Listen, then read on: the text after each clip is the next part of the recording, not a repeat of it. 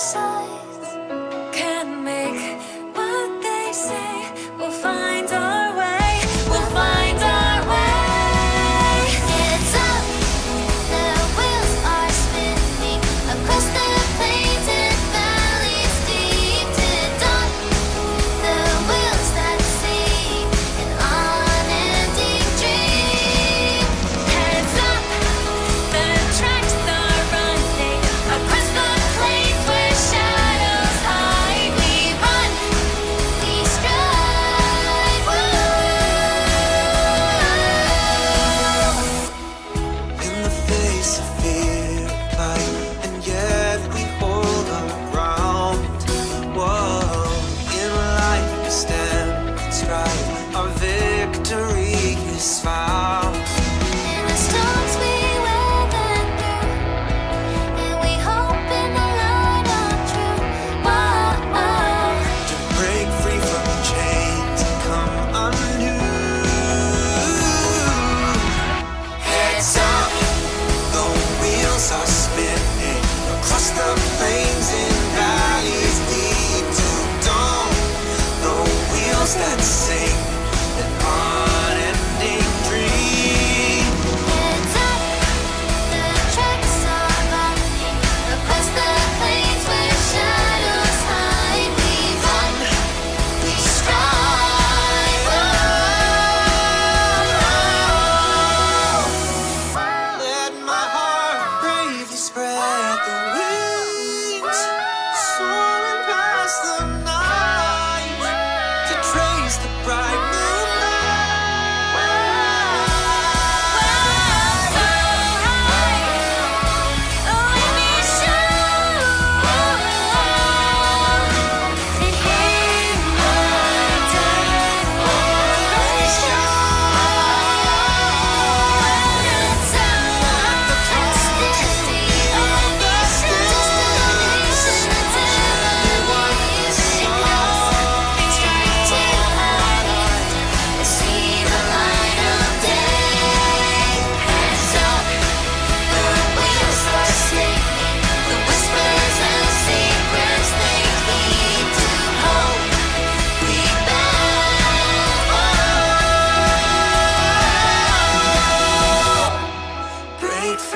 chase our dreams beneath the starry night. In the face of God, we rose as one. Yes, YouTube. Y'all actually got music today for the first time in 10 billion years. Because I'm pretty sure this song is not DMCA. I'm actually almost certain this song is not DMCA. So for the first time in a billion years, YouTube Frogs actually have a intro song. That being said, I picked up this song because I remember just how absolutely insanely good this song is. I think we watched this like a couple of months back. And then like this song just came up to like my gym recommendation, especially this part. Like this part when Sunday started singing, oh my god, bro, it's actually so bloody good. So for our first time in a long time, YouTube Frogs, y'all have been blessed by our Lord and Savior, Honky Starbucks. You know what I'm saying? And speaking about Honky Starbucks, we are going to be reacting to the trailer for Aha, which kind of just came out like a couple hours back, if I'm not mistaken, right? Yes, improv tour your trailer, binge it all. So I'm not gonna stall too much. I'm gonna react to this as soon as possible, and then we can just kind of get it up for the main channel ASAP, right? Because this changes everything, if I can say so myself.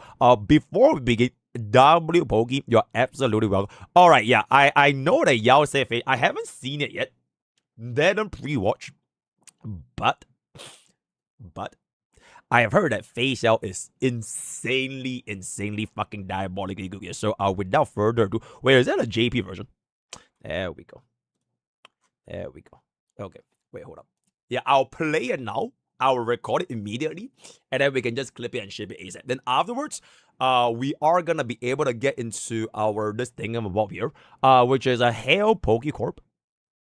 the Gacha Revenue 2025 recap. We can send this out for the Clips channel. And I think in a couple of hours, actually not even a couple of hours, I think in just a couple of minutes, they should be giving us the data for January 2026 as well, right? I'm not too sure if they will even include Arknights. Okay, you know what? Yeah, they will definitely include Arknights and Endfield. If you want me to make a guess, I feel like Endfield will actually win Genshin Impact. That's what I'm guessing. Yep. I think rank 1 is actually going to be Endfield. Rank 2, Genshin Impact. Rank 3, Love and Deep Space. Rank 4, I don't know, FGO. Alright. Rank 5. Is Yasaga this month? I can't remember if Yasaga is this month. Yeah, Xunguang. Is Yasaga this month? Oh, she was the last month. I actually don't remember when did she actually come out for Zenless Zone 0. So there is also a Melee and Forest Envy battle in the okay, we'll check it out. Oh, Yasaga is this month. Oh, it's only for 2 days. December to oh, she came out on December 30th. Oh, then Yasaga is not gonna count with them. Yeah, now usually banners first days are like where most of their sales go. I actually have no idea who's gonna be in rank 5, but that is my top 4, right? Endfield, Genshin Impact, Love and Deep Space, FGO. I don't know what's in FGO, but FGO always counts on crazy ass banners, so that's my guess. So eventually when that comes out, we'll see what's up. Oh, no stalling. I am just gonna take a look at this right here, and then once we are done with this react, we can hop on to Daily Village and everything else, if I can say so myself, right? Wait, hold up. Hold.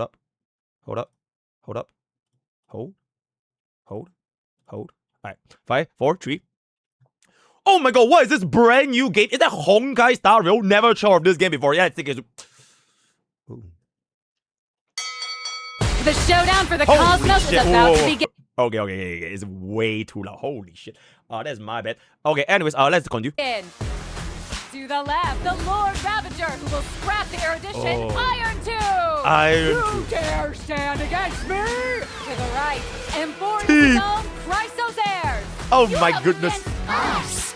Us. And the much anticipated trailblazing star. Cyrene. With a flick of my finger. Oh my Cosmic goodness. Alliance. Wait, I have the facial. Puppet. I better try something else. Whoa.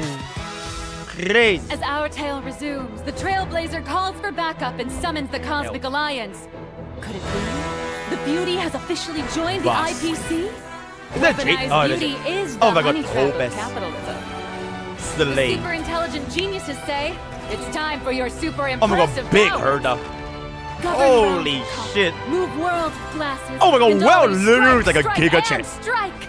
Reliability, the superpower of adults. Well, it's just mewing. Ha! A million horsepower on the move. Oh Ninja my Alliance fucking god, finally is that Salvation facial? by force for these Holy special shit, oh. Yo, Adder, get me that as a thumbnail. That is actually absolutely fucking... Who is that again? Oh, that's Yao Guang. Oh, bro, facial actually looks like... Okay, you know what? With this picture, we are gonna E6 facial. That is how facial should actually look like in-game. And I'm so glad it is actually the official animation hand-drawn by Dawei himself. Thank you, Dawei. Thank you. Now it's Who our is, turn bro? to fight back. Who is, bro? All units, assemble! Avengers. Iron Tomb, we've brought you destruction! Whoa! Roll Avengers. To be broken! Show begin. For men. Holy schizo. K.O. Yet this crisis is but a taste for the catastrophe to come. Everything is under the destruction's control. In the Oh. face of utter devastation, where will the Trailblazers' path lead? Will they just die? What? Oh, I see. No. Oh my god, Strange Ed! paths converge once more. Holy Ed! Why must you kill them again? Oh my god, Ed! Destiny's quiet design is already laid down. They forced my hand the moment they delivered the Astral Express to play Bro, in no, Arcadia. looks like blade. What caused their impairment? Do you have any idea when I went through to blow up the Express for you? I still Wait, remember Nanook some- is dating I Aha. thought that would make them look back at me, but they never did. You've lost your legs, but I've lost my love. Oh no. What drew them to the flames? Let's leave together to a place without the Trailblazers. I just want to hear you laugh once more. You... I'm sorry, but I don't want any regrets. The three of us can start things over. Holy shit, wait, Aha was the one that... dealt the blow to The Nanook. 60-second ad has ended. Please claim your reward. 5,000 boots. Better not touch Holy. in there. You promised you'd have it done in 3 days. Literally a debt collector. now. Official serials are such a bore compared to Eon gossip. Besides, true Holy. inspiration only strikes during the final countdown. That's the do or die spirit of the fan of comic guys. Bro is a mangaka. So that is the teaser. I don't even know what this is actually. Aki Villain. So that is the teaser for Honkai Star Rail's Truth After the Battle of Iron Tomb, which I'm guessing is their first actual teaser before we are gonna be getting our live stream in literally 6 days from now. 6 days from now. Okay, no, 5 days from now, we're gonna be getting the live stream for HS. Alright, so that is the EN version. Very, very good, very, very nice. We are now gonna look at the better version. Alright, apparently I've been told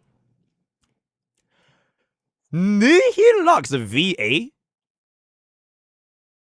is my favorite VA in the entirety of Genshin Impact, because she is none other than Farina. Yep, Farina's ENVA actually voices Nihilux. So that was a very, very interesting surprise. In any case, the better version. Okay, let me make sure that the volume is not crazy. Okay, there we go. 宇宙の命運をかけたラストバトルがい Stop. Wait, hold up. It's still a little bit loud. Okay, that's better. よいよ開幕赤コーナー知恵をガラクタへと叩き落とす赤コーナー鉄語はははお前ごときに止 Ho, められ ho, ho. 青コーナーオンパラスの神黄金 Okay, wait. Actually, as a self-certified Nihonjin speaker, Aka and Ao is from the reference of Jujutsu Kaisen, where Aka refers to the red side and Ao refers to the blue side. So it's actually not the left and right. It is the red and blue side. Actually, right? It's like the Aka, Ao, Murasaki. Alright, exceptional. Okay, I've been told that I can include more brain rot in my lore analysis, in my JP reactions, whereas my EN reaction is like more my more toned down. You know what I'm saying? Okay. 前の相手はそして今の立ちは開拓の申請ふふんこの指一本で銀河連合軍も Ipun. これはボツさて前回の続きさて開拓者の叫びに銀河連合軍が一斉に答え助けて。なんと準備がカンパニーと手を組んだその美はまるで武器まさに資本の Okay, I'm not sure if it's just me. Adventuring looks extra slay here. If you didn't tell, if you told me that this was like a tomboy, I will 100% believe you, right? Bro looks extra slay. Very, 今こ very そ good. スーパーパワーを使う時 by 天才クラブ Also, bro, you know why they have this for Runmei? Because bro has been carrying the backs of the entire HSR meta community since she was born, by the way. That's why she's so goddamn jacked, right? So a very, very good, very, very good. 天下を治めるコーヒー大地を震わ Okay, and at this point, 背中を守る最後の well, yeah, legit just mewing, bro. Like, of all of the angles that bro could have stared into the camera, he decides to take the angle shot that literally shows his goddamn jawline with 500% HD definition. Very, 鳥 very で good. これぞ頼れる大人たち Jojo. サイヤ One Piece. 100万馬力の戦士同盟ここ I, に参上 I physically この敵 came, 権で bro. 敵をし I physically came. This is literally the best. Okay, hey, you know what? Yo, chat. You know why they showed Phase out over here? You know why they showed Phase out? I'ma say it, right? The real best DPS of version 2, which destroyed the power balance, was not Acheron. It's actually my wife. Because you fast forward to this day in version 3, who is the unit that is still doing 0 cycles with sustainless and running a goddamn 4-star like Mosaic? You get what I'm saying? So Fei Xiao actually is the best DPS in the entirety of HS. If Ranmei was the unit that defined HSR supports from version 1, then Fei Xiao is literally the best unit in the entire version. I'm not biased, but it's simply just a matter of fact, right? Because who the fuck can you... Hey, do I see Acheron running 4-piece Eagle? I don't think so, right? And then what did... 頂点今こそ反撃の時 Hangeki 全軍ここに集結 Assemble! 鉄棒お前に壊滅をくれてやる Oh my... ルールはアウトや殺すめるためにあるスタート勝ち切れ Yeah. KO しかしここで新たな強敵が現れる Oh. 全ては壊滅の手のひらに Oh, wait, pause. I think out of all the things that we saw over here, right? We are probably gonna see him in version 4. We already fought Giantess. I don't think we have been teased this guy that much. This was the Panacani arc, right? And I have no fucking idea who the hell this guy is. This is the guy that had a lot more involvement towards the end of version 3. So if anything, I think we're probably gonna see, bro, in this version. You know what I'm saying? The hand guy. Wait, who is a hand guy? Who is a hand guy? Hand guy is Elation Destroyer. Oh, this is the hand guy. He is the anti-Elation Uncle P time. Okay, this is like some Mr. Lore moment, right? Mr. Lore moment. I feel like legit, there doesn't seem to be a reason of us not seeing Zephyro in version 4 when we have already been linked up to him, I think like 3 separate times. Once in the trailer, once in the story, and once there was this part, like if you guys read the 3.7 towards the end, right? There was this note left by Fentilia, which showed the battle between Phynon as well as Zephyro occurring in real life. Like, that was not a fan vote, like, it actually happened. So if Phynon was gonna be slain by Zephyro and basically bro lost, right? Then we will probably see the follow-up as to how he is gonna tie into the Elation's journey. MrPokke, you're so hot. Thank you so much for very pencil. Yeah, but personally, as Mr. Lord was, I think this is gonna be one of the... He will probably end up being an Echoes of War unit, which I feel would actually ruin Zephyr's aura, because he has been given like so much aura ever since his introduction, right? And then can you imagine when they finally introduce him to the gameplay, and then we just farm him with the Elation flagship 3 times a week, and then he's just gonna be, who the hell is this guy? You know what I'm saying? So we'll see what's up. 絶対絶命の開拓者その運命が向かう先はまさかの死 If you laugh, they die. Oh my 運命の goodness! 岐路で再び交わる Holy shit! なんでまたそうどうして結末はどうして決まっていたこうするしかなかったそうが請求列車を二層楽園に送り込んだあの日からそうはなぜ自由を奪われ Oh. 列車の爆破にどれだけの代償を払ったと思う Oh. ハンジも楽しそうに笑ってたじ Chat, ゃ what ないか reference is this? What anime reference is と this? 思ったでも Oh. 私だってその愛を失ったんだ Oh. そう破滅させたのは一体 So, 行こう開拓 K の drama? ない Nah, this is no K drama shit, bro. This is no K drama shit, bro. 何時の笑顔をなぜ Oh. 3人でやり直そう Dragon Ball Slop. I have no idea, bro. Arise, my Archie 報 villain. 告の主張が完了 Arise. 報酬を配布します先生まさかまた同人書いてます今日で約束の3日ですよいい加減まるで借金 Who is the one that's calling out, by the way? Do we know? Who was the one that was calling out? Okay, also insane. Yo, who was her editor? But do we know who is her editor? Oh, it's Iru. Yo, Iru, self-insert your ass into this react. There's Catherine. As a ogre. It's MrPokke. I see. 連載より IO のゴシップの方が楽しいのに Oh. 締め切りは過ぎてからが本番 Oh. Can you imagine if, like, when she jumps out of the window and then she just lands right on my face? 好きでしょ Very, very good.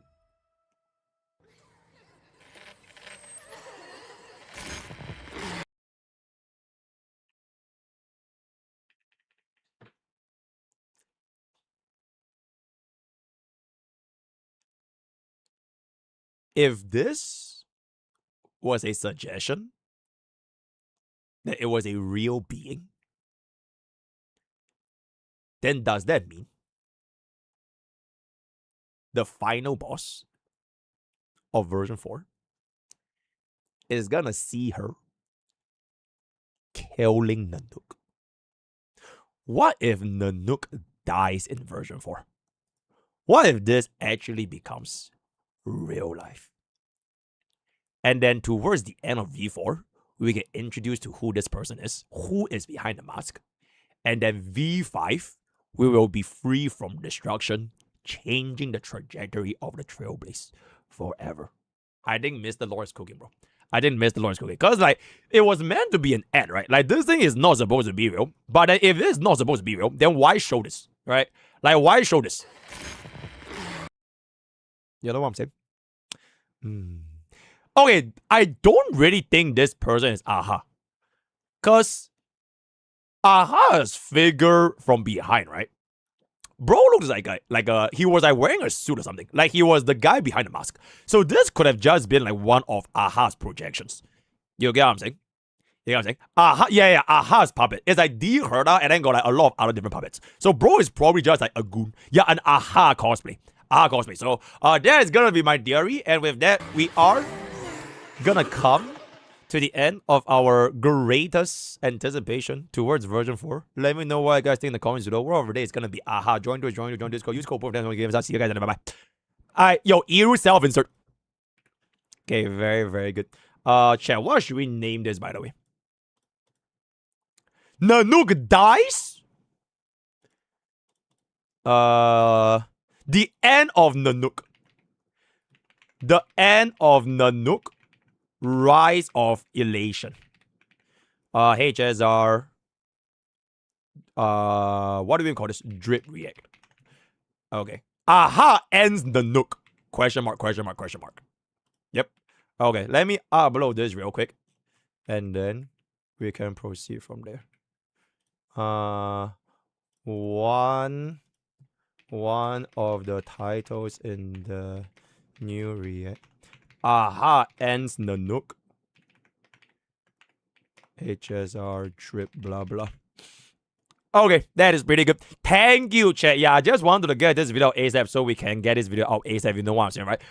We are now going to essentially come into the end of this particular thing, which is probably the greatest thing I've ever seen in my entire life. Holy fucking shit. I would actually want this as my fucking like sing. Okay, wait, hold on.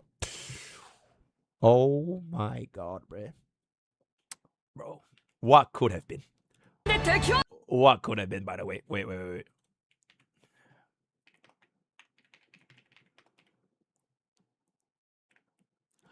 Oh my god, bro. It's actually so fun. Okay, I physically see her, right? I physically see her. See, right? C for C as in I see. I physically see her. Very, very good. Very, very nice. Okay, let's just see the memes you might not know. Oh, additional react. 3 minutes.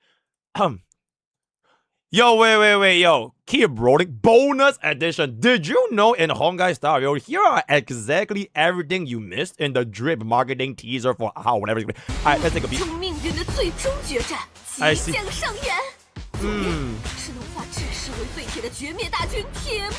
铁幕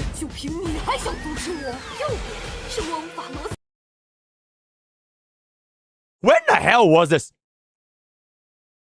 Wait, when did this happen? What was this shit? Also, I'm not sure if there's that. Oh, there's no EN down, guys. Just learn Mandarin. Oh, the HI3 collab. Oh, the HI3 collab. I see.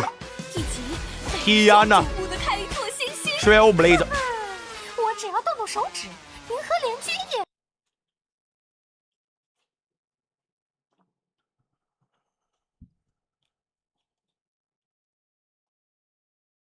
Dawei personally gave this to me, by the way. So Fei Xiao is actually a real person, right? The literal same mascot. Oh, this costs $500,000. Yep, very, very good. 我还是换种风格来吧。 Oh. Wait, what reference is that? 开拓者一直吹。 Oh my god, it's Kung Fu. It's a Kung Fu thing. Is the kung fu, is the whatever that is gonna be. If y'all know, you know, right? If you know, you know. 天哪，准备正式入主线 I have no idea what is that. I have no idea what is that. Oh, I have no idea what is 资 that. 本的陷阱。 I have no. Oh, we got Powerpuff Girls. 该使用超 Holy 级力量 mojo Jojo. Is that Mob Psycho? Oh, it's the Mob Psycho Fitness Club thingy. 飞顶乾坤 I 并 see. 眼镜汉 Jojo. 就是成年人的超能力。 One Piece. One Punch Man. Arrivederci. Oh, Arrivederci. Oh my god, Hulua is crazy, bro. Okay, chat. I know none of y'all know this. Unless you are from CN, unless you are from Plus 20, there's no way y'all actually know this anime, but I grew up watching this, right? This is Hulua and the Qi Xiongdi. Essentially, they are the 7 brothers that came out from the Hulu. You know the fucking thing that you guys see from the Wuthering Waves, the Echo Camera Machine, is the Hulua, and then afterwards they had to basically kill like the Scorpion King and like the whatever queen. It is my childhood. It is W. If you know, you know. If you know, you know. 军集结，铁幕 Oh, Hulua, bro. Hulua some crazy shit. One Punch Man. 宠物 KO。 Firefly. 然而，轻舟已撞大冰山，撞完还有下一山。 Blade. 尽在挥 Wait. Is Blade supposed to be? Wait, chat, is that why Blade keeps getting into collabs? Because Blade is literally Nanook. And then Kafka is actually Aha. So every single time they have a collab with like Fortnite or whatever, it's always Blade. Blade has been to Fortnite. Blade has been to Honkai Nexus Anima. Kafka is also gonna be going up in there. So like bro is actually trans-universal Nanook. 一灭的掌握之中，面对如此绝境， This is our 开 head 拓 look. 者的命运将会走向何方？直接死了吗？ She's done. I have no 当 idea. 命运歧途再度交汇，为什么？ Oh, it's Honkai Imagery. I see. 命运树上。然埋下伏笔，从他亲手将星球列车送到 Oh, 海 where 下 the 乐 hell 园的那天 is that Finon and Silverwolf? Oh no, it's Kevin Castellana. Oh my god, it's the La Petite Prince. If you're French, you have definitely read this book before. La Petite Prince. I remember reading this when I was in like primary school for like daily morning readings, and it was a very, very nice book. La Petite Prince. 我就没有回头路了。是什么让他半身不遂？你知道我为了帮你炸毁列车，付出了多少代价吗？是你明明笑得那么开心，我以为那样他就会回头看我，可他没有。你失去的是双腿，可我失去的是爱情啊！是什么 Love. 让他赢 The Golden Court. 我们走吧， Wow. 没有开拓的地方。我想看你再笑一次。 Is that Luocha? 什么？对不起， Holy 但我不 shit. 想后悔。我们在 What the fuck is going on? Wait, when was this? Is this Honkai Imagery? Wait, Well did that to Luocha in Honkai Imagery? Is that real? Oh, actually. Oh, that's just fucking crazy. 复活吧！我以 Sephiroth. 为力。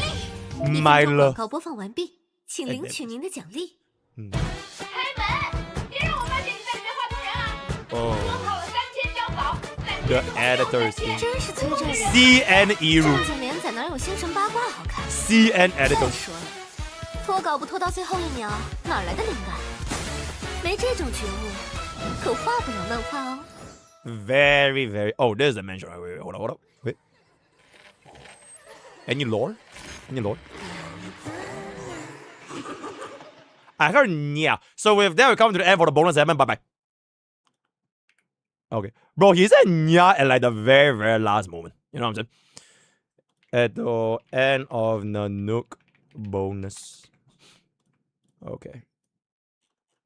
Let me get this real quick. And the bonus I just added. Okay, chat. Thank you for coming. We are going to clip it and ship it and upload it ASAP. Before our gacha war thingy begins. Oh, JB is better. You know who's actually the best? You know who's actually the best? KR. We're now gonna move on to Daily Village. So this is done. Different survey results. Okay. Holy. crazy. So I should play Hongai in battery, is what you're saying, right? We should all hop on here actually. Pandmin.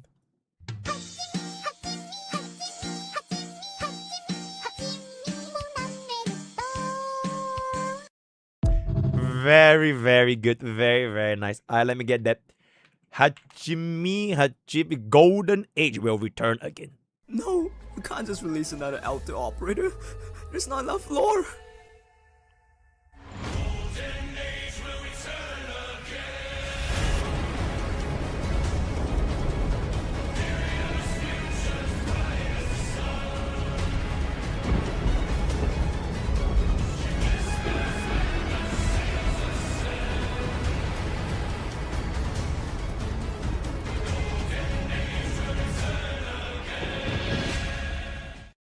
I have no idea why I just watched. Crazy. The Golden Age. Alright, let's get that. Why are the voice actors of HSR and Genshin amazing? フォンテーヌ邸決闘代理人クロリンデだ。 No wonder they are like this. Now I know. I didn't even know status JB even was glorious. Kotori. Marco is gone. You that is crazy, bro. 牛乳を飲んで早く寝なさい。お互いに胸筋を The 開いて。 Ara上里家当主上里彩 Oh. 羅刹と呼んでくれ Let's. らっしゃい。私はラ Wait, it's JoJo, right? This is JoJo's VA, right? It is the Kujo Jotaro. Yeah, the JoJo guy. 気象軍 The Urban 私 title. はエンジンマービカ。私は秘書。 I died. ダンディライオン騎士ジン。私はキャストリスと申します。 Jin. 甘いお菓子が好き Of です。 course, the same person. Of course. 私は獣王の使者。 I did not know that. 工芸品組合のライアンだよ。 Like it. 私はウンリ。お姉さんがあなたの面倒を Of course, the 見てあげる。 bro. Since when did Lisa's tits bounce like キ that? レコよ。僕は建築デザイナーのカーベだ Oh. 私の話を遮るなと言ったはずです Absolutely crazy. Alright, let's get that. Very, very good. Very, very. Since day one. Okay, now I know. Hail made that way. 不是节气里，我看到了什么？这也是你们的小巧思吗？ How do you know that's actually that way? It might just be a guy, you know what I'm saying?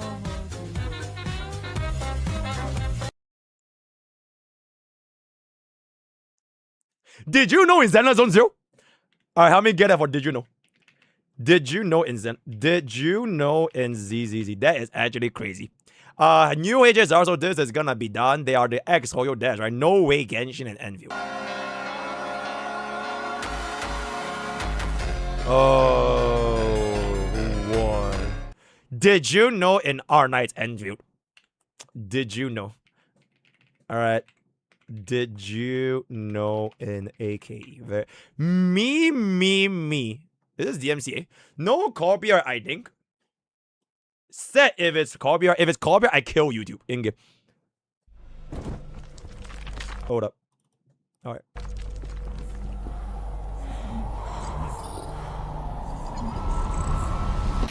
Whoa. Bro, this was like Castlevania. Like a vampire anime thingy.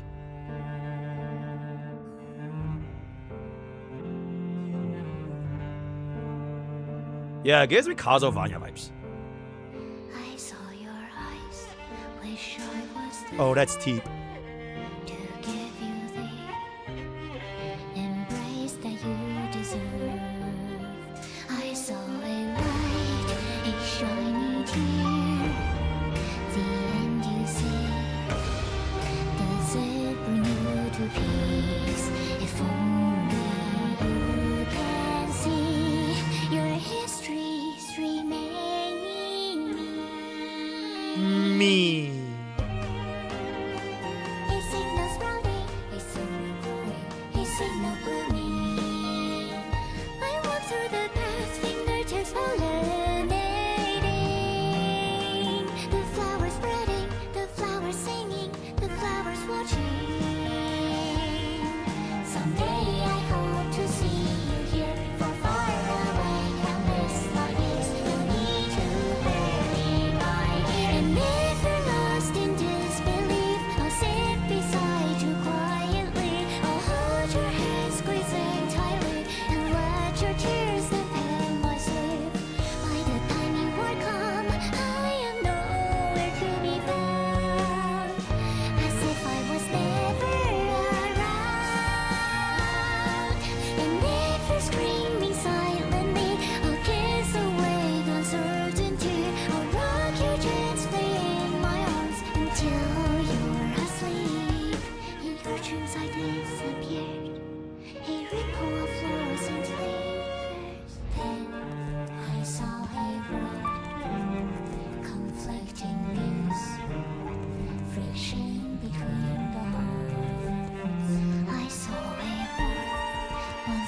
nothing comes.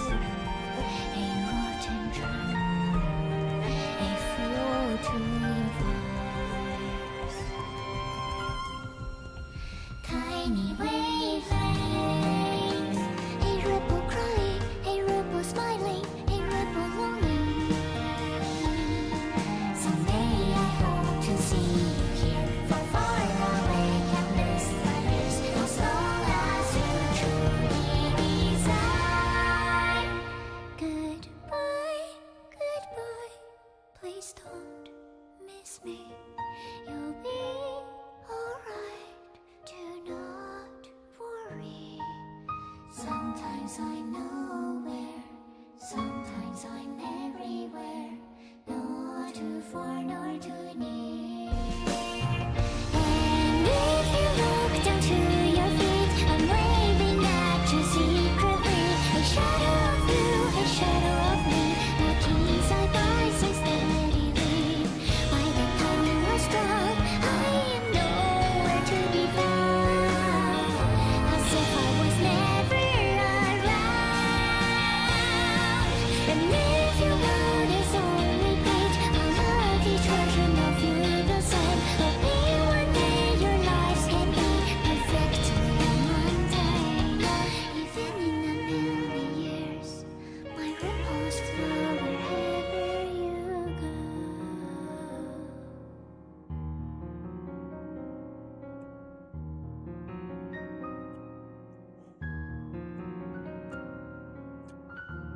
Whoa.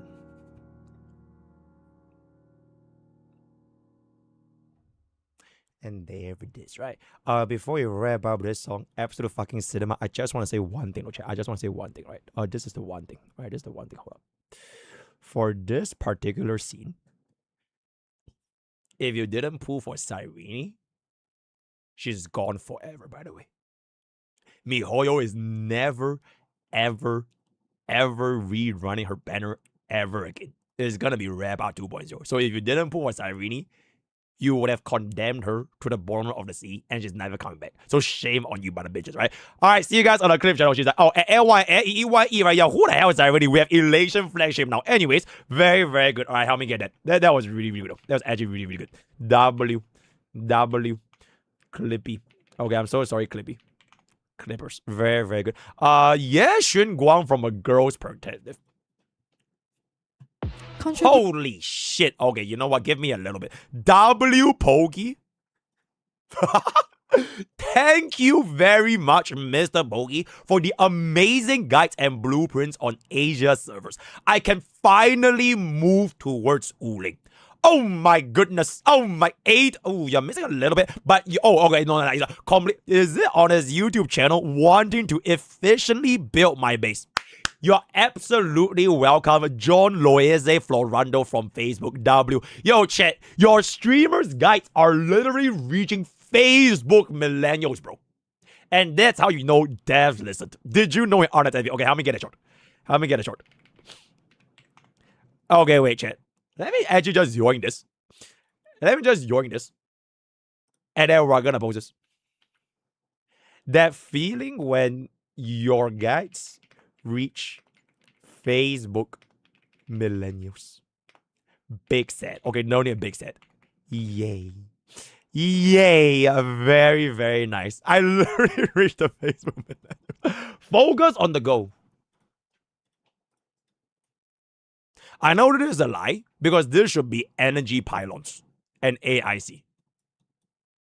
Since when the hell is fluorite this big? That is crazy. Check out this Genshin short.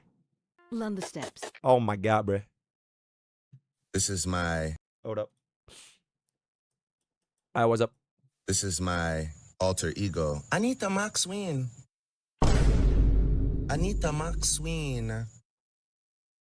I can't believe they're still together after all that shit.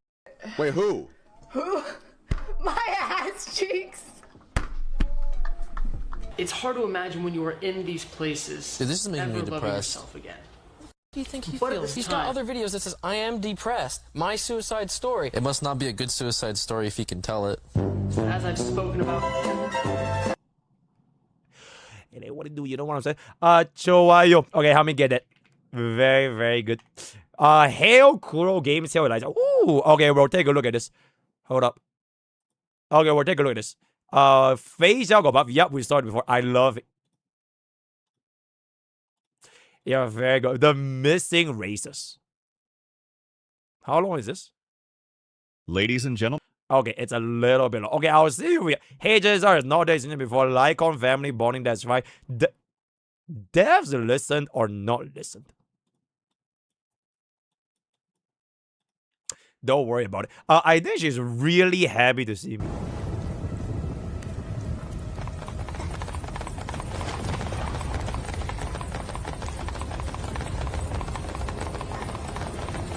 Whoa!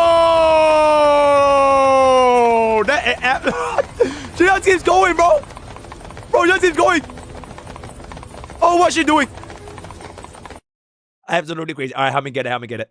Did you know? Free to play night, the best game Slender. You wanted to react to it today? Okay, we'll react to it today, guys. We have a lot of things to react to. Administrator doing delivery jobs.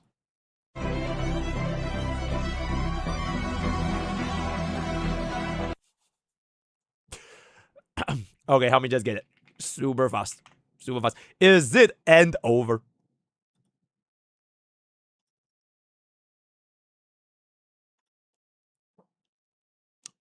It doesn't even look that bad, to be completely fair. But yeah, interesting comparison.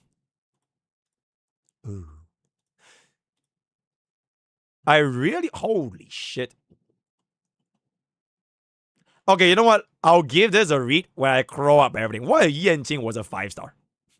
Okay, it's fine. A 4-star soloed MOC. Best MOC, but that's very good. R-Knight's Endfield QA. Is it rare to do this? Put their depot buzzers not in the middle but to the side. Split your map with depot buzzers. 2x depot loader unloader. You can move it to the side. Cons you may need to prepare your playset so you don't have to move too much around. This would be nice.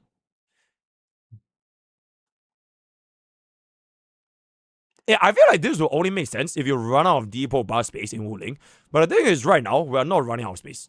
In fact, we have too much space. So maybe in the future, this will be a little bit better. And also, if we were to do this putting thing in the middle, right? There's this other side of the depot buses, which is going to look like a bit weird. Because it's like an L shape. So when you do this, you're probably going to look something like a T shape. So we'll see what's up when they add on the Wuling expansion. But this can definitely go... Oh, shit.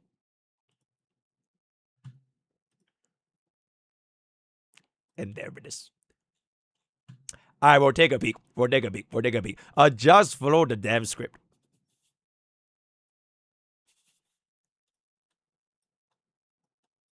Very nice. Very good.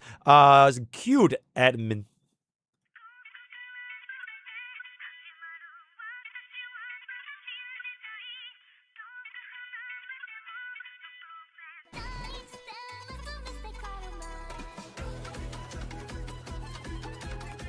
Oh my god, Chad. Oh my god, Snowbird. Oh my god, Gilbert. I have no idea who that is. Yay. Yay.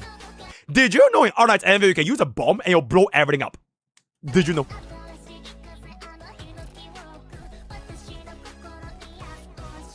Yay.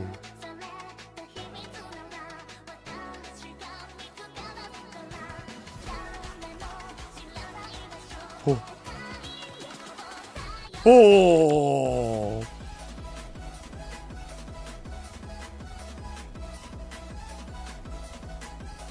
Yay. Yay. Yay. They're so happy. Oh my god, the zipline is gonna explode. Yay. Who the hell is this Kaggle, by the way? I have no idea. Oh shit. Oh my god, it's me, Bubba.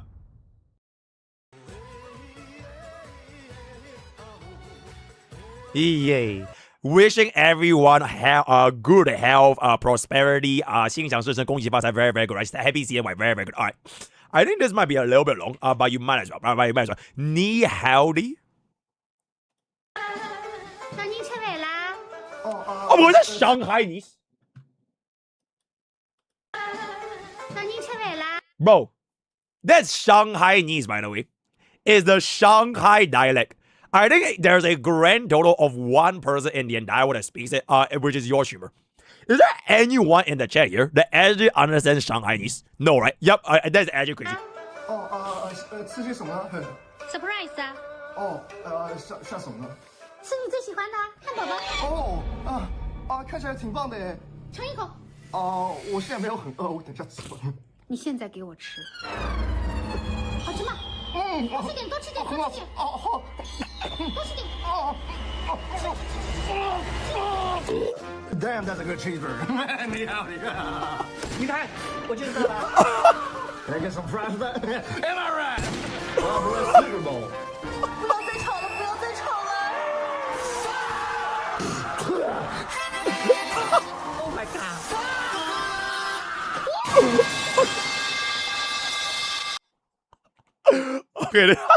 Okay, that's a really, really good shot.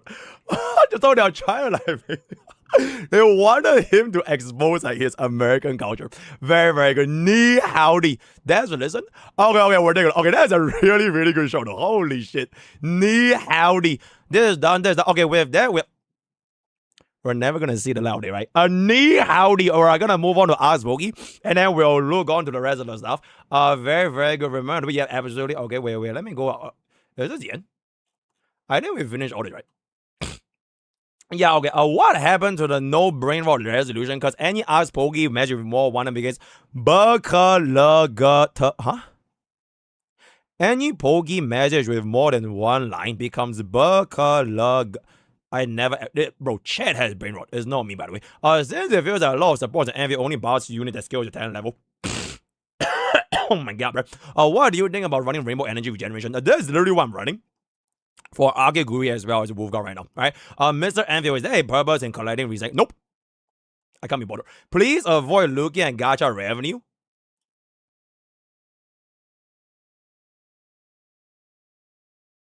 No. Mr. Streamer, what is the worst 5-star signature like on? Like, would you rather have a 4-star or a free 5-star in their very own? Oh my god, bro. Right, I'm gonna die, bro. Worst 5-star Lycon. Probably Silver Wolf's S1. Would you rather have the 4-star or the 3-star? Yeah, I will literally just Silver Wolf's S1. Do you not buy the sword? Nope. I didn't buy it. But the thing is, I can technically get this for free with 1 USD. Because if you think about it, oh my goodness, Inglorious Hero, thank you so much for the 5 gifted. Thank you. Yeah, but this is basically free. Because it's 1 USD for the sword and 6 of the Ori geometries. So if you were to buy 1 USD, you are basically paying for the 6 Ori geometries and the sword is given for free. So yeah, but my account is it is a free to play account, right? It is a free to play account. I will think about it one fine day, right? What character will you be free? What are you saying? If you could choose one limited HSR to obtain for, what are y'all saying, guys? Okay, theoretically speaking, I guess, right? So okay, if I were to get one free limited, oh my god. Oh my god, chat. Give me 1 second.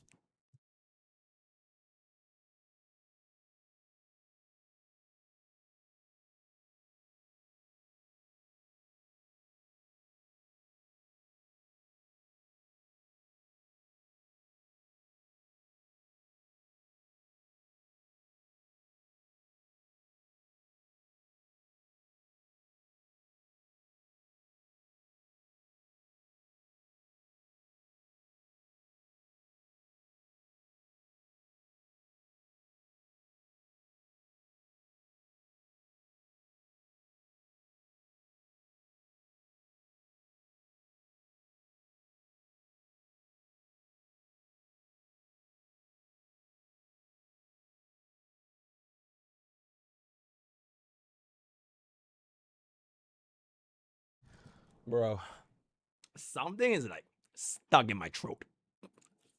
And I don't know what it is, bro. But anyways, theoretically speaking, if I were to say a free unit, if I wanted to get a free unit, theoretically speaking, it would be quite nice if it ends up being a Spargo, theoretically speaking, right? Because bro literally just got buffed. And also elation and all that. So theoretically speaking, how is your day? Actually, as a Nikilox being Verena VA. Great. Oh shit, chat. I don't think I made a YouTube thumbnail, guys. Yo, YouTube frogs.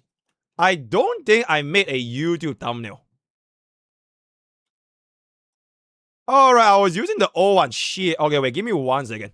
I will make one real quick right now. Hold up. Yeah, I'll literally make one right now. Yep, okay, exceptional. I legitimately completely forgot about this. Boom, boom, boom, boom, boom, boom.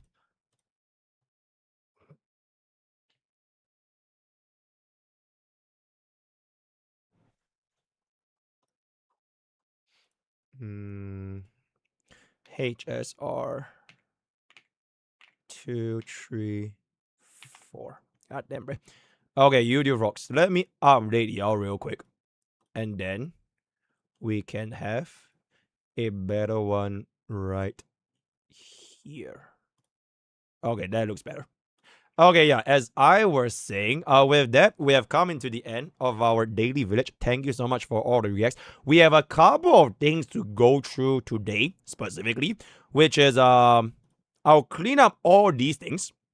We'll talk about Memory of Chaos. We'll talk about, I guess we'll read this as well. There are quite a couple of videos. Okay, wait, let me clean this up a little bit. Okay, let me clean this up because there's quite a lot of things. This is done. This is done. This is done. This is done. This is done. This is... Okay, well, we'll watch a couple of these. Towards the end later on, we are once again gonna be doing a couple more of the AKE stuff. Why am I so handsome, by the way? Bro, please stop. You're making me blush. You're making me blush, right? Okay, the very first thing... Yo, but I don't... My last message before I go back to the army... My last message before I head back to army. You got account reviews. Exceptional. Yes, of course that we have account reviews. Yes, we have account reviews. That is very nice. How many account reviews do we have? Thank you, Lens. Oh, we have two. All right. Okay, after this. And okay, after this. Okay, thank you. Let me clean up the reacts first. And then we can go ahead and finish up the account review stuff. Because I kind of want to have my howdy dinner with Subway. So which one do we just get a real quick one? Enfield's missing races. Okay, let's just watch this. There we go. Arknights is actually pretty good. I know. That might seem crazy to say because it seems like little bro? I'm only pointing out the bad things. But the more I play, the more I want to actually enjoy it. And that is the reason why we need to talk about one of the biggest problems, if not the biggest problem in this game. And that is the fact that this game might even be more free-to-play unfriendly than HSR. Yes, I know that's crazy to say. How could there be a game even more free-to-play unfriendly than the Face of Greed? Well, the Endfield devs decided that they had enough of HSR being the only gacha game greedy to this extent. Once again, this game actually has pretty good bones, so if you're really mad right now that I'm talking bad about a game that you really like, then just know I'm not saying that it's terrible, it's the worst game I've ever played, but I may just be talking to a wall, because you already might be halfway through your paragraph talking about how what I said is wrong and Endfield is the best game ever, blah, blah, blah. I'm sure you've heard this term floating around, and that is for good reason. The pull economy. The pull economy. The pull economy. That's right. I'm gonna repeat shit 3 times like Dr. Umar. This pull economy is absolutely horrendous. If you're still confused as to why I'm not gargling these developers down my throat right now, it's because they forgot to throw me a contract, so I'm actually telling the truth. And I'm going to tell you an uncomfortable truth right now that you probably don't want to hear. Most of you, as a free-to-play, or even honestly low spenders, aren't going to touch pity in this game. meaning you aren't going to be able to get the 120 pulls before this limited banner ends, this first one, right? First of all, if you even value your time a little bit, you have to be skipping the story in order to save some time here. I've been hearing that the story was ass cheeks anyway, so, and I personally don't care about the story, so whatever. But I know that some people would probably like to enjoy the story, but in this game, you're definitely incentivized to pay for that luxury to enjoy the story at your own pace, because as a free-to-play, you have to rush through these things. And you know what? Even if you are rushing through the game to get to endgame content, you're still not even going to be able to get close to pity, so I hope you're unbelievably lucky, because you have to grind your ass off to barely get 120 pulls. And the cringiest excuse that I see the most often for stuff like this is, oh, well, DG, you actually have to play the game. Duh, it's a video game. Why are you mad? Of course you have to play it. This is the most ignorant excuse I see all the time. And it's somehow coming from people who aren't even getting paid by the company to say these things. Nobody with an actual life has time to sit on a gacha game all day, and especially the amount of time required in Endfield to get these pulls. Even content creators who are getting paid to do this are no-lifing this game, and I'm sure they're not enjoying, oh, maybe they are, right? Let me not say, oh, maybe they're not enjoying it, but I know personally that I couldn't sit on a game for like 20 hours straight just to grind for pulls. At that point, just pull out your wallet, but I don't even want to do that for these devs. I think that is actually the worst part, that it probably isn't going to get any better besides maybe around this time next year when they give you one extra pull for the 1 year anniversary or some shit like that. So as a free to play in this game, I highly recommend that you reroll. The only reason I didn't do it is because even re-rolling takes a good amount of time. I actually did it in ZZZ to get Ellen, and I regret that because I don't even play that game anymore. But you will still save so much time than having to sit there and penny pinch whenever you get to the later stages of this endgame. And right now is pretty much the only time you can re-roll because of the launch of the game. So if you were going to do it, you need to do it right now.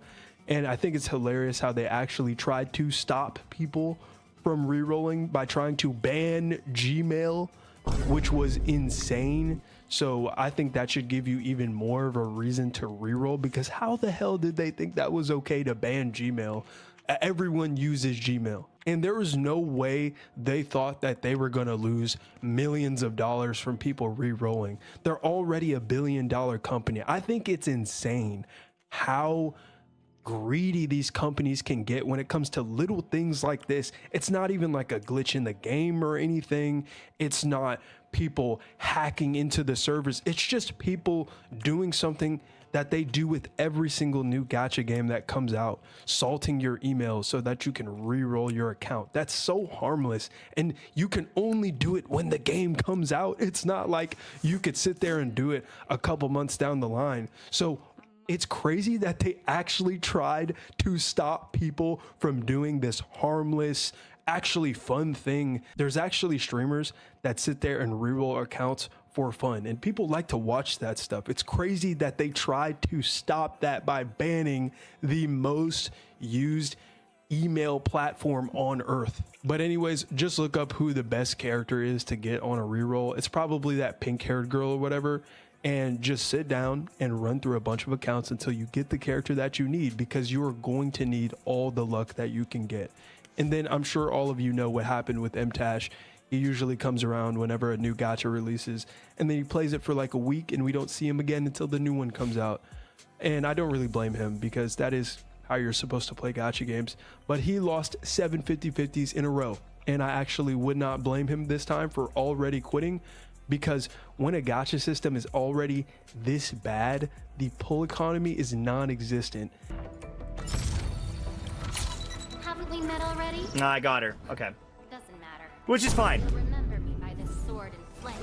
Okay, so we ended up getting her. Cool. I'm almost sad now because, oh my god, that is so cringe. I actually got punished for that, because instead of getting some other unit and then going like a couple more pulls and getting her, my pity's reset. The guarantee's gone. Like it's actually punishment. Wait, I just don't get this. What is this M dash thing where like he got punished? What is that happening here?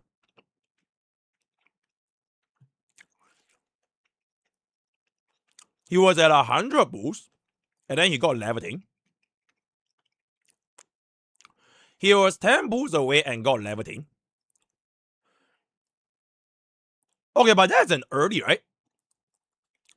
Because the soft pity is like you get a 6-star every 80 boosts. So if he got levitating at 110, it means that he got 6-star early, right? So what is the issue here? He thinks he wasted 10 boosts. As in, the thing would have just went away though. Okay, I'm like genuinely asking, like, what is the concern here? Because like, if you get levitating at 110, means you would have saved those 10 boosts, and you didn't really waste anything, right? Because the 120 is like a built-in guarantee for you to get a 6-star. So he got it early.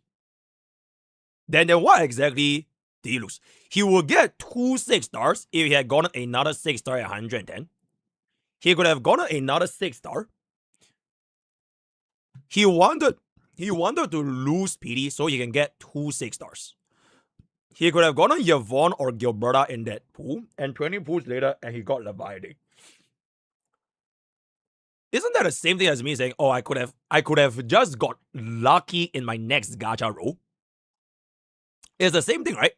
Like you could get lucky playing a gacha game, but you could also not get lucky. Like it will literally happen in any other game. It's that you could get a early 6-star early 5-star in like HSR or like Warring Waves, and then your next tempo is guaranteed. So like, it's a could have. Right? It's a little really great. He is unhappy that he was unlucky. Okay, so wait. This M dash, he lost 750-50 thing. So you're saying that he lost 750-50 when he put on Levitating's banner? Like it wasn't even the weapon banner. He lost it on only Levitating's banner. So he have 7 6-stars in 110 boosts. Is that it? Oh, it's on the way. Oh, it's inclusive of both. It's inclusive of both. Okay, so he got 7 6-stars within, I'm guessing, the 110 boosts for the unit and like 80 boosts for the weapon. He rewrote a lot. Okay, I think at this point we should just see like what is his actual rolls. Cause like to me, it just feels like he was lucky. Like he got like multiple early 6-stars. It's just like he couldn't get a Leviathan in the multiple early 6-stars. And then the one last 10 pool before his 120, he got her early. But that 10 pool could have just been nothing. You know what I'm saying? Like he wasn't guaranteed a 6-star in this 10 pool. It was just an early 10 pool, and it just so happens that early 10 pool was a Leviathan. So if he had just gotten nothing, it would have been this 10 pool was nothing, and then he got Leviathan in the next 10 pool. So he literally basically just saved tempo, right? Because the 80 PD already reset. He was not going to get another 6-star in this tempo. You know what I'm saying? Because this was the 100 to 110, right? So the 100 to 110, your odds of getting that 6-star is 0.8%. So he just happened to get the early 6-star at that 0.8%, and it also happens to be Levitate. So what he wanted was to get that 0.8%, and then on top of getting lucky on that 0.8%, he wanted to lose the 50-50 to get another 6-star. That's what he wanted, right? So we are basically just saying, okay, I could have just been even luckier.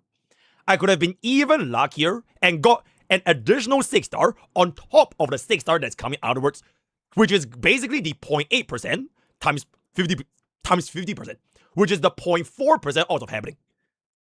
And then he didn't hit the 0.4% odds. Right? Because it's not as if like he lost his guarantee on his 6-star. Am I making sense?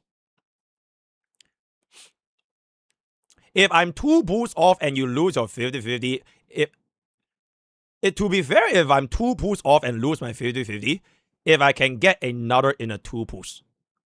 Okay, no, but the thing is like this 10 pool that he got Leviathan on, by right, it would not have been any 6-stars. Like, it would have just been a normal ass 10 pool where he would have gotten a single 5-star and then all the random 4-stars. But he managed to save 10 pools because it happened early. And the odds of that happening early is 0.8%. So he rather wanted a 0.4% odds of him losing the 50-50, and then on top of that, getting another 6-star in the next 10 pool. So he was unhappy that he didn't hit that 0.4%. Right? He was in soft pity. He wanted to get 2 6-stars. How is he in soft pity at 110 pools? Because it's 80 pools for the soft pity, right? He got his first 6-star around 30 pools. Okay, so he had an early 6-star. And then he lost on the early 6-star. Is that it?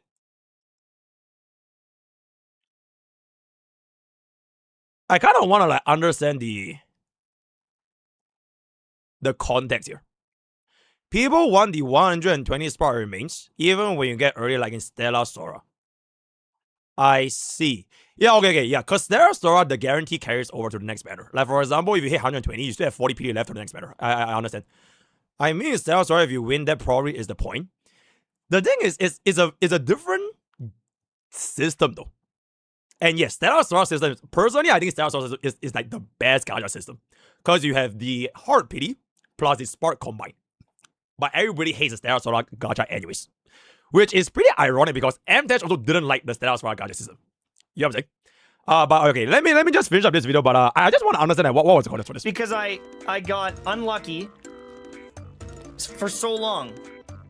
Oh, that feels terrible. So why would you still want to play this game losing this many times? And then, as you can see, there's actually a situation where you want to lose your 50-50. Yes.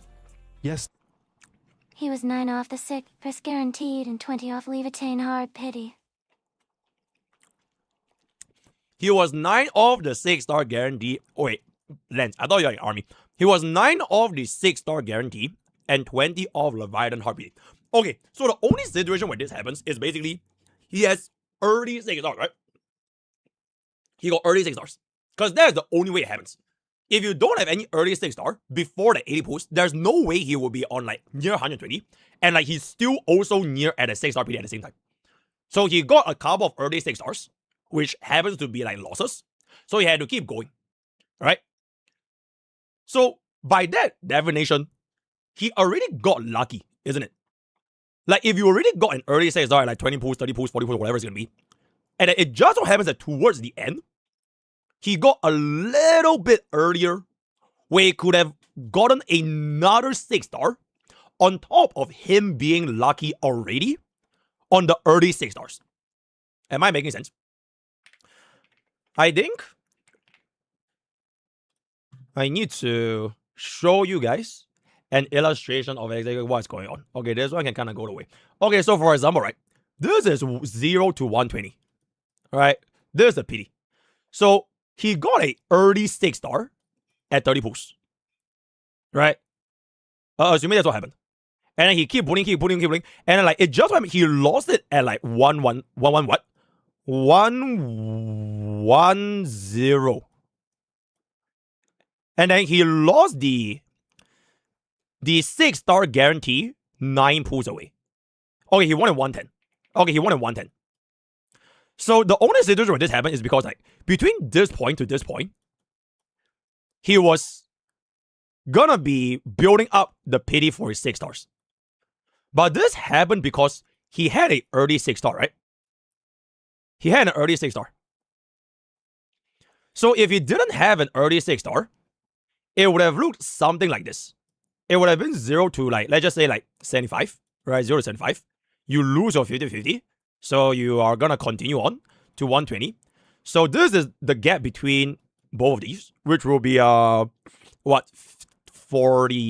35, 45, right? So in the next 45 pools, he then would have gone levitate. Does that make sense? So grand total, he would have spent 120 summons for 150-50 loss.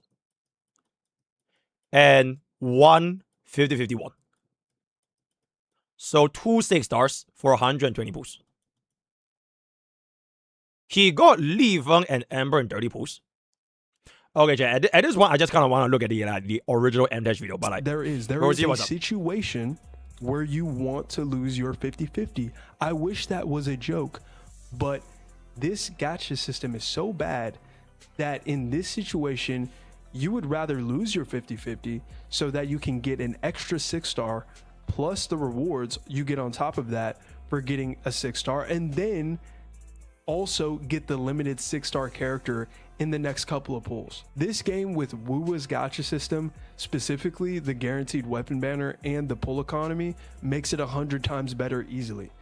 And I would probably be consistently playing this game over any other gacha. That's how fun it is. You know what? Give me HSR's gacha system with the good old classic 50-50 on the character banner. And the pull economy there is pretty dog shit. But I'll take it over Arknights. I hope that other developers don't see this game as a blueprint and move back towards this extremely free-to-play unfriendly model where you basically have to spend money to get characters. Okay, first of all, that's just a lie. Second of all, bro, if we were to adopt like HSR or like Watering Waves or like any of the mainstream gacha system, right?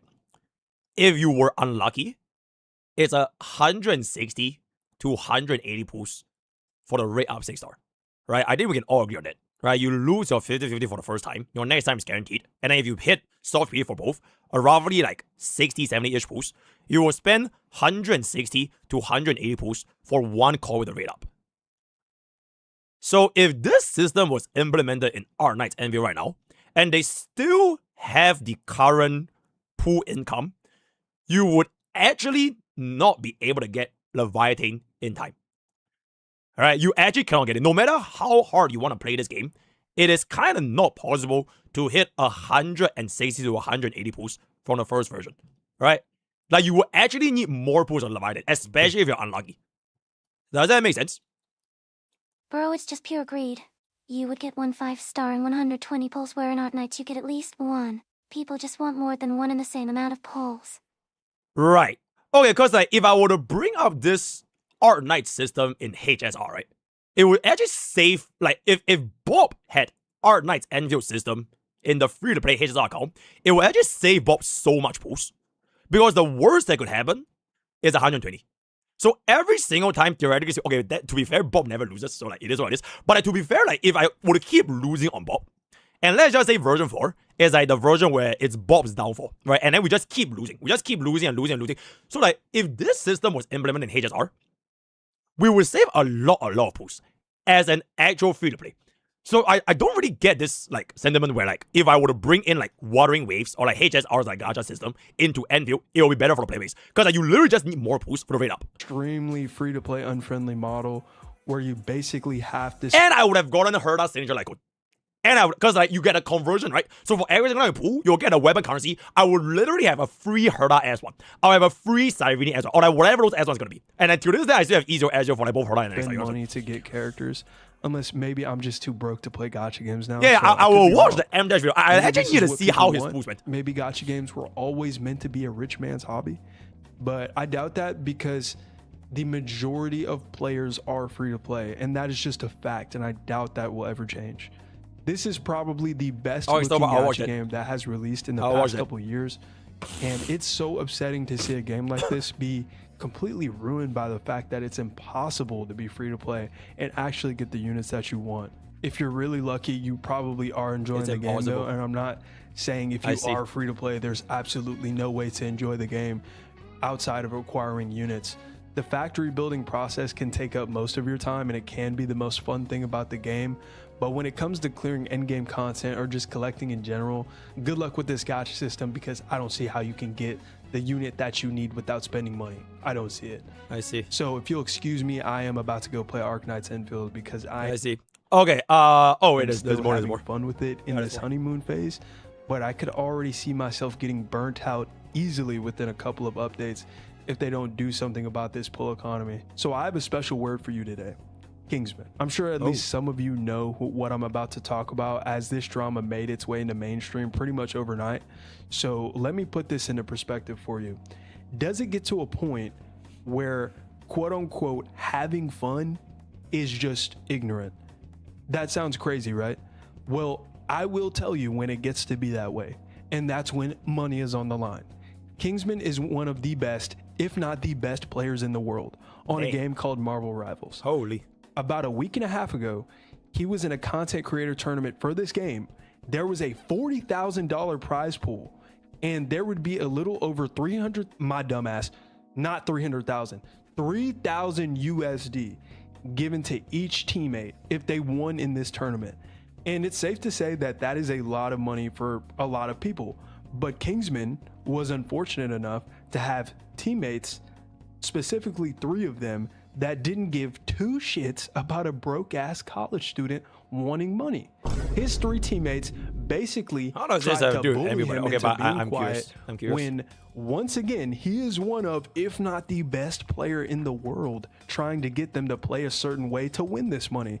So is it safe to say that you would put aside your ego to win a lot of money? I don't know what's the the link answer here, would be yes. Hold up. Anyways, thank you all so much for watching this far. If you have, Oh, yes, there's no link. And, wait, what was it? Okay, there's no link. It's just to brief up his watch time. Okay, wait, yo, where is the M-Dash boost? Hold up. Okay, there we go. Yo, pirates. What up? Fun fact. Thank you, if Orbeez. us 2 people are playing Ake, it changes nothing to the revenue of Ake. Absolutely. Okay, wait. I actually need to watch this. I legitimately need to watch this. MTash here, and today I want to talk about the gacha system of Arknight's Endfield. Okay, by the way, game- for the previous video, the criticism for gacha income is 100% valid, by the way. It is the same criticism that I also had, right? Our 1 hour long live review. The gacha income for this game at this point of time is too little, right? Especially the refreshable income. You get 25 pools a version. It's just not enough, right? So in the future, when they add like more of the events and endgame, and they whether or not this is going to be sustainable, that is a valid concern. But I legitimately think if they have the right amount of income, this system itself is a really fucking good system. If you're not gonna be, GNS, right? So launched, I think there was a lot of drama saying that it was good or bad or greedy or whatever, and there was a lot of people defending it and attacking it. And I didn't say anything, but I just experienced it.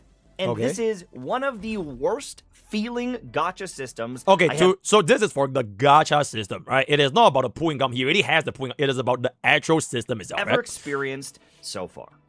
The fact that you can lose multiple 50-50s, which I did on both the limited banner and on the weapon banner, it feels terrible. But not only that, working my way towards the 120 pity, I was super close to getting a different potential 6-star, but I got her. And so now I'm back up to 80 pity. Instead of getting another loss on the banner and getting another 6-star, and then 5 pulls later, or 10, or whatever it was, getting her, and being honestly happy, I got cucked once again. I had the worst possible luck, and I want to show that in the video, but there are so many pain points here where you can lose the 50-50 and feel bad. You can lose the 50-50 again and feel bad. You can lose the 50-50 4 times in a row to the same stupid weapon, and that feels bad. You can work your way all the way to 120 pity, and instead of getting that extra 6-star by losing the 50-50 again, you finally hit the banner character at 119 pulls, and that feels bad. I think that this is one of the worst feeling systems, even if it isn't a quote-unquote greedy system. If mathematically it isn't as bad as some other game, I don't really care. Because in other games, I've never went 120 pulls to get a character and get screwed all the way along the way. You know why? Because you don't go to 120, bro. Like in most games, if you lose, you go to 160. Right? Let's just be real. If you have actually played these kind of games, mainstream gacha games, long enough, you don't go to 120. You go 160, you go 170, you go 180. Okay, 180 is like super, super rare. But like you would just spend more pulls if you actually like lost. Right? I think that's pretty fair. Right? I'm pretty sure all of us here have at least went hard pity once in our lives, right? You hit like 70-ish pulls, you get a fucking Bailu, and your next like 80-ish pulls, you finally get a 6-star. So that would have literally just been the scenario in which you should be comparing this with Enfield's gacha. But at this point, it is essentially what my lucky pools could have been in another system compared to what my unlucky pools are like in Endfield. And I don't even know if this is gonna be considered unlucky because you got so many stakes out, right? Okay, I don't know how many stakes you got, but we're gonna watch it. And the feeling of my heart dropping when I get failure after failure after failure, back to back to back to back to back, weapon after weapon after weapon, character after character. It almost crushed my want to play this game. Oh, no. And I've put in a lot of time. I've been trying to really enjoy it. Yeah, I copied some factories, but like that makes me enjoy the game more, is copying these factories. But I've explored this world. I've built factories in all the different areas. I've gone to them. I'm into the new region now, and I'm exploring the new region. I've been leveling up my characters. He's at level 60. He's at level 60. I think I might even have the materials, in right there. Boom, I can take him up now and ascend him and start getting more passives. I've invested in these characters. I've invested in weapons. I've invested in skills. I've put in a lot of time. I'm trying to really enjoy this game, and the gacha system has made me feel punished all the way along the way. I didn't do anything wrong. I think I've been overall lucky with the amount of 6 stars I've gotten, but because I've lost on the banner so many times, it feels bad. If I look at how many I've gotten, it's not necessarily the issue. And I've got, Ember, and I've got these two guys, and I ended up even getting last right, and I've got the new character. Like, okay, got lots. He literally has every single 6 star in, I'm assuming, 120 pools or 110, right? So like, okay, I can understand what he's saying though. It's like he basically don't want all these 6 stars, and he would rather have a lucky moment in other gacha games where if you get an early 6 star in, like, for example, HSR, right? Let's just say your first tempo is a 5 star and you lost, you got a Bailu. Your next 5 star will be already up. So theoretically, if he had like the same luck as what he'd have gotten here in HSR, he would have not been needed to go to 110 pools. Because he probably could have just gotten Labarte in like 70 or 80. I want to see his pools, but that is basically the feeling of what I'm getting, right? So because he doesn't want to care about the standards. Even before I got them, I was dominating with this physical team. This physical team is crazy. I'm making builds. I'm having a good time. Like, I want to make guides and all these things. But man, I have to talk about the elephant in the room. This gacha system it's buns. It is buns. I logged off last night so upset, so dejected, because I didn't do anything wrong. I'm not playing worse than other people. I'm not causing drama. I didn't do anything wrong, but some people get lucky and some people don't. And I think I just can't really accept that. I can't get used to that. It's such an interesting situation. Wait. I didn't do anything wrong.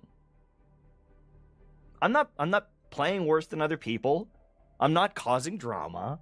I didn't do anything wrong, but some people get lucky and some people don't. And I think I just can't really accept that.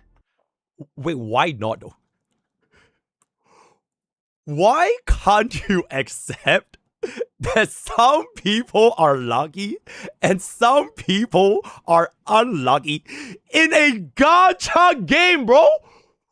Okay, I have no idea. That is just fucking crazy, bro.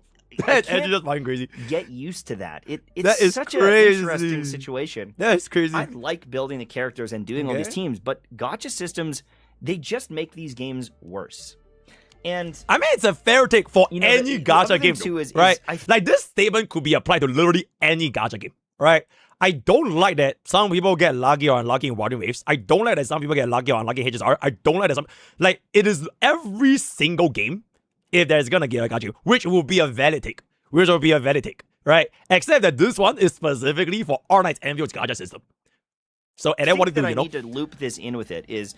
With a gacha system, that also pertains to leveling up the characters and leveling up the things. No one, I don't think, in the world wants to go and get these mushrooms to ascend. No one wants to have to go back and grab some mushrooms. Yeah, they should make it automated. That's fair. Yeah. It's boring. It doesn't feel good. If I could just adventure and level up my characters, almost like a like a Final Fantasy game or something else, I think it would just be a better game. If I could just find an improved legendary or 5-star, 6-star weapon and it's just better and I don't have to go do another dungeon to level it up and I can... I don't know. I feel like these systems are just time gating and in every way make the game worse.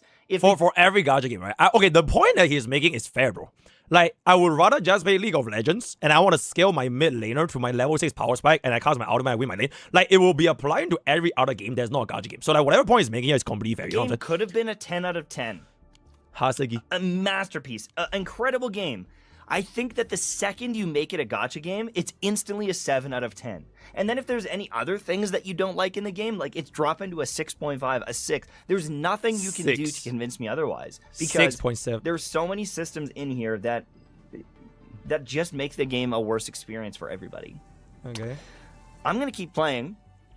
I need to see his making moves, some bro. guides. I have to I'm see his starting moves. to do I some have really good to see damage, his and I've got moves. some tips for doing more damage. Top 10 And tips to I do wanna more get damage that out of video Endfield, and there it is. and maybe some other tips. How to but 10x your damage and all that. I feel deflated today. A classic I feel banger. deflated. I feel like part of me doesn't even want to log in today. And there it is. Because I don't know. I just feel like I got screwed. Let me show you the video. Let me show All you right, the bro. footage, I need to see this, bro. and then all right. you can decide for yourself if I'm Let's crazy. see it. Thanks for Let's watching. see it. Have a good day. Thank I'll see you. soon. Thank you. Oh, we get 1,000 of these gems too. All right. Okay. So maybe, just maybe, we have enough to get a 10 pull here. So we got 20 pulls right now. Okay, at this point, he just started the pulls, is it? Is that how it works? Like, he just finished up getting, I'm guessing he did 37 pulls, right? Yeah, he did 37 pulls. Okay, so this is like the start. He hasn't gotten a single 27. Oh, shit, I'm blank. Yeah, 27. That's my bad. We're Yeah. 93 attempts from the guarantee. Okay. 1. Oh, baby. That's not too bad. 93 or 30. 27, right? 7? 27. I did 37 pulls or no? 27. 27 pulls? Yep, so this is 28. It's 120 on the banner. Okay. Wait, I only did 27 pulls? Yo, chat. That's not It's bad time at all. for the notepad. But I can lose the 50-50 apparently. Boom. So this is the moment 27, that changes 6-star. everything. And there it is. But I This can changes also lose everything. the 50-50 to the next characters on the next banners apparently. Okay. So there's a lot riding on this. Notepad mongoose. I either get the banner character. Yep. I get a different banner character, or I get a standard character. Yep. Who's it gonna be? Okay. Who's it gonna be? Yeah, I wanna know Yeah, who's it gonna buddy. be. Yeah, let me know. Yeah, buddy. Who's popping out of the crates? 50-50? Okay. Hey, Administrator, it's me. Yippee! I'm still a bit green. He got Ling Yang, chat. That is the cringiest W. thing I could have got. Ling Yang. That is actually the cringiest Okay, thing. 28 actually. 28. Maybe he's good. I don't know. Oh, He is though. Oh, do you know what? Wait, you got another one? That is actually Wait, you got another one? cringiest thing.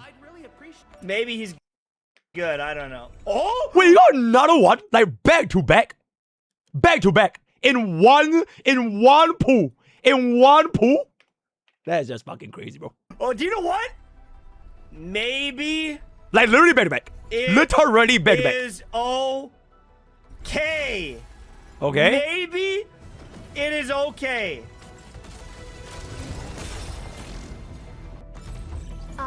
Oh, this is a temple. Come on now. Oh, this is a temple. This is a temple. Ember, Knight of the Order of Steel. Okay, so you got another temple. Okay, I'm gonna assume it is another 10. 50-50. Okay, Ember. Huge. That's crazy. That's crazy. That is crazy. That is crazy. Back-to-back 50-50 losses, that is going to push people away from the game. For sure. People are quitting the game for sure.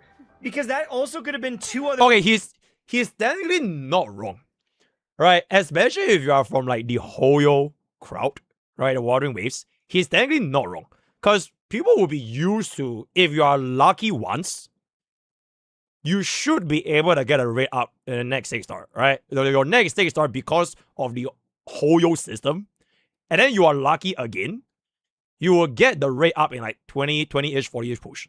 So like he's technically not wrong. He's not wrong. It's just that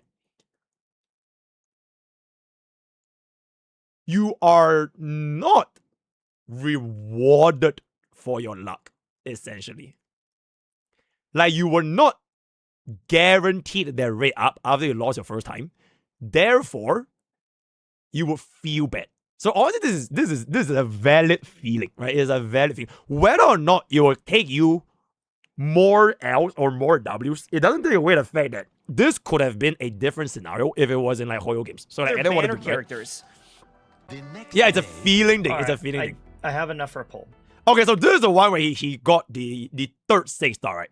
So his third 6-star was 71 into the next operator. So he did 71 pulls. And then this next one is gonna be like Leviathan.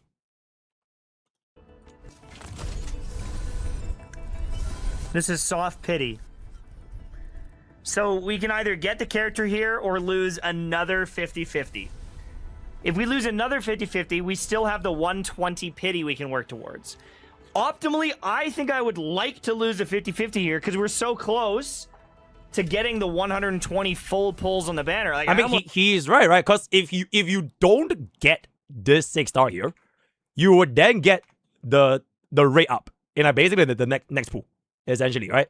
So this is what 71, right? 71 6-star, and then this is Leva, but pity, the 120 pity is at 101, right? Was it 101? 101 out of 120. He was 101 out of 120, right? Where is the... Oh, he's 91? He's 91. He has 91 boosts in. So 91 out of 99. All right, 99 out of 120. 99 out of 120. So this is 71 out of 80. This is 10 out of 80. And then this is 80 out of 80. So I'm guessing over here is where he actually got Leva. So can we lose another 50-50? What is that, 3? 3 of them on one banner? So this is about what you actually want to lose, right? You actually want to lose so that you can keep your 6-star. But then he got it. No, I got her. Okay. Doesn't matter. Which is fine. You'll remember me by this sword and flame. Okay, so we ended up getting her. Okay. Cool. I'm almost sad now because... Oh my god, that is so cringe. I actually got punished for that. Because instead of getting some other unit and then going like a couple more pulls and getting her, my pity's reset. The guarantee's gone. Like it's actually punishment because I got unlucky. Big set. For so long. Big set. Oh, that feels terrible. That has got to be one of the worst feeling gacha systems I've ever experienced. I lost the 50-50 multiple times, get to the end, finally get her, and cuck myself out of another 6-star. Because that's the thing, is I had a different guaranteed 6-star operator coming in just a couple of pulls. I was like, like 20 away or something like that, 15 away. So I could have had that. And then the same thing happens with the weapon system. I lose the pity multiple times. The weapon banner is... Oh, what the fuck happened over here? Hold up. These say like... 4 issues to get 1 6-star. Wait, is this his first temple? So this is his first temple. Is that it? Okay, it's his first temple. Okay, weapons. Okay.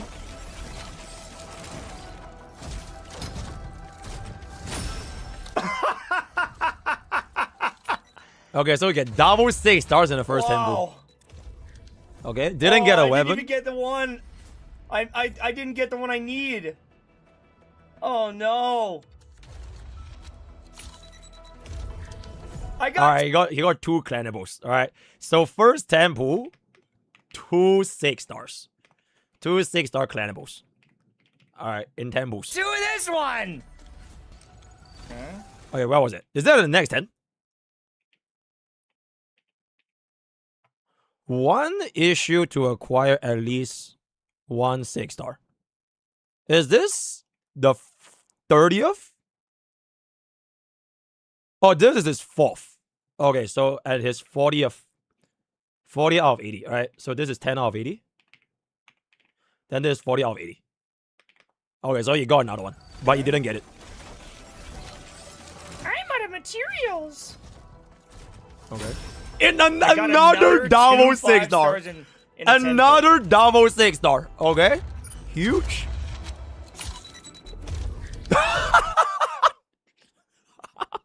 Are you kidding me, dude? Of all the weapons, I got 3 of the same gun. Oh, good.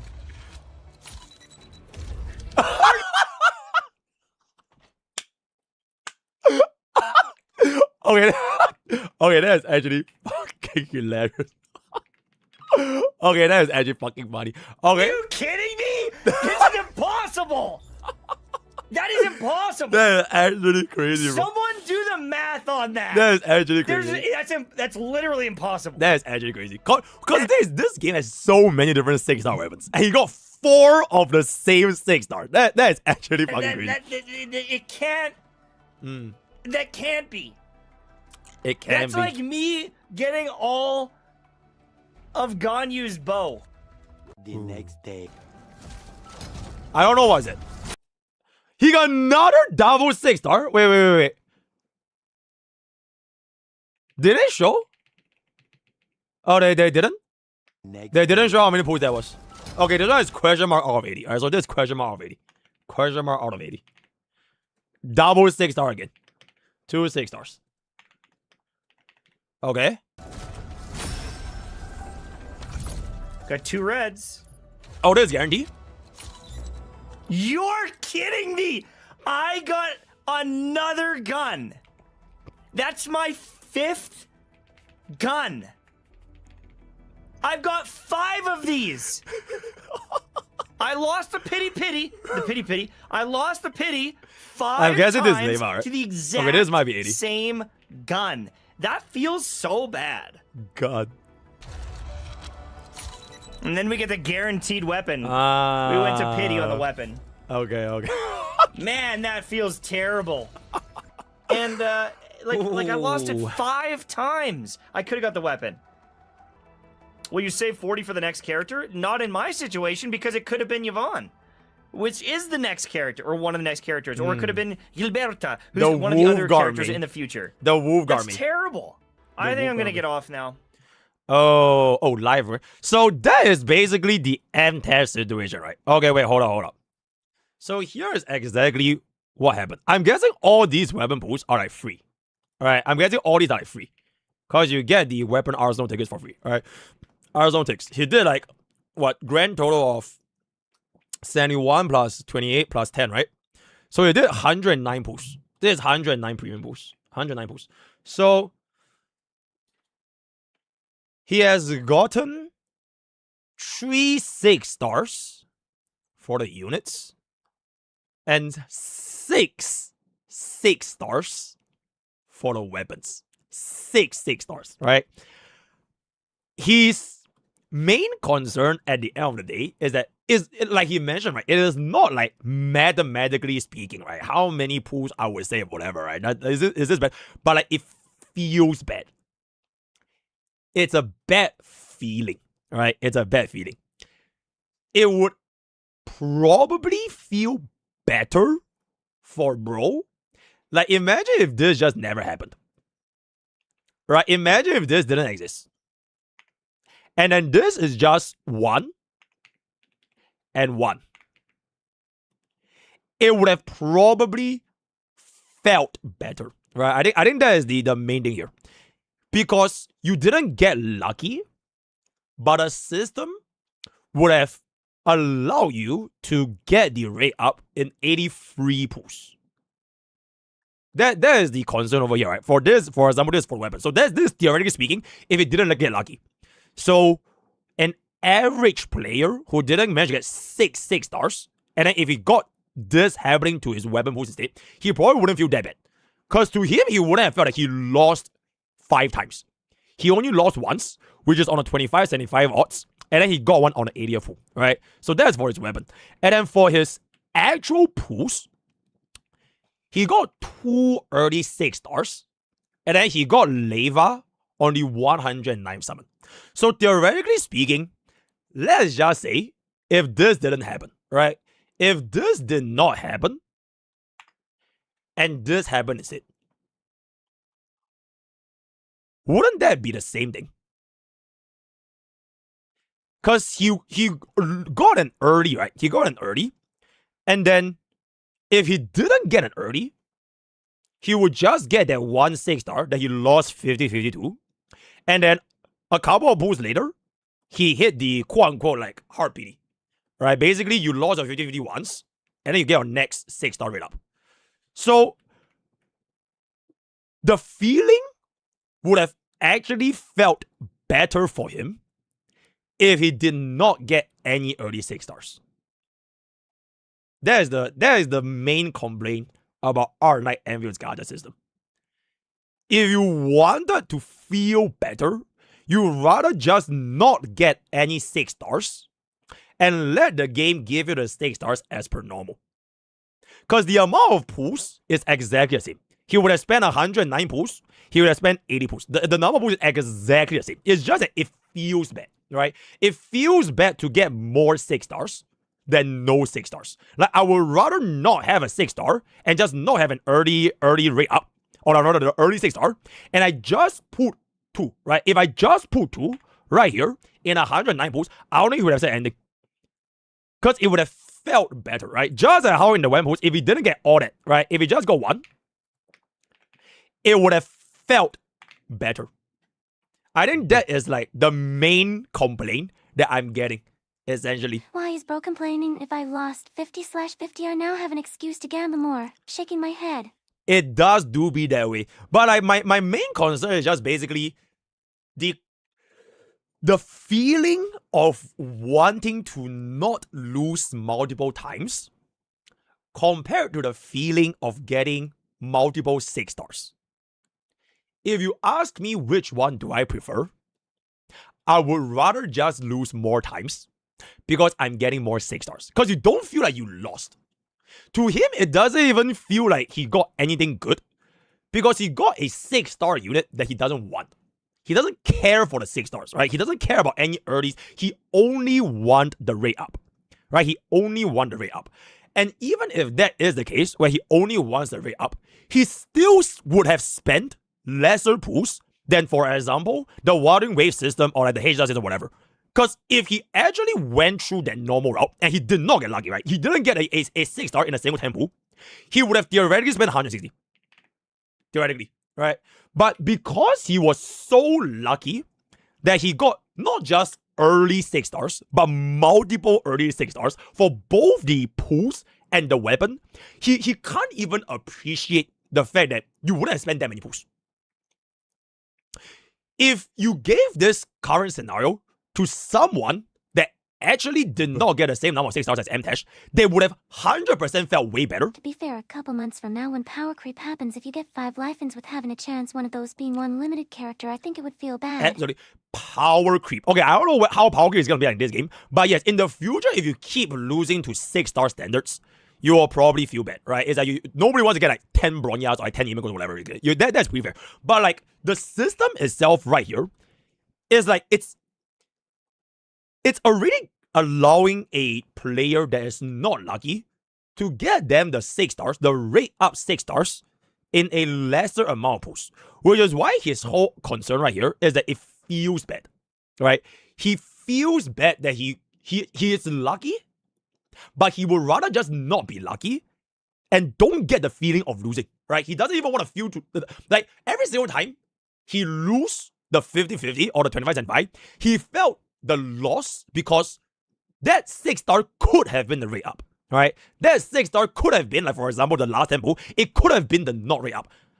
He basically wanted a scenario where, okay, you know what? I only want, like, the exact thing I want. And if it's not the exact thing I want, then it feels bad, even if I got something that probably other players would have appreciated. Because if you were to, for example, give this scenario to someone that actually wants to care about the 6-star, right? Like, for example, I would like clanables. I would like a S5 clannable weapon. I would like to have Amber Li Feng in 2 early 6-stars, and then I get Levitating later on. But if you're somebody that, like, okay, I play Hoyo games, right? I play Wuthering Waves, right? If I lose in those games, I rather just get my rate up immediately. I don't want to care about anything else anymore. I only want that rate up. 109 polls wasn't on the same banner. BC Spark was 21 left. If he did 109 polls, it would have been 11 left. BC Spark is 120. BC Spark is 120. So it's right here. 9 attempts to get a 5-star or better. This is 21 left to guarantee. Is this not 91? Alright, is this not 109? Is this better, right?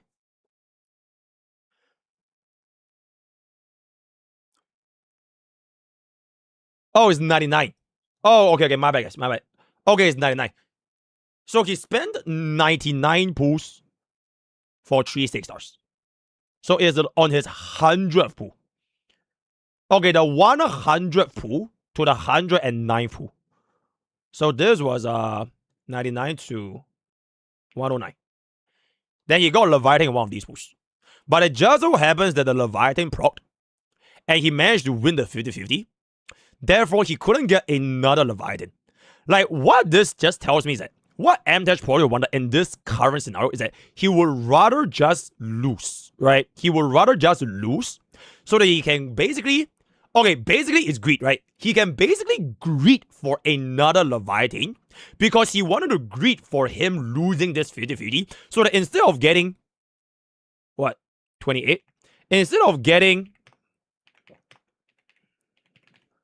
3 6-stars, he would have rather wanted 4 6-stars, right? He will rather just have this. So let's just bring this to, like, the bottom row.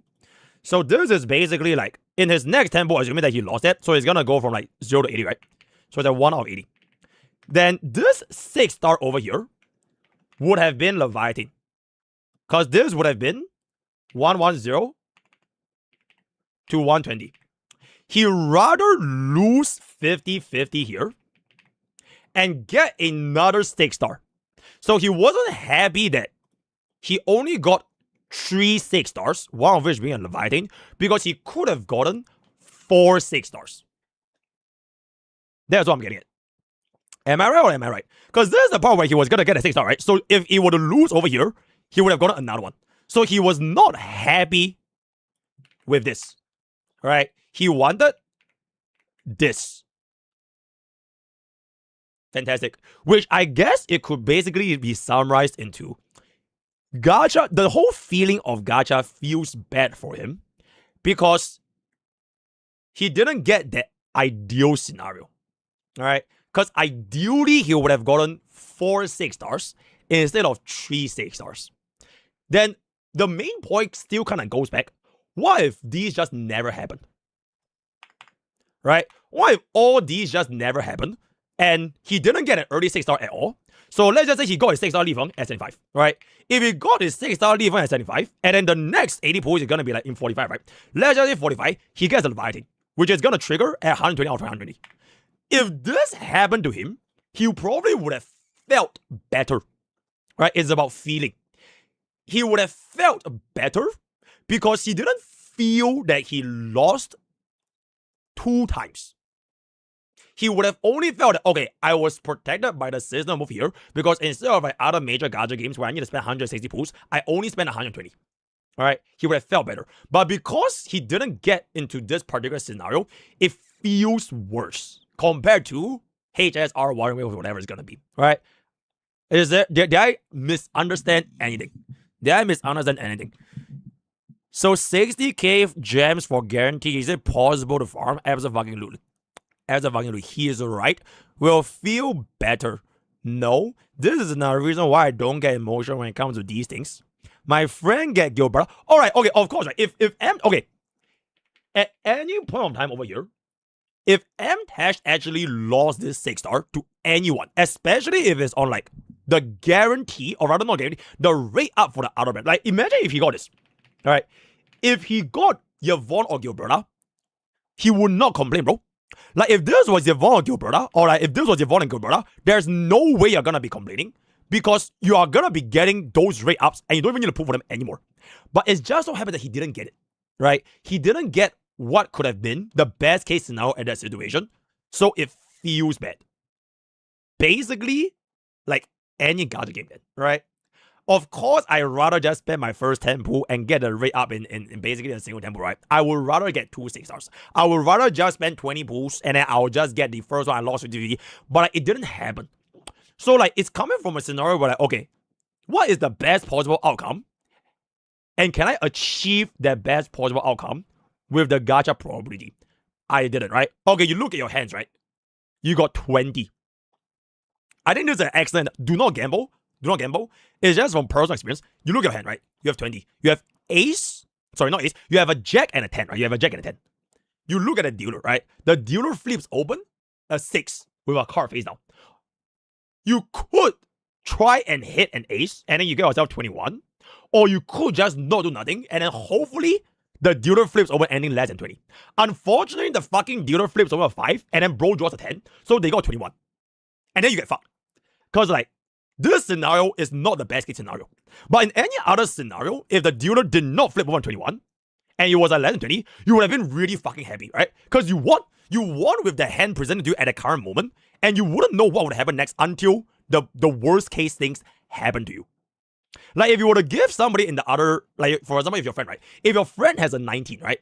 The 19 friend would have wanted your 20. You are the one with 20. But you wouldn't appreciate that because the dealer opened 21. And you didn't win, right? That is basically what I'm kind of feeling. Or do not gamble, by the way, but that is basically what I'm trying to feel, right? So that is pretty much if you can get in the first temple, you don't get. Okay, that is a super value, by the way. Like if you got your rate up too early, you probably won't have enough for your Arsenal tickets. That is very true. Until you want to like wait a little bit more in the future, then maybe you have more Arsenal tickets income. But at this point, it's not so much about the Arsenal tickets or the Gacha system. It is more so about the unit itself. Honestly, maybe the devs are geniuses, cause when people start to not want standard characters anymore and they keep losing, they will just rage pull or buy. Maybe. But at this point, I think we can wrap up this little react. Very Star of Homeless. Okay, like this whole thing of like Star of Homeless, and he lost so many 50-50. It is like, yo, Aza, thank you so much for the 15 months. Just dump your bad luck in Endfield and get your hidden pity another game. Thank you. Bro, this entire situation of like Star of Homeless, right? Like for example, Taedong lost like the 50-50 to like the Hood House half, and then he spent like 1 billion pools. It's really like, it's such a different world because people are pretending as if it costs you 75 pools to lose, and you lose again in 75, and you lose again in 75, and you lose again in 75. Like, it would have cost you like 500 pools, and you just keep losing back to back. But this is really just like, you were already lucky, right? You're really lucky and you got your 6-star early, but it's just that the game wouldn't give you the additional luck needed to get a rate up. The game only gives you the bare minimum, which is an insurance policy to make sure the unlucky players will still get their rate up weapons or the rate up units within 120 pools, or within 80 pools. So that is kind of just it. Poke spawn, I absolutely know. The comment is, it's the feeling, bro. I feel like at this point, right, it is not even about whether or not you have enough pools, or the gacha income, or the gacha system. It is just the feeling, right? Consumers do not want to feel that they lost. Like the feeling of losing just feels bad.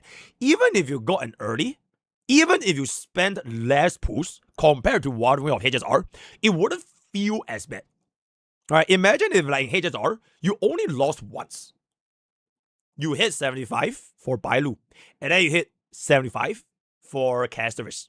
But you only lost once, even though that would have cost you 150 pools. In our Knight's Endfield, you could lose 2, 3, 4, 5, 6, 7, 8, 9, 10 times. But all those earlies are irrelevant because you can only win once after losing so many times, right? It's a feeling of loss that makes this system feel bad for players that play HSR, Warriors, all that. So it's really like a very psychological thing. And at this point, it is not about like rationale. It is not about like numbers. It is not about like whether or not this guy is better or worse. It is just people don't want to feel that they lost, essentially. So that is pretty much it. I lost $1 million, $1 million. I think this was a very interesting video, but I also think this was a very, very interesting topic of discussion. So TLDR R9 Endfields hates free-to-plays. I don't know if we're gonna upload this anywhere. I just think this was a very interesting topic. Should we send this for a clip channel? Should we send it for a clip channel? Okay, yo, you know what? Let's just send this for the clip channel. Only this part. Because I didn't really say anything about this, right? Because this is just basically talking about the gacha system. This part was very interesting though. What happened to M-Tashed? Discussing M-Tashed Art Knights Endfield pools. Yep. I will see you guys on the clip channel. Bye-bye. Okay, yo, clippers, we don't need to add this. Just add this part where we were like watching his reactions. And then we were doing like our math and everything. All right. Very, very interesting. Honestly, a very, very interesting topic. It's like going into the psychology of like gacha players, right? Like, wait, check. Would you do you feel better or worse if you're in M-Tash scenario? 1 for better, 2 for worse. Would you rather be in M-Tash scenario, or would you rather just fuck it? I just want to like get 160 pulls, and then I'll get my rate up. I only lose 1 time, therefore it feels better. You get what I'm saying? Better because more weapon pulls. I see. That is a lot of ones. So you would rather be M-Dash. So basically, you guys would want the early 6 stars, right? You guys would want a game to give you guys early 6 stars, and then even though you lost like 2, 3, 4, 5, 6 times, you still get the rate up in the less number of pulls compared to what would have happened in like Hoyo games or Water Waves. I think that is pretty valid. Yo, yeah, just don't include the other guy, but just include this part for like M-Dash. I think this is a pretty, bro, I swear fucking God, if you put some war titles, you're done, by the way, right? Put it like super neutral, right? Just analyzing M-Dash's Art Knights Endfield gacha pools. I think this is a pretty interesting concept, right? A pretty interesting topic of discussion. So that's gonna be done, right? Take notes, right? I swear. I only did 70 pools and I got Leviathan, so I can't complete the physical team. It's really like, while one man's treasure is another man's trash, right? If somebody is dying of thirst and then somebody is drowning, right? It's really just this exact same. Like what you could have had in this scenario, you wouldn't appreciate what would happen. You would have no idea what it actually feels like for someone that actually wants those things. For M-Tash, he would have preferred if he got lucky, he wanted to be awarded for being lucky, therefore he gets a rate up in like 20, 40 pools. Then he doesn't want to care about any of the other 6 stars. I think that's fair, right? You want to feel this way, that's fair. But for someone that don't care, and like he's happy with getting the rate up within 120 pools, and then on top of getting the rate up in 120 pools, you also get other 6 stars, then they wouldn't feel the same way as M-Dash. Because at this point, it is not about math, it is only about feeling, right? So very, very interesting thing. We are gonna wrap up this thing over here. So thank you for the react. Imagine this situation when all the fires are limited fires are version beyond. Yeah, like I think right now it's very hard to say because all of the units right now they are like viable AF, right? They can all be used. But who knows what will happen 1 year later? Will they even update the standard pool? Will they add the older units to the standard pool? Like we will never know, right? But at least in this point of the game, if I were to get multiple 6 stars, I personally would be pretty happy. Right, but unfortunately, I didn't. So it ain't what I do, it what it is. Yeah, we'll find out one day. We'll find out when the game develops by 6 months, 1 year into the future, and then we'll just see how it's gonna be going. Nobody, yeah. So like, if this situation happened in Honkai Star Rail, right, it will feel bad. It will feel bad for someone in HSR where they lost 50-50 to 6 parts, right? They got 6 parts. But if you're someone that always goes to hard pity in HSR, that means you would have spent 160 pools for 1 part and 1 casters. And if I were to bring this system to HSR, it's the same as you losing to like 2 parts, but you get your casters at 109 pools. I still think that would feel better because you would have spent less pools. Because you're comparing a scenario of the worst case scenario to the worst case scenario, right? Because if you are going to be lucky, you might as well just be a rate up. Right, you're comparing the best case scenario to the best case scenario. How can you compare like, okay, I lost it all the way to hard pity, then you compare with HSR, what would have happened if you were super, super lucky? This is like, you have to compare someone that lost hard pity in Endfield and someone that lost hard pity in HSR. You would have just saved more pools. My friend quit already after years of unlucky pulls. Okay, this is a pretty good example, right? Very, very, yo, clip channel, keep rolling, by the way. Keep rolling for the clip channel. So, like, if this happened to you, imagine if this system was in place instead of All Knights Endfield, you wouldn't complain that, oh my god, why did it take me 109 pulls to get Leviathan? Because it would have probably taken you with around 160 pulls. If you're a player that looks like this, and you repeatedly just keep losing and losing and losing and losing, you are definitely gonna appreciate All Knight Endfield's Gacha system, no matter how many 50-50s you lose, because you will just save more pulls, right? So for example, this could be, he may go at 74, he may go at 54, he may go at 34, whatever, but at 120, you get Scylla. Instead of, in this scenario, 154. So that would have saved you 34 pulls. And then you repeat for every other rate up.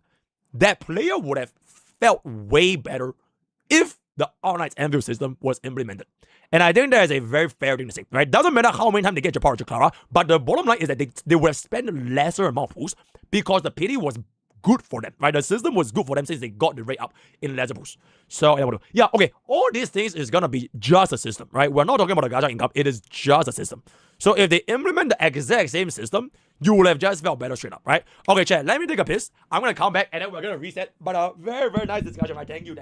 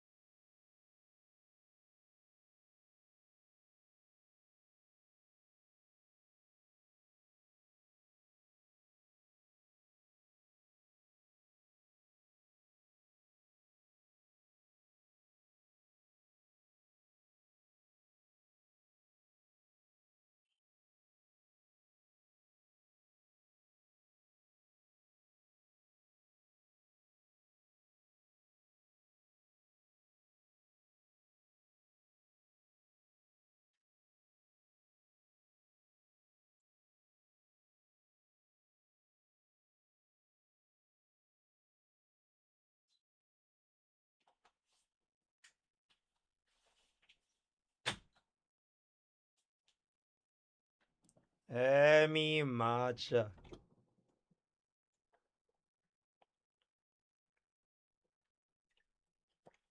Well. Yo, okay, is Gacha revenue up?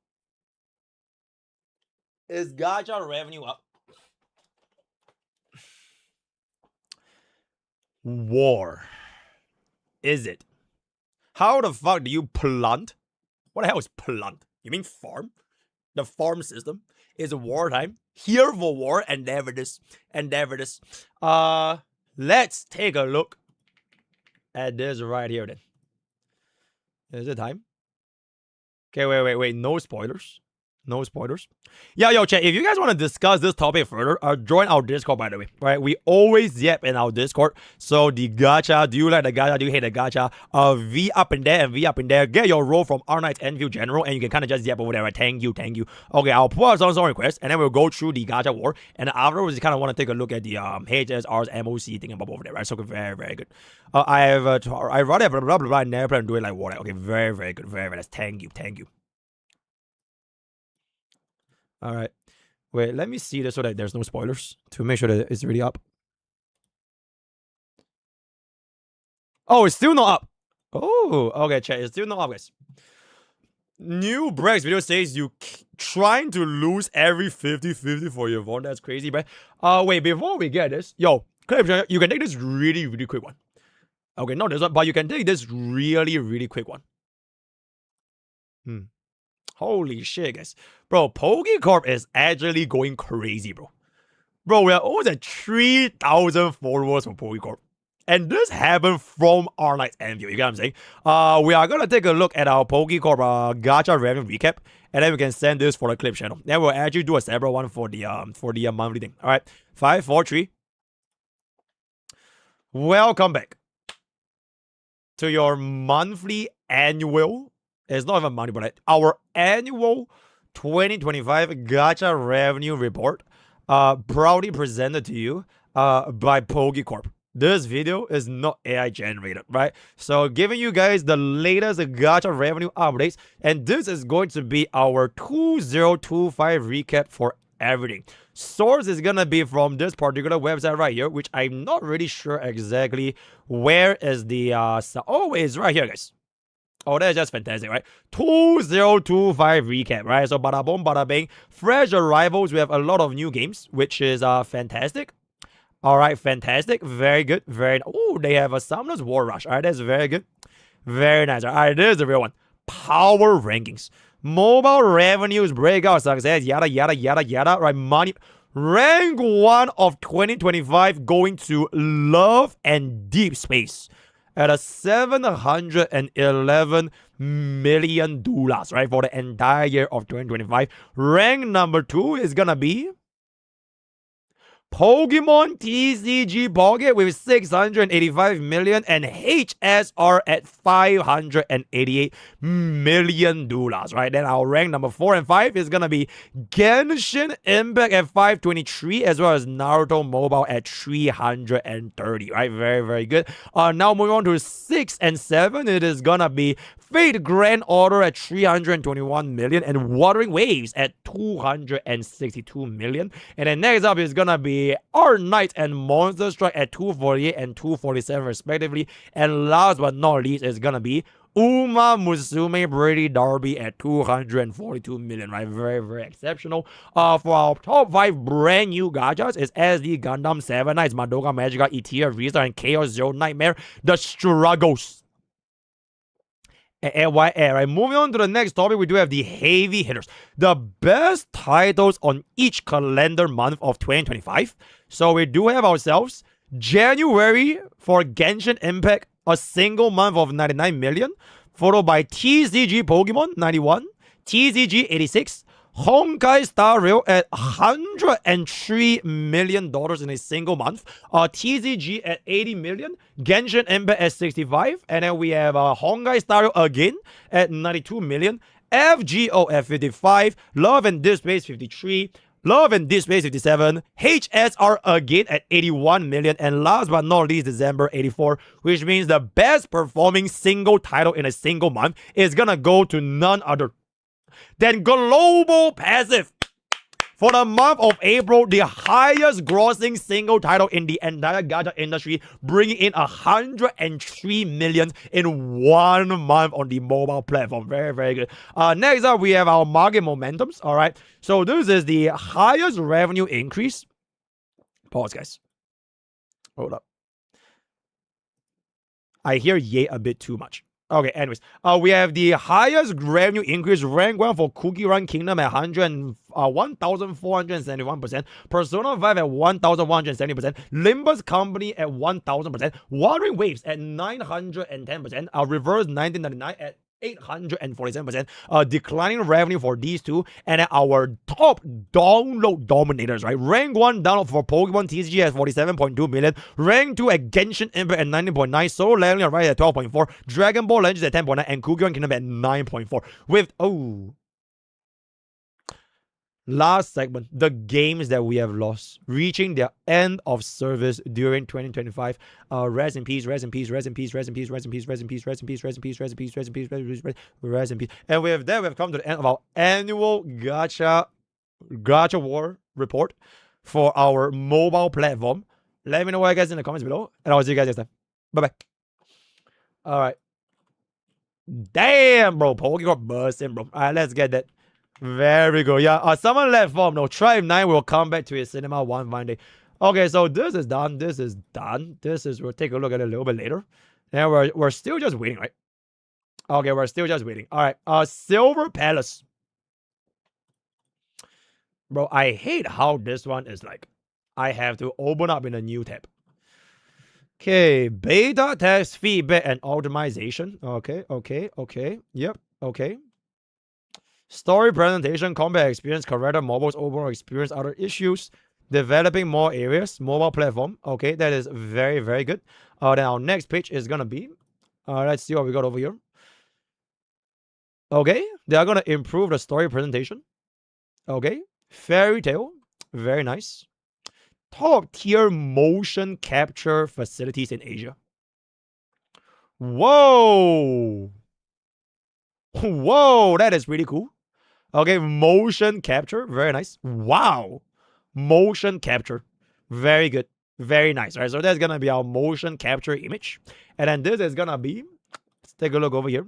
Quality action, okay, review directly, okay.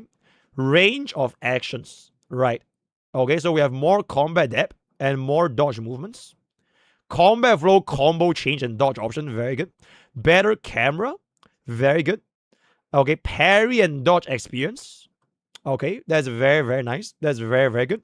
And then for our last page, it's gonna be, okay, lighting. Better lighting. Okay, shadows. Night technology. Night. 200,000 polygons with 15 million polygons. Wow. Holy. That's a lot of polygons. Okay. Okay, yeah, we definitely talk about this quite a bit. Right? Corrector's eyes. That is very, very true. Very good. And with that, we've come to the end of our Silver Palace CBT W Silver Palace. Very, very good. Oh, wait, there's even more, guys. Open world experience, UI and develop optimization, expansion of explorable areas. Very, very good. All right, see you guys on the clip channel. Exceptional. Devs listen. Dev listen. Okay, so this is done. This is, ooh. Oh, wait. We can give this for the clip channel as well. The contrast between Rover and Admin. Let's see. I really love the contrast of Rover and Admin when it comes to how they acknowledge their past. It shows how they walk different paths along a similar goal, similar beginnings, and how those choices reveal who they are as a person. Unlike Admin, Lord Arbiter's erasure of his memories is a deliberate choice. Calculated solution to decides necessary. Rover knows this. He no told show by his former self, but when Rover inherits the role of Arbiter, he is no longer the Arbiter he once was. He is his own person. The Lord Arbiter never asked Rover to save his world, never asked Rover to save Renasida, never asked him to save Yuno, but he did it anyway, because it is the nature of his heart. Every deed he performed was his alone, not Arbiter. Rover knows he lived a long life, but to him, this is where everything truly begins. His life starts here, on Young's lap. The world coming to focus for the first time, and everything he encounters, whatever title is about, feels anew, immediate, and real. In the end, he is not a remnant of what once was a young man at the edge of the world, longing to see the lies beyond the horizon, and willing to draw his blade for the people he cares for. Endmin, on the other hand, has his memory shattered by circumstance. There is no plan behind it, no solution when to undo the damage, and the world does not wait for him. His duty does not pause. His mission does not slow, and the broken destiny continues forward, relentless and unmoved. A man with no memories opens his eyes and is told he must save the world, and everything depends on him. That if he fails, the world will fail. A man with nothing under his sleeve now carries the unimaginable burden of his former self. Along the journey, he is constantly confronted with the legend of who he once was, how heroic, how extraordinary. Over time, it becomes clear how deeply those reminders weigh on him, how terrified he is of disappointing others, of failing to live up to the expectations he never chose. In Endmin's own words, he feels as though he is trying to become someone else, only to realize that his someone else is no other than himself. Endmin will never break free from that, but he is still there, bravely taking on the leadership and choosing to save the world. Ultimately, the same soul who refuses to give up. W Endmin. W Wuthering Waves. W TLDR. They are basically two sides of the coin. See you guys on the clip channel. Very, very good. Very, very. Our bro is basically talking about the parallels of like what their lore is like between Rover as well as Admin. Very, very good. Okay, this is done. I think this one is a little bit too long. Alright, the Emanator Showcase. Okay, on this is way too long, so we're gonna skip that. Alright. AMF.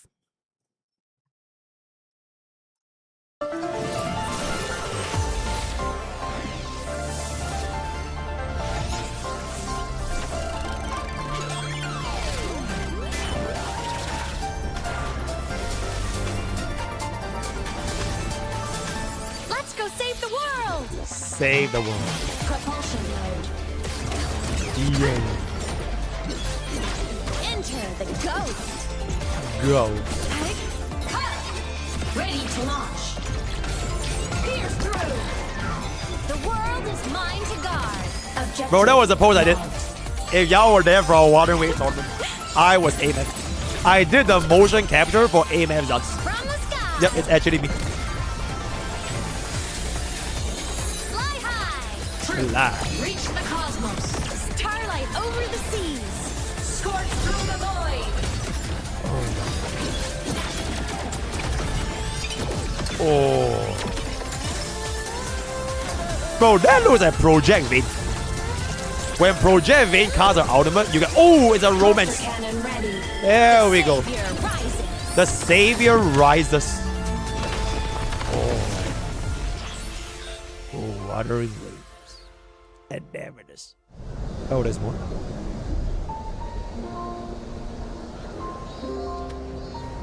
Big. Big.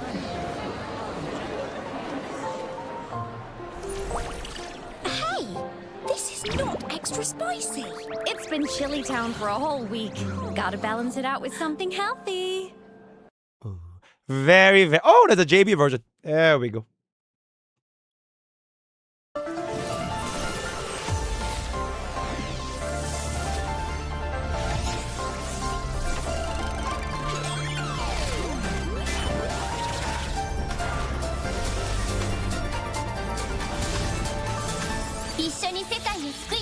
一緒にいましょう。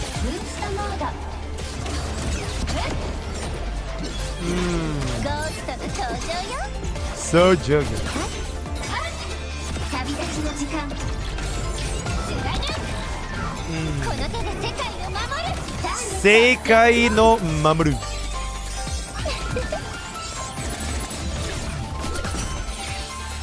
舞い降りてきたわ。飛んで。断りよ。宇宙に風を。I feel like they made the JP voice a little bit softer than the BGM.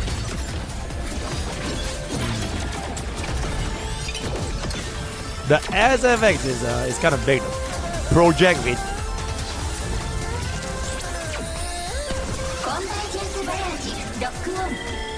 Lock on. That's a crazy as our animation. Ew. Crazy.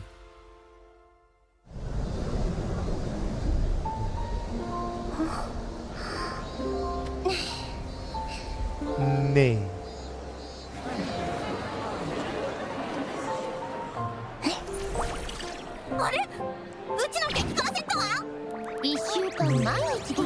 Big sad. Big sad. Very, very good. Holy shit. Very, very good. Very, very. Alright, see you guys on the clip. Shut up. Bye bye. Okay, with that, we are gonna be done here. Very good. Shall we do MOC for the brand new hit game, Honkai Star Rail?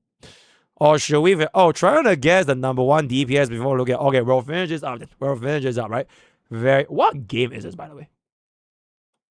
Oh, it's your restart new season. Yippee! Very, very nice. Let me scroll down a little bit here. Okay, once we're done with this, then we're done. Yo, Moss, help me set category to HSR. Okay, I just want to fucking leave it at Watering Waves. I'm gonna leave it at All Night's Endfield. Yeah, just leave it. We are gonna perma camp All Night's Endfield for the rest of our life.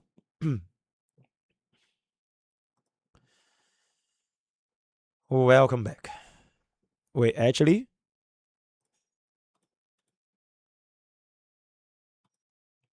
Welcome back. This is gonna be our latest Memory of Chaos analytics and the data for our brand new hit game, Honkai Star Rail. We're gonna be taking a look at their performances in this endgame mode called Memory of Chaos. The game is currently in CBT, final CBT, and the official launch will be basically coming in 3 weeks' time. So looking forward to see you guys on the Astro Express. I've basically been playing the HSR CBT for the past 2 years. So honestly, a very, very decent game, if I can say so myself, right? So this is gonna be the data for MOC 3.8, which is gonna feature Cocolia first half, as well as, I believe, Hule, right? Check, is it Hule? Oh no, it's Firefly. It's Firefly. It's Evil Firefly. Right? Cocolia first half with Evil Firefly second half. So it is probably one of those situations where if I have to guess, fastest clear is gonna be Firefly, because they shield for Dahlia. So it's gonna be Firefly. That's what I'm guessing, right? Top 1 DPS is gonna be Firefly. Second top DPS is gonna be Archer. Fuck it, I don't know, right? Archer, Firefly, and the Remembrance Flagship because of the Remembrance Flagship, right? So we have the D3 as MrPokke's personal pick. And without further ado, let's scroll down to our very, very first row right now. Yep. No. No way, bro. Okay, despite all odds, Boot Hill is actually the rank 1 fastest clearing DPS. And then rank 2 is Firefly. Who the hell is Archer? And then it is once again the Remembrance Flagship. So rank 1 is actually Boot Hill. Holy. Okay, HMZ being rank 1, I'm not surprised. Because I'm pretty sure people that are running HMZ, they're probably doing this sustainless. Which is make, yeah, I'm getting this probably closer to sustainless people. This is going to be run main. So basically, both of them are probably running a sustainless. And then those that run sustain, they are probably going to drag down the score a little bit more. So that's that. Boot Hill being at 6.96 is actually pretty good. Okay, but to be completely fair, it is only the 1%, right? The knee healthy, right? The 1% of people that want to go knee healthy, they went for the Boot Hill. Whereas we have a lot more people going for the Firefly clear, which means at E0, technically speaking, generally speaking, Firefly would have gotten a slightly fast, and it's not even that big, it's at literally 0.1, guys. Are you gonna be that big of an elitist to care about 0.1 cycle? No, right? So I think generally Firefly would be the option over here. And then we do have ourselves a Fuke, which is gonna be as expected. Evernight actually clearing a little bit faster than Dahlia. I'm pretty sure this reason why Dahlia is gonna be a little bit lower is because you can see from the high number of appearance rate, they probably ran with this bomb called Link Shop. No, I'm just kidding. They probably run with like sustains, right? So maybe a little bit more people are gonna be not as comfortable to run with sustainers. You can see it from the really low amount of usage rate compared to Dahlia, right? It's literally 1/4. That's probably why. Then Evernight once again becoming our basically third best DPS, or rather with the Remembrance Flagship. And then if you guys want to run Evernight as a sustainless, what the fuck is this song, bro? Are we in 2005? Let's calm down. Okay, anyways, yeah, so like Evernight, probably we have a couple of Evernight sustainers runs, which is why her performance is gonna be a little bit better than Caster's, which is like not too big of a difference, right? It's like 53.25%, and then we have roughly 44% for Evernight. Cyrene Hyacinth is still gonna be completely fine. Lingsha actually doing very well for 7.13 cycles, so definitely I would honestly see a world in which Lingsha actually clears a little bit more comfortably, especially if you're gonna be running sustainers and do a main DPS Lingsha, right? So that's gonna be that. And then Caster's is Caster's, and then last one is Saridra. Who the fuck is you? Okay, I'm guessing that means the next DPS that's coming up is gonna be using Saridra, right? And at Israel, I really cannot think of anyone else except for Archer. I think Archer actually clears better than Final, or clears better than Anexa, right? Because I feel like the bounce for Anexa is like really fucking annoying. So let's see who is the next best DPS. I'm guessing it's Archer. I'm literally guessing Archer. Oh shit, Archer is done, guys. Oh, Archer is done. Okay, but anyways, the next best DPS is actually Finon Castellana. Absolutely exceptional. Finon Castellana. Right behind him is gonna be Sunday. Very good. And right behind is actually My Day, chat. The 3 men actually clearing just barely underneath the 8 cycle count. In fact, Sunday actually got a better run compared to Teep, which should be the surprise to no one because single target environment is coming and Teep is about to find a new home.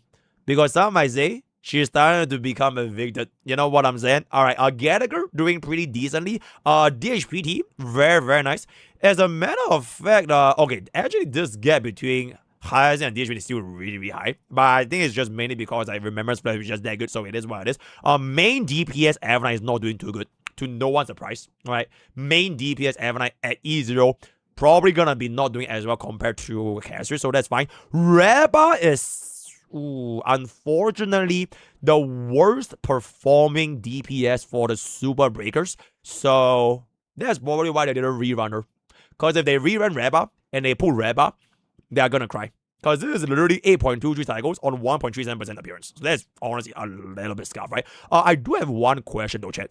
Where the flying fuck is RMC, guys? Okay, I guess what happened was, right, everyone swapped to HMC, and after Cyrene came out, nobody used RMC anymore. They just ran Cyrene on the Remembrance flagship team 2, and then HMC team 1. That is probably what happened. Because I think a lot of players probably would rather just get the HMC run with Firefly instead of running RMC, which is a less damage increase compared to if you just run Cyrene with Everlight Hyacinth as well as Castris. Alright, that's what I'm guessing. And also, RMC slowly transitioning to what is to come in version 4, which is happening in less than 3 weeks. And we're going to be getting version 4, CNY. Happy CNY. Very good. But then what I do, right? Then the next DPS after Evernight is going to be a next up, 5%. Not too shabby. DOT actually still doing relatively well with a Kafka, Hyacinth, Black Swan, and... Oh. Okay, so this means that D Herda is basically slightly reducing Bro's performance because I don't see D Herda anywhere in the top 20. So, and then what to do? Then I'll dread out a little bit more in our top 3 rows. Oh, okay. IS is really technically RMC's performance increased. It's just that a lot more people stopped using RMC to just jump into HMC, right?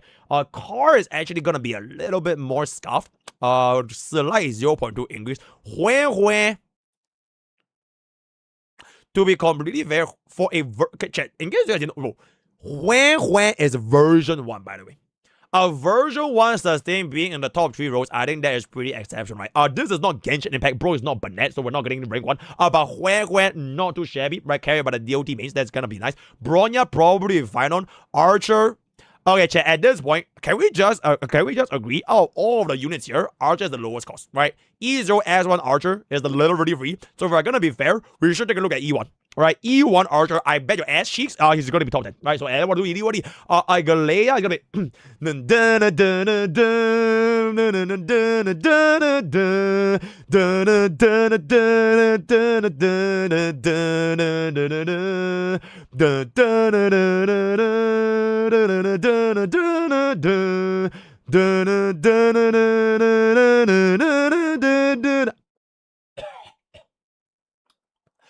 as I was saying, yeah, bro, whenever I hear the song, I have to sing it, bro. It's one of my favorite anime openings of all time. As I was saying, Spargo is gonna be very decent. Looking forward to an eventual rise when she gets a rework literally next patch. So we'll see how that is gonna be going. As a matter of fact, when Spargo gets buffed, I'm pretty damn sure Archer is gonna crack top 10. Right, that's what I'm gonna be guessing.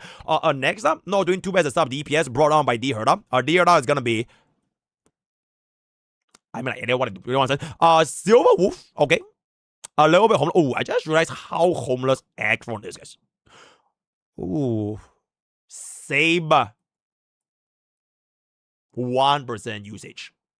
It is what to do, right? And then last we have Adventuring. Not doing too bad for a 9.55. And then we're going to come down to our last row. Bumpin. Oh, wait, Aggron didn't clear? Fei Xiao didn't clear! Wait, where's Fei Xiao? Where's Fei Xiao, chat? Hell nah! Why the fuck did you stop it? Where is it Blake? Where's Fei Xiao? Where's Fei Xiao? Am I blind?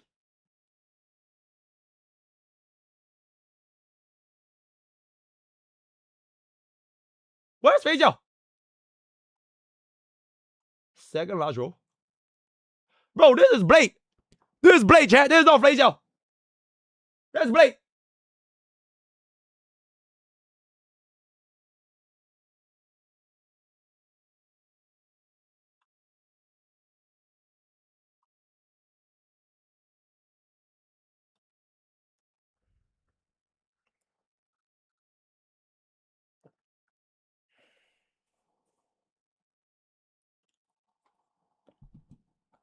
Okay, you know what? At the end of the day, she's not day last, guys.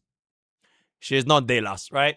Between the battle of mid, she won, right? At least as long as Face Out is not dead last, it's fine. Who the fuck is that J? Yeah, okay, you know what? Face Out. Also, respectfully, people just don't know how to fucking play her.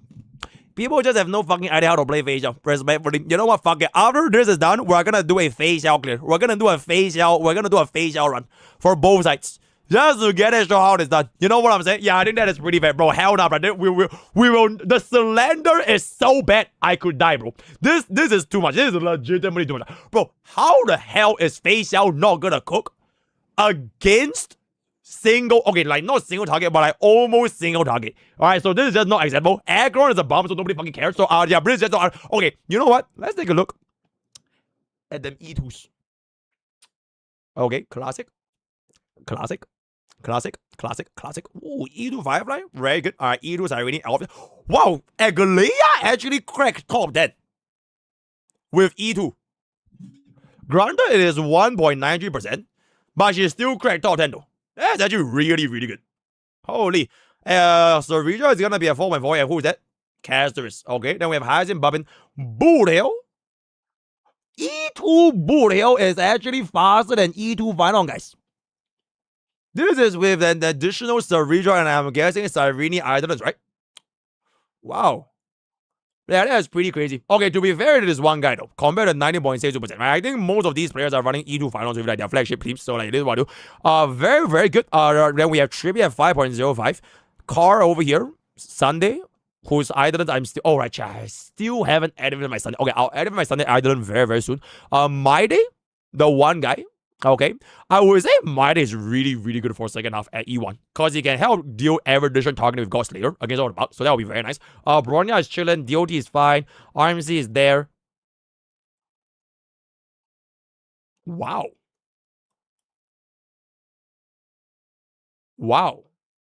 Okay.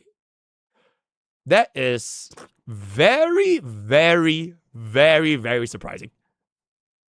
Shui cleared faster. Shui cleared. Okay, you know what? Hey. All things considered, yo, chat, peep this. Do you see this? Yeah, that's 5.71. 6.4.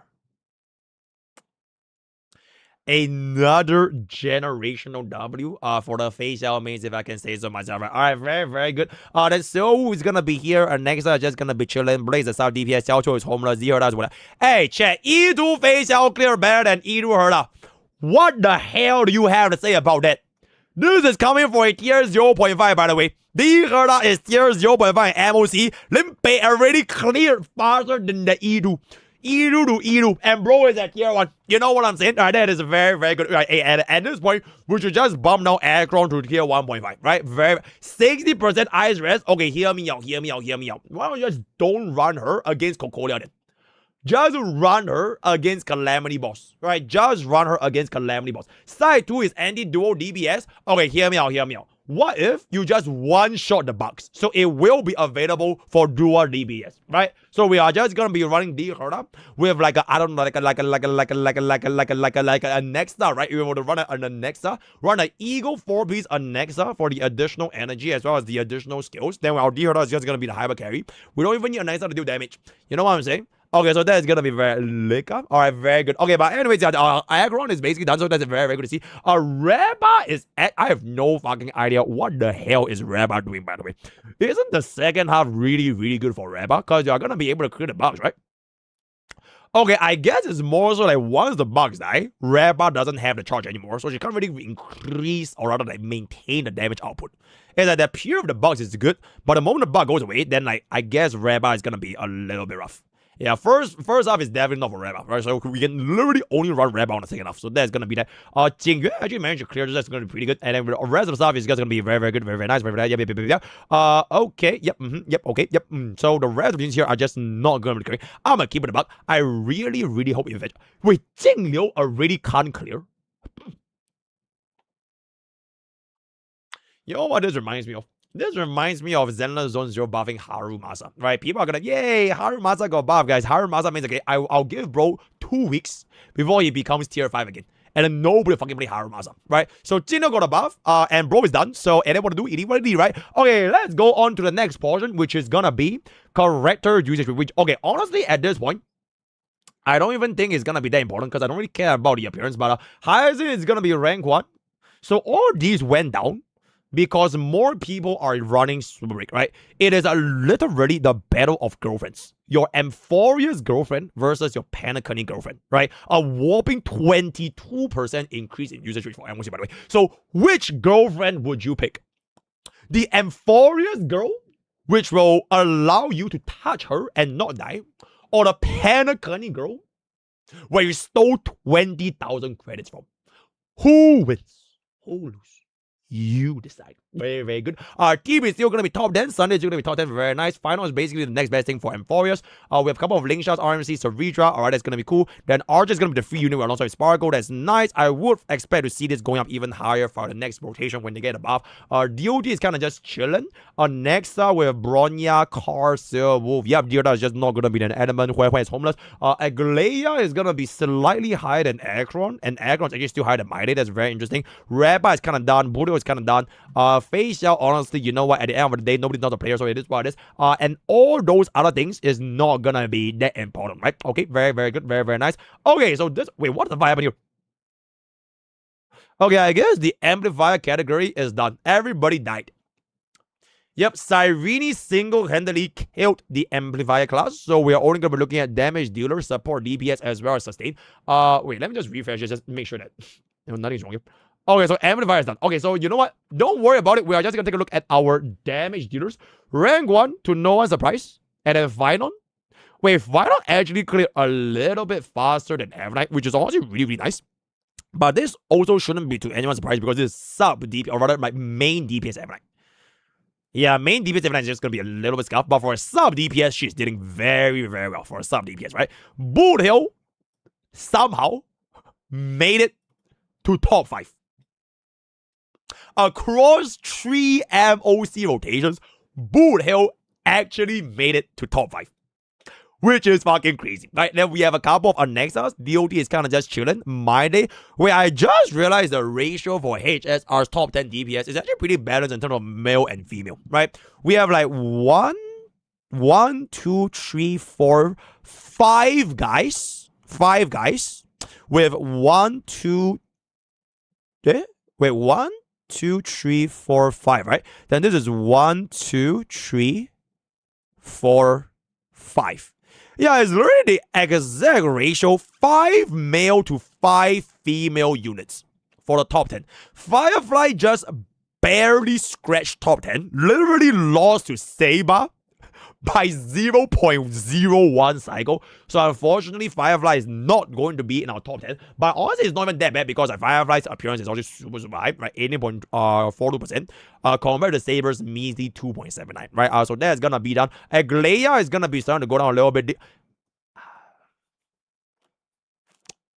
Bro, whenever I see a face out winning Akron, bro, it's just like, oh my god. My day just becomes happier.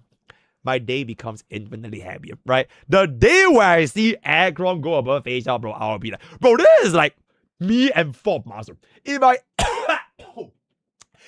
ever see Akron go above face out, bro, I think I might lose it, bro. I think I might cry. Right? So it's gonna be a really, really rough. But as of right now, we are continuously dominating with the strongest version DPS in the entirety of version 2, right? Our Rabbi is homeless and everyone else is just gonna be died, all died. Yep, they all died, right? Anyone. Okay, anyways, this is gonna be our sub DPS. We have our Evernight for the number 1 spot for Remembrance flagship. DOT doing honestly very, very well. Nexa a little bit cooked because Deoda's not doing too good and everything else here just died, so it is what it is. Amplifier Cyrene just turned everyone into probably M4 script, so nobody knows who the hell they are anymore. And then this is gonna be our sustain, and to no one's surprise, the top 2 is gonna be higher since it was DHPD. Lingsha actually clearing out a little bit better than Gallagher, so that's that. Fantastic. Relative units is just not gonna be too important, right? I'm quite surprised that Fu Xuan is so cooked though. Okay, to be completely fair, I have not touched on Fu Xuan in 50,000 years. I don't know what happened, bro, but unfortunately, bro is done, right? Okay, next up, we have the final segment, which is going to be the team usage rate. Alright. Oh. Why is it always the four of you? Why is it always? It's literally girlfriend versus girlfriend. And you know what's the funny thing? Technically, they're almost the same clear, guys. Amphoria's girlfriend with 6.85. Firefly girlfriend with 6.84. And the thing is, this is like the rate up. Alright, this is the flagship. Whereas our old girlfriend is actually slightly faster compared to our new girlfriend. Granted, this is double the appearance rate, and granted with E2 with Idolins, this team is gonna be doing better. But I feel like if you so I feel like the strategy, right? The strategy for HSR. How do you identify what is the flagship?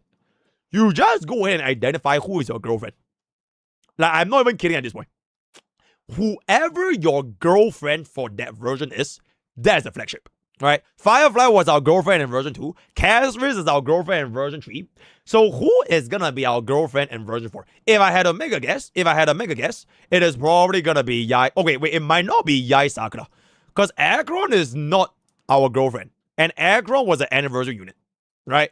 So, wait, who could be our girlfriend, guys? I don't think it's gonna be Yai. Because I feel like Yai Sakura is gonna end up like Akron. She'll be like the animator that got lost or whatever the fuck. And then like, we will see where else is like a better girlfriend fit. I don't think it's Sparksy. Yeah, Sparksy is too bleh. She is too silly to be our girlfriend. Silver Wolf. Nah, I don't think Silver Wolf is a girlfriend material, guys. Bro, would you want a girlfriend to play games all day and don't care about you? I don't think it's alright. Yeah, we need like a proper girlfriend. So it can't be Sparksy and it can't be Yai Sakura. Oh, you want a girlfriend that plays games all day. I see. Rohan? Who that? Wait, Nihilux. Wait, hear me out. Nihilux, guys. Bro, Nihilux might be our girlfriend. Think about it. She was the first unit that was teased in the recent Elation trailer where she was a mangaka, right? Nihilux might be our girlfriend. Blade is our girlfriend, bro. If the day comes where HSR release a boyfriend as the flagship, I don't know what I'll do. Because that will never happen, right? It will always be a girlfriend. Chat, it will never be a boyfriend. Nah, it will never be a boyfriend, guys, right? They will always go by consumer. Okay, at this point, I'm not even like bullshitting. I'm talking about the business model, right? The business model of HSR. More male players play this game than female players. Therefore, more girlfriend experience will have a demand compared to the boyfriend experience. Therefore, it will never be an anniversary flagship, whatever it's going to be for the boyfriend. So it will be a girlfriend, guys. It has to be a girlfriend. So, personally, Mr. HSR expert is going to be guessing the girlfriend is Nihilux. Simply by the process of elimination. Right? Yai Sakura is too cool to be our girlfriend. She's probably gonna end up like an Akron or version 4. Silver Wolf. Honestly, at this point, like, they might go for a gamer waifu. Which they might go for a gamer waifu or Silver Wolf. Because like, Silver Wolf has been with us for like, since version 1. You know what I'm saying? So maybe. Okay, but I'm like a little bit random. I don't think it's gonna be Sparksy. For two main reasons, right? The reason why it's not Sparksy is because reason number 1, she's a 4.0 unit. And we all know what happens to the 0.0 units. That's number 1. Number 2, she's too silly, bro. Like, she is not serious enough to give you a girlfriend experience. Like, I don't think Chat wants a silly girlfriend, right? Like, imagine having, like, March 7th as a girlfriend, right? Imagine having, like, Chen as... Okay, maybe Chen's fine, but, like, March 7th is a little bit too silly, right? So, we need someone that's like, a little bit more like T tier, right? A little bit more down to earth, a little bit more caring. So, therefore, it is not gonna be Sparksy. So, if it's not Sparksy, if it is not Yai Sakura, there's only Nihilux and Silver Wolf left. I personally don't think it's gonna be Silver Wolf, just because she's a gamer or whatever. Nihilux feels like it might be closer to the probability. Alright, so that's my guess. In any case, that's gonna be my theory, right? Pull for the girlfriend team, and you're gonna win because the real flagship is the girlfriend. Ooh, Kafka. She's our mom. That's a bit weird. Is I dating your mom? Hell no, right? So, yeah, that's gonna be that for our top 2 teams. Basically, just pull for the girlfriend heads up, and you're gonna be completely fine. Next couple of teams, we have basically. Ooh, wow. Wait, Finon cleared with Sundays more than Cyrene.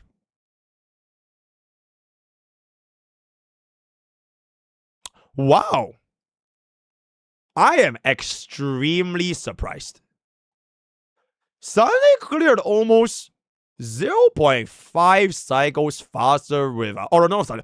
Finon cleared 0.5 cycles faster with Sunday than Cyrene, despite having a higher appearance rate. At E0, by the way. At E0.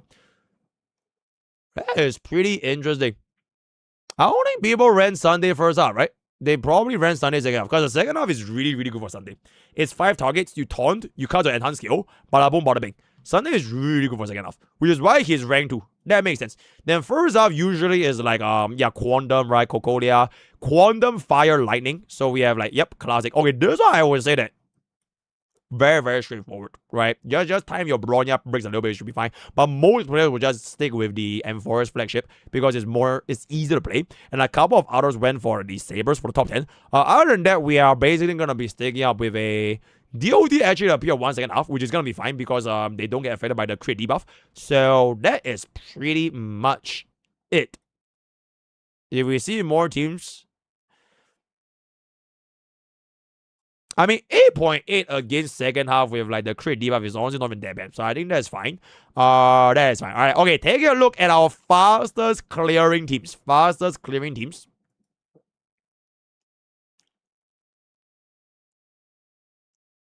Holy shit.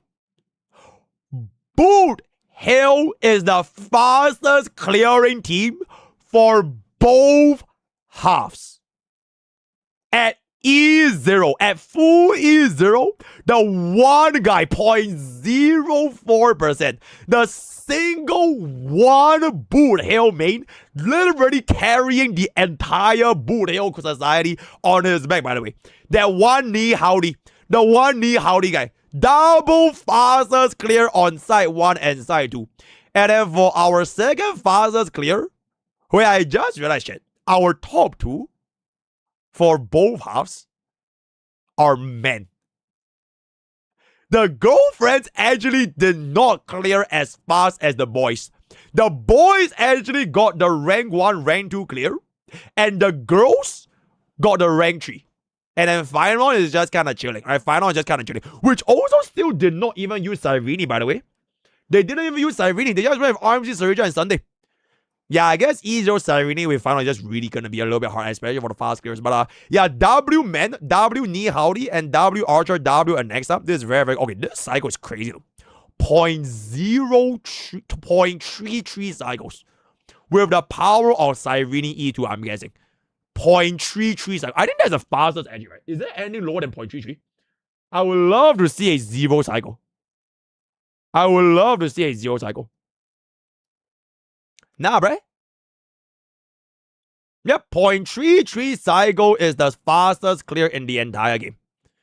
With E2 Cyrene on our Nexa. Okay, so that's pretty much it. And then this is gonna be a couple more mens. A lot of mens. And then a couple of fireflies. Wow, I'm surprised this team is actually good at 5 cycle clear. Holy shit. Look carefully at the Caster's team, bruh. Wait, what about the Caster's team? What about it? Oh. Bro. It's bugged. It's bugged, bro. Oh my god. Prywin is trying to trick me. Oh my god, this is not even Caster's. This is Archer. Prywin tried to pull a fast one on me. Prywin is literally lying to the consumer's face by pulling Caster's profile picture over Archer, the man himself. The girlfriend agenda. Bro, I was like, wait, what the fuck is this team? Yeah, bro, what the fuck is this team? Oh god, it's actually Archer all on board. That is crazy. That is actually crazy. Bro, the top 5 teams on Cocolia is all men. It's all men. It's literally just everyone here is a dick. Until Firefly. Oh my goodness. That's, bro, I was like, wait, what the fuck is this team? But it's fucking Archer, bro. So, W Prywin girlfriend agenda, but not to me. Not to the Mr. HSR expert, right? 多不过我的双眼, right? As I identify the archer sword back with Caster's profile picture. Very, very. Okay, imagine if this was not Firefly, but it was Buyo. Imagine if this was Buyo. Imagine, just imagine, chat. Okay, bro, that would have been fucking hilarious, bro. If this was fucking Buyo, that would have been fucking hilarious. Is it Buyo? Okay. So the Firefly is the authentic girlfriend. Castorus is a fucking liar, bro. Wait, Castorus actually didn't clear top 5. Wait, the Remembrance flagship did not clear top 5 for the first time in HSR history. Wait, where is it? What the fuck? Is that March 7th? Oh, that's fucking crazy, bro. Wait, what happened to the Remembrance flagship? Okay, this one I kinda have to see it. Oh, this is the best Remembrance clears, guys. In fact, the team with Car cleared faster than the team with Evernight. Okay, to be fair, the team with Car is 0.06%, right? This is hell of fucking one guy. This is Giga Ultra one guy. But most people use this. What the fuck? My day. I see. Luocha. Okay, the rest of these stuff are like cooked ass teams, bro. Okay, people just be fucking running anything. Like legit. Okay, the fact that this thing can actually get a 10 cycle is fucking crazy. But yeah, that is gonna be our Is this, yo, I have the perfect title. Is this the end of Remembrance flagship? The return of our Amphoria's girlfriend. The rise of a Ni Howdy. Whatever that is gonna be, right? Okay, wait, chat. Let me take a look at Cyrene. Hold up. Okay, Cyrene is all by cycle. Damn, Anexa is just so fucking cracked, bro. Anexa is just so fucking cracked. Mighty somehow having the second. Okay, I guess this is the exact same. Oh, wait, this is not even. Oh, wait, it is Casterus. Wait, yo, chat. Okay, this is the one guy. Yeah, this is the one guy with Car. The one guy that ran Car with Casterus. Getting a little bit faster, clear than the Evernight. And this is going to be Evernight main DPS. Final is kind of just chilling. 7 cycle is a little bit slow though. Then what? A lot of it. Bro, I see more fast clears with Anexa than with Remembrance flagship, by the way. It is what I do, it is what I do. Alright, chat. Before we round up this entire video, I need to check on one last thing. Right? One last thing. Where's my wife? Where's my wife, guys? Oh.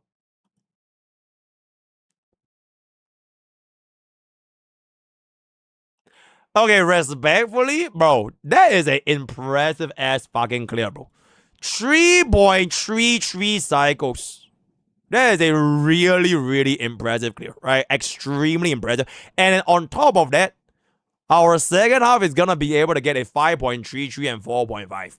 Alright, that is really, really good. And we cleared the first half. Alright, despite all odds, we literally cleared the first half at full E0. You know what I'm saying? So I think that is really, really good. Is there a 0 cycle? I could be the first. I could be the first to 0 cycle, right? Maybe. I could pull out my ass. Now let's look at Bumkeron.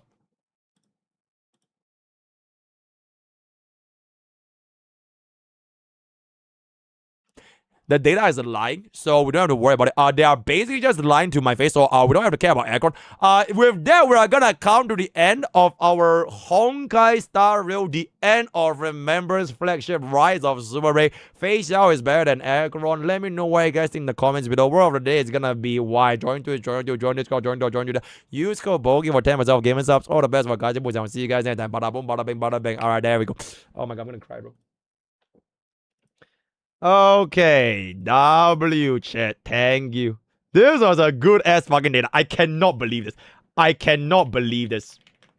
Pride win 3.8 MOC analytics. W.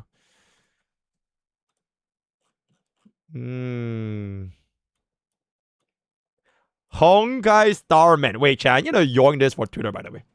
I want to yoink this for Twitter. Should we do this for PokeCorp? Or should we do this for like, for reals? Select all is filtered by cycle. Eh? Oh, they fixed it. Oh, check, they fixed it, guys. Kind of. Yeah, they fixed it. They brought back up final for the fastest clear. Is Mr. Enter watching my stream right now? It was literally not final. Yo, Mr. Private, are your coders watching this stream and they fixed the data in real time? Okay, so this is now accurate. Okay, yo, chat. I'm gonna do like a pretty interesting top 3.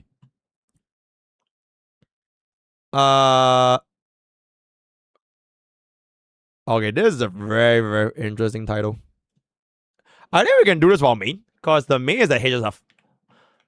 For the first time in version 3, Remembrance. Actually, you know what? Fuck it. Let's do a Polycorp. This card. Hold up. Okay. For the first time in version 3, actually in HSR history, Remembrance flagship did not make it to top 5 fastest MOC clears. Also, wait, did I spell it wrong? Wait, Remembrance? Oh, okay. Also, top 5 for side 1 is all males. Top 5 clears. For side 1 is all males. Chat, is it all males or all men? All males or all men? Why is bro crashing out? All men. Men. Okay. Wait, why is Euro crashing out? Remembrance? It's not Bara, it's Brunts. Oh, Remembrance. Okay. Wait, isn't it Remember? It's Remember, right? So Remember, then Runs. It's not this. Oh, they just removed the E. Oh, they Kara canceled the E. Oh, I never knew that, bro. Okay, they Kara canceled the E. I see. Remember these not right. Okay, this is good, right? For the first time in Honkai Star Rail history, Remembrance flagship did not make it to the top 5 fastest MOC clears. Also, top 5 clears for side 1 is all men. W. Hashtag Honkai Star Rail. Alright. No typos, right? Okay. No. Okay, very, very good. W, chat. W. Thank you. Alright. Top 5 clears. Oh, wait. It's R. Wait. It's R, guys. Top 5 clears are all men. Jiba, I never say earlier. Kanina. Wait. Are all men. What's up? Okay, playing text. Are all men. It's R, right? Are all men, right? Are all men.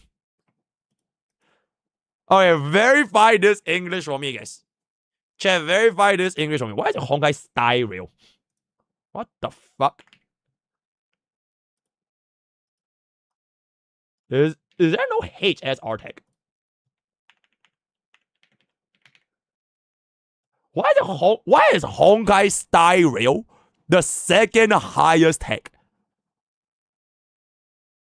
Honkai Star Rail. What the fuck is wrong with X, bruh? Yo, help me clip that. Did you know in Honkai Star Rail, Twitter does not have hashtag Honkai Star Rail? Yeah, help me clip that. Please help me clip that. Honkai. Do I just say Hong? Bro, that's crazy. How can they not have it? Oh, Honkai Star Rail US? Oh, that's why. Yeah, the game doesn't exist anymore. Oh, okay. So we can just go with HSR, right? I see. Bro, the second most tagged HSR tag is HSR DDD. Bro, you know what? I'm just gonna fucking use it, bro. HSR DDD. Yo, help me get that in the clip, yo. Yo, Enzo, help me get that in the clip. The second highest HSR tag is HSR DDD. But I'm not even gonna say why I even use this. Okay, so this is fine, right? This is fine. The top 5 clears for Taiwan are all men. Okay. Okay. We're good? We're good? We're good? Any more grammatical errors? Any more grammatical errors? It's good? Okay. Okay, exceptional. Okay, MrPokke, I saw a tweet out that Temples got Leviathan and Gilbert and everyone was crazy. Yo, Tommy Gustinus. I'm so sorry for breaking on immersion. I did something called yoinking. That temple is unfortunately not my temple. But nobody said they had to be my temple though. Nobody said I know exactly what tag you're talking about. Like this one right here, right? Like this one right here. Hold up.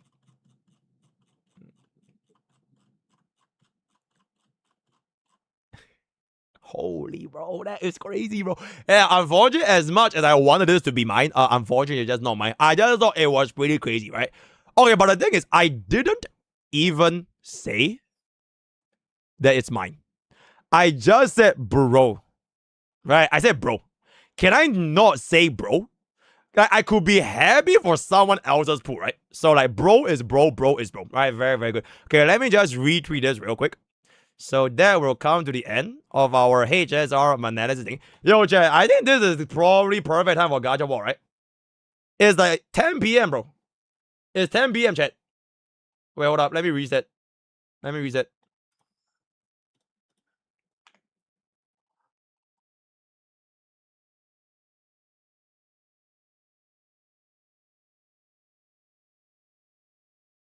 Did the website crash?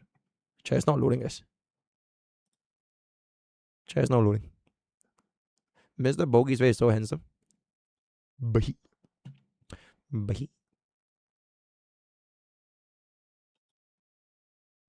Chat, it ain't loading, guys.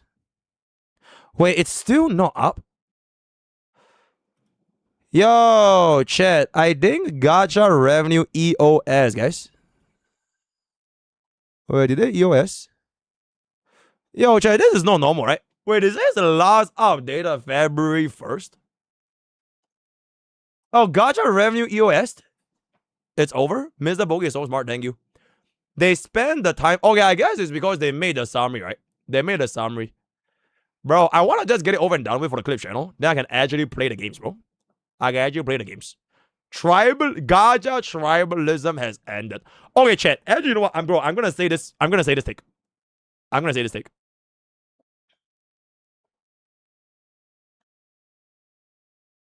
The Gacha revenue reports that has been around for like a long ass time.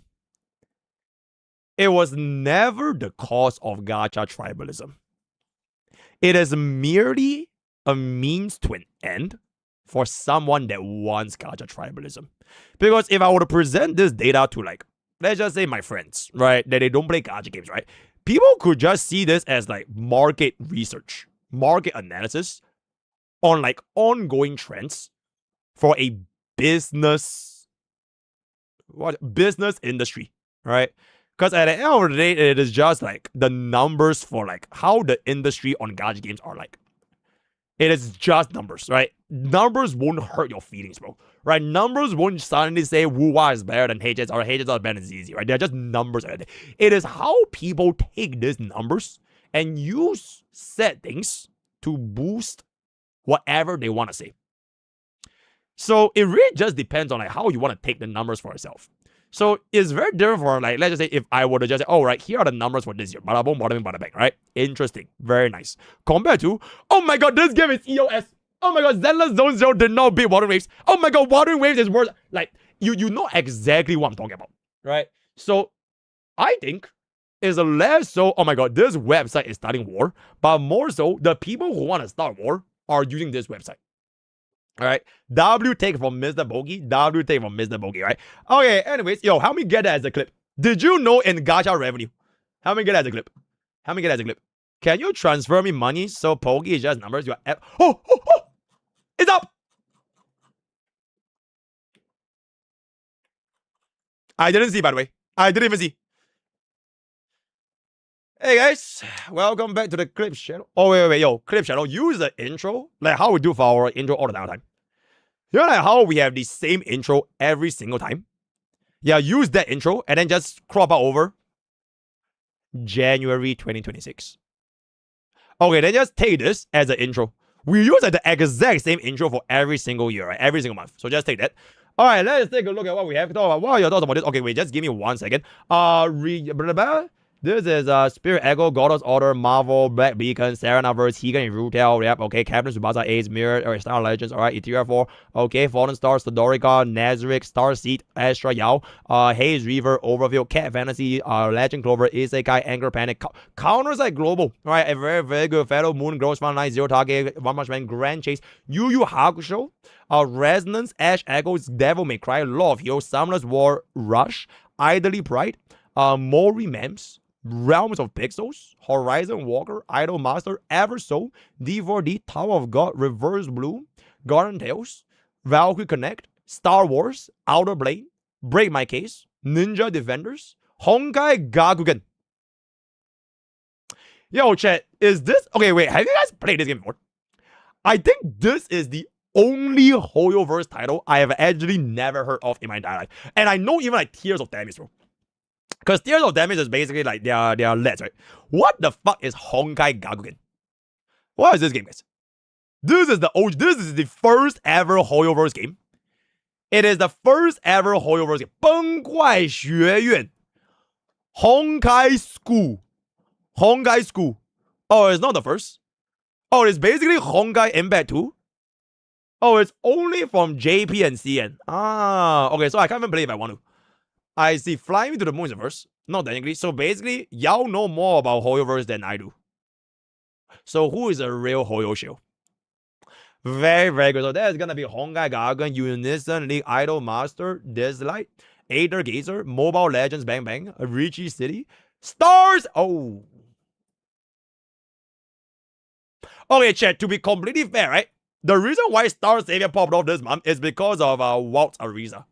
Walt's Ashura, right? It was like the equivalent of their global passive. Kind of. It is like an absolutely fucking bastard unit. Ever since that unit, the banners aren't just that good. And frankly speaking, the game itself, honestly, they need help, guys. They need help, right? They need help, right? KR and JP, bro, I'm not sponsored, right? I'm not. They are not doing too good, right? They are legitimately not doing. A lot of people are pretty upset and everything. So hopefully help can come one day when the global, and that help is gonna be me. I will be the savior for Star Savior Ian. When that shit comes out in 2 months, I'll be there, right? So everyone don't worry. I will single-handedly save this game, bro, right? You're absolutely fucking Mr. Star. That's why I play Star Real and Star Savior. That's why they call me Mr. Star, right? Very, very good. Sword Online, that's fine. Idol Master, Atia, Rizana, okay. Super Horror War, Silver and Blood, okay. Echo Put okay. Tower of Fantasy, Red is very good. Idol Master, Mobile Zoo, Bleach, Brave Souls, Final Fantasy, Red, okay. Ace Craft, Destiny Rising, Dolphin Wave. I heard this game is like more Gooner than Brown Dust 2. I'm not sure if that is true, but that's very interesting. Final Fantasy War of Visions, Sword of Converlaria, Autobot Traveler, Etheria Restart, Girls Wars, Eminence and Shadow, Snowbreak Containment Zone, Last Call. Okay, this is definitely gonna change, by the way, because they just dropped a big ass fucking patch, right? They just dropped their anniversary. We just did a recent stuff explained. Very, very good. Last Claudia, Punishing Grey Raven, Dragon Raja, Mega Rise, Lost Sword. Oh, this is the game that was like super Gooner. Like, okay, maybe not as crazy as Brown Dust 2, but I've seen their ads on X before. On like Twitter and shit, bro. Lost Swords ads are like, bro, it's actually insane, bro. Insanely Gooner stuff. Then we have Toho Lost World, Haikyuu Fly High, Evertail, Power of Nowhere, Another Eden, Honkai Impact 3, Love Rush Chronicles, Blue Lock, Stella Sora. Ooh, you know what? Hey, the next patch is gonna go crazy, bro. CNY patch is gonna go absolutely crazy. So, it what I do. Grand Summoners, Kaiju number 8, the game, Mahjong Soul, Princess Connect, Epic 7. I love Epic 7. Very, very nice. Final Fantasy, Bang Dream, Madoka Magica, Tears of Tammy is very good. Land Grinder is actually still alive. Bro, I'm pretty sure in my entire chat right now, only like 3 people know what the fuck is Land Grinder. It is like one of the oldest gacha games, by the way. It is like way older than, it's even older than Epic 7. It was like one of the first gacha games that created XCOMs. It's kind of like chess, something like Brown Dust 2. and then you like deploy units on the field, and then like you use them to attack. So like super OG on game. So that's gonna be that. Solo leveling, Arise, Isekai, Slow Life, AFK Journey, Pokemon Masters, AFK Arena, Tokyo Debunker, One Piece Ambition, Fire Emblem, wow, Fire Emblem, Wizardry, W Wizardry, Heaven's Burns Ray, Persona 5, Fairy Tail, GFL2. All right, let's go. JoJo, Brown. Oh, okay, this is probably the controversy, right? Because like they censor or whatever, but then they uncensored the censor. So I think this month is gonna be a lot better. And then what to do? Dragon Quest, Limbus Company, W, Memento Mori, Shining Nikki, Live Makeover, Slime, One Piece Treasure Cruise, Yu-Gi-Oh! Okay, chat, we are about to approach the top 30. I think we are about to reach the big boys, right? Because this is like okay, if these are like indie games, then this is like the SMEs, right? This is like the going towards like the small, medium enterprises, right? And then we are about to reach the blue chip markets, right? It's coming, it's coming. All right, okay, we keep going up here. We're live and okay, Slime, Yu-Gi-Oh, Seven Nights Rebirth, Ensemble Stars. This is Azure Lane. All right, Disney. Wait, Disney has a gacha game. What the fuck? I've never heard of this in my life. Bleach, Soul Resonance, Trick. What the fuck? Trick Out made 4.8 million? That is fucking crazy, chat. Wait, Trick Out made 4.8 million. Holy shit. Wait, that is actually so fucking crazy. Chowayo made 4.8 million. Oh, actually, yo, chat, we gotta try this game, bro. Oh, we actually we have to try this game. Wait, and the best part is the global market that's leading, bro. Wait, global actually won CN. Bro, they are like so cooked in CN, but like global is the second highest after KR.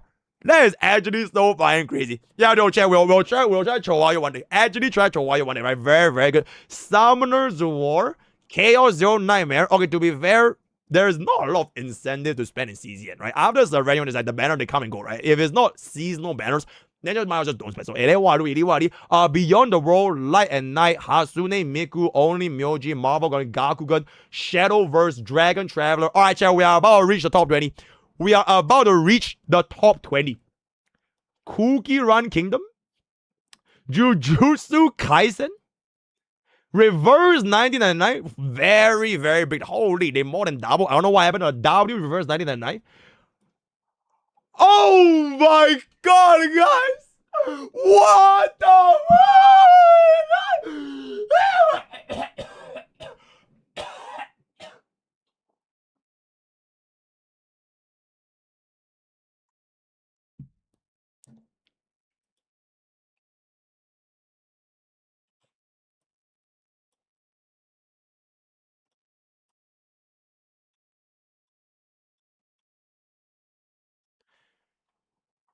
Ladies and gentlemen, it has been an honor being your streamer for Honkai Star Rail for the past 3 years. But unfortunately, all good things must come to an end. I'm crying right now as I speak, by the way. I will be officially retiring as Honkai Star Rail reaches its retirement stage. This is actually a real selfie that I took 6 months ago. And the reason why I've been using it as my backdrop is because I've actually been working at McDonald's for the past 6 months in preparation for this day. The day has finally come. Goodbye, Honkai Star Rail. Goodbye, Hoyoverse. And goodbye, Darway. Wait, change Paul. This is a serious moment. Wait. We're gonna have some music for this. This is a very, very serious moment. Hold up.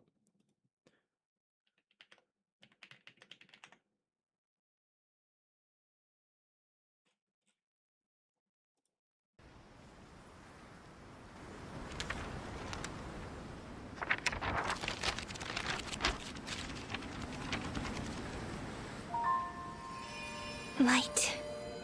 Chat. Sky. Sea. Chatties. Stars. Chatters. Seeds. Chat. Flowers. Birds. At the end of everything and love. comes Such words of beauty the end of a were journey. how I first imagined the world. How I first played HSR For as long as I can remember, back on April I've used 2023. them to tell the stories of M4. I've used them to tell the stories of Zero Cycles, And now, CN data, this is the and last guide one. making. And now, A story about tomorrow. this is the last one. The story Dedicated of to EOS. you. Dedicated to Chet.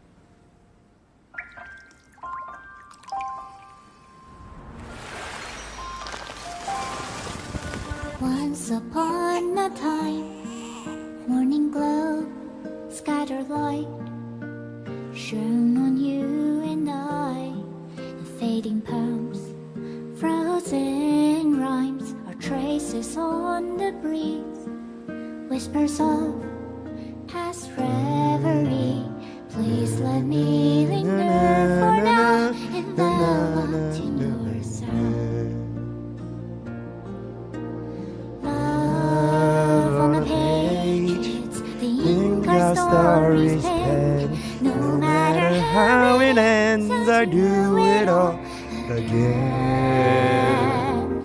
Oh, stay true, blossom as breezes, dreaming colors and every tomorrow's to tomorrow's life while walking step beside you. So stay true.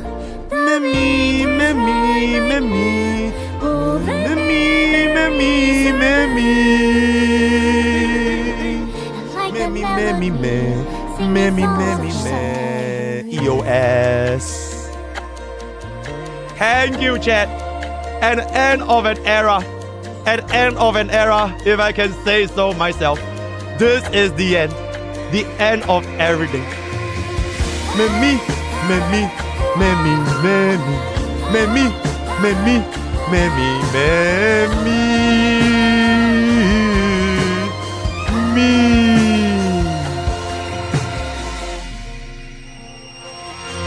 Please stay true. Cherish your memory.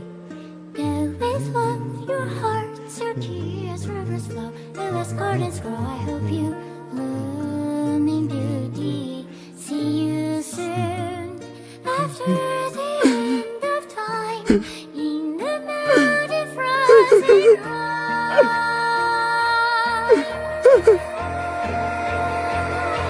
I'll stay true. Blossom and spring renews, dreaming colors every hue. Tomorrow's things, to tomorrow's life, while walking step beside you. Now stay true.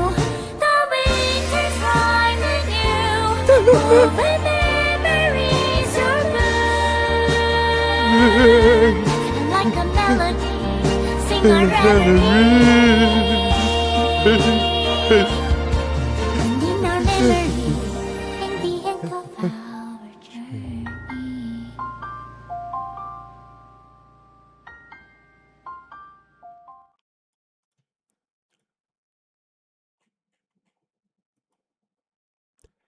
So yep, that's gonna be the end of Honkai Star Rail. Anyways, moving on. We are gonna go up a little bit more. We are gonna take a look at number 20, Blue Archive. That is not something you see every day, if I can say so myself. Blue Archive getting our number 20th stop. That is a very, very nice big set. Infinity Nikki. That is gonna be very, very good at a 9 minute. That is very, very nice. Battle Cattle. Very, very good though. Meow Meow game at a 9.9 minute. And a One Piece Bounty Rush is gonna be at a 10.4. Puzzles and Dragon. Holy shit. Kick. Thank you so much for the $2 tip. Start is 07. Time for pocket. Oh, arc. Yep, it is time to pick up new jobs. I need to find new job applications for different gacha games. Maybe it was out with Edge. Thank you for those Joe chat. I will actually be homeless, right? So every bit helps, right? I need our home. I need our home now because I'm actually homeless. Right? Anyways, Powers and Dragons is 12 million. Dragon Ball Z at 13.4. Uma Musume Pretty Derby and 15.9. Arc Knights at 16.95. Very good. Dragon Ball Dokkan is gonna be at 18 million. We are about to reach our top 10. That says Wuthering Waves. Not too shabby at 18 million. All right, and there's gonna be Goddess of Victory, Nikkei at 18 million. And now we are finally gonna reach our top 10. All right, this is going to be our top 10. Before I proceed, I'ma just say personally, rank 1, I think Endfield actually get it. I think Endfield is gonna be rank 1. Rank 2 is gonna be Genshin Impact. Rank 3 is gonna be Love and Deep Space. That is my personal devs. I haven't seen it. And without further ado, let's go and see our top 10. Okay, Gundam, pretty cool. Zenless, all right, not too shabby, right? Not too shabby. Okay, Monster Strike, okay, very good, very nice. No. Okay, you know what? It's not that bad, right? 29.5 million on launch. Unfortunately, not cracking the top 5. I was a little bit off with my expectations. I mean, and that one, right, the worst gacha in the entire world. So, to no one's surprise. And I'm pretty sure they refunded like $5 billion. Because the PayPal incident, right? The PayPal incident aware. So that's gonna be our Knights Endfield at rank 6 over here. And then this is gonna be FGO1. Oh my god, chat. What's the 5 of the FGO, guys? Wait, what is the FGO banner? Wait, chat, what the fuck is the FGO banner, chat? How the hell is that? What happened on FGO? New Saber? Saber as a skin? Mommy banner. Grand Saber. Saber banner. MILF banner. I see. So FGO wins with a MILF Saber. I see. Saber Slop. And there it is. So that's gonna be FGO at rank 5. Okay, at this one, I'm almost like definitively sure rank 1 is gonna be Genshin Impact. But let's just see who is rank 4. Okay, Pokemon. That is Yay. Okay, very good. Then rank 3. Wait, Love and Deep Space is rank 3. Wait, who could be rank 2? Wait, what gacha game could be rank 2, guys? Naruto? The Naruto game? I'm guessing, yeah, the Naruto Shippuden or whatever the fuck, right? Yeah, because the Naruto was like, always popping off when I see it. Yeah, I think it might be Naruto. And then Genshin Impact is probably rank 1. So, no more starting. I'm just gonna show rank 1, rank 2 right here.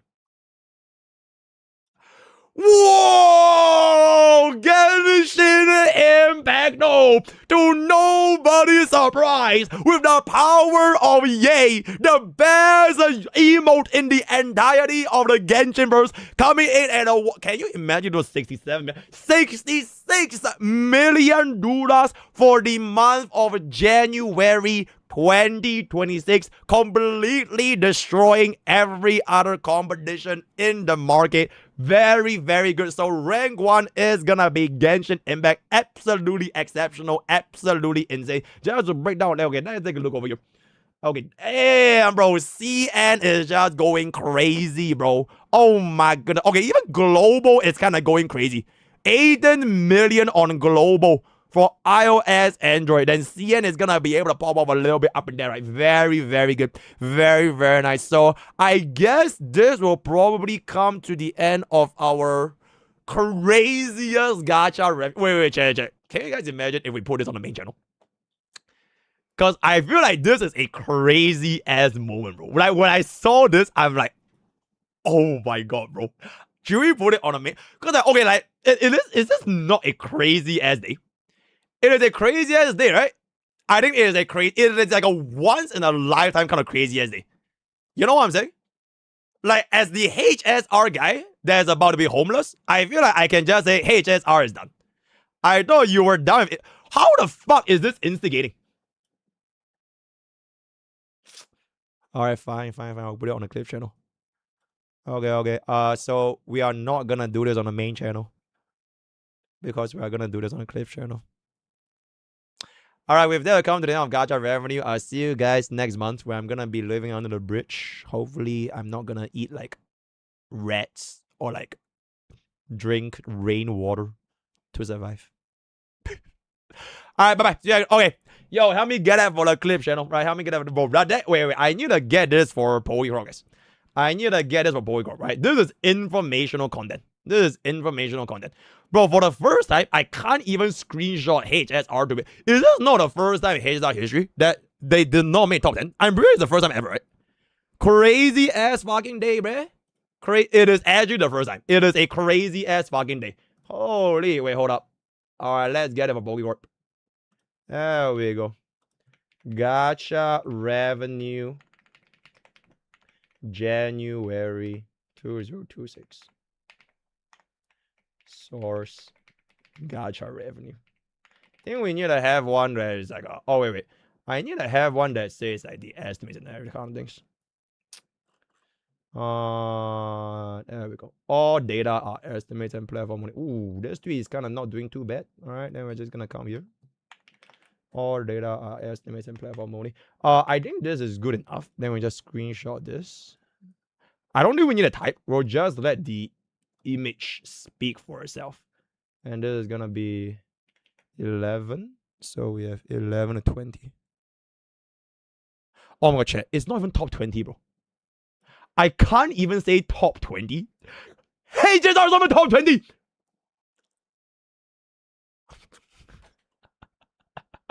Oh, that is crazy, bro. Okay, let's do top.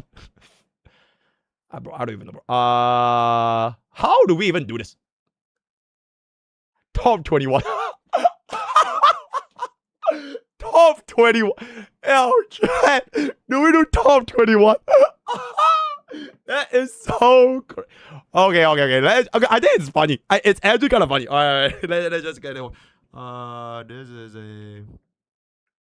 There we go. Okay. So wait, this is done. This is done. This is top 10, and then we'll get top 21. Wait. Eh? No, it's fine. Oh yeah. Oh no, it's actually top 21, bro. Top 21. All right.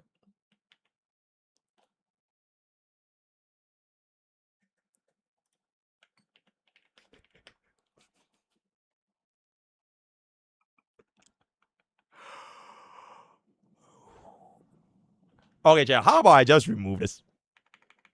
How about I just do this, guys? I feel like this is fine, right? There's already war. What war? Wait, what war? What war? At the top 21. Wait, what is war? What war? Wait, Pokecorp is in war? Wait, what war? What war? Propaganda war? Look at my quote retweets. I mean, it's just good. They're just gonna say is like data as alright, Ryugo, what up? Parade these numbers when the fucking my more they don't. I mean, this is not even against Pokecorp, bro. It's about people who parade these numbers around when they are in the favor. Is the like I mentioned, right? Is the people that will use these numbers to spread their agenda. Who the fuck are you to stop me from literally reading numbers out loud? Like, if the numbers offend you, you are the fucking issue. I legitimately don't see what's going on. I don't even think Ryugo is talking about Pokemon. Like, I'm literally just putting in numbers, bro. Like, if you're gonna be scared for numbers, then it is what I do. I ain't gonna be able to help you unscare yourself, right? So now I don't give a fuck, bro. I'm just gonna post it. So this is gonna be done. 20. Yeah, exactly. It's literally just information. It is just information. What is the fucking problem? So it's fine. Okay, yeah, bro. I don't even. Okay, the question is, do we add this to top 21? I feel like it's so out of place, bro. It is so out of place. Should we do top 21? Or should we just do this?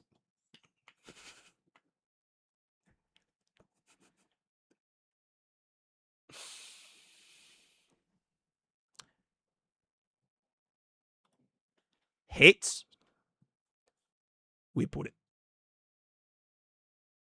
Hates, we put it.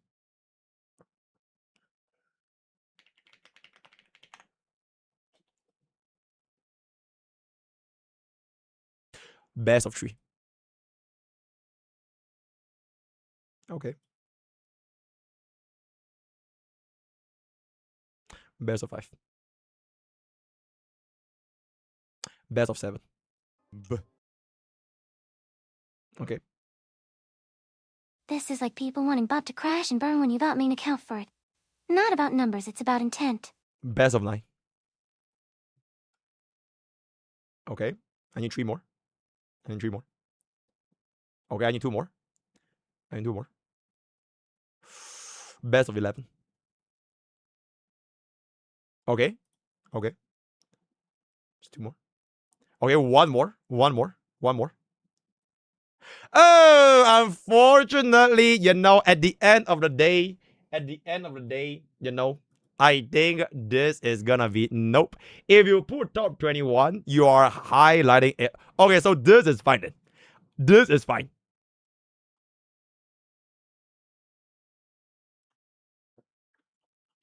And there it is. Very good. Okay, let's just get this out here. And then we are just gonna get this here. And then I'm just gonna get this here. It would have been pretty silly, right? It would have actually been pretty silly. Ooh, okay, I don't even think people will notice. Nah, it would have been pretty silly. Okay, but anyways, Gacha. Okay, the thing is, right? Wait, think about it. If anybody should be highlighting HSR, wouldn't it be me? As the last guy left that's playing HSR. Bro, I bet, bro, there are already people making videos right now. HSR is done. MrPokke is homeless. Home gone. Rail EOS. Hotel Travago. Retweet top 21.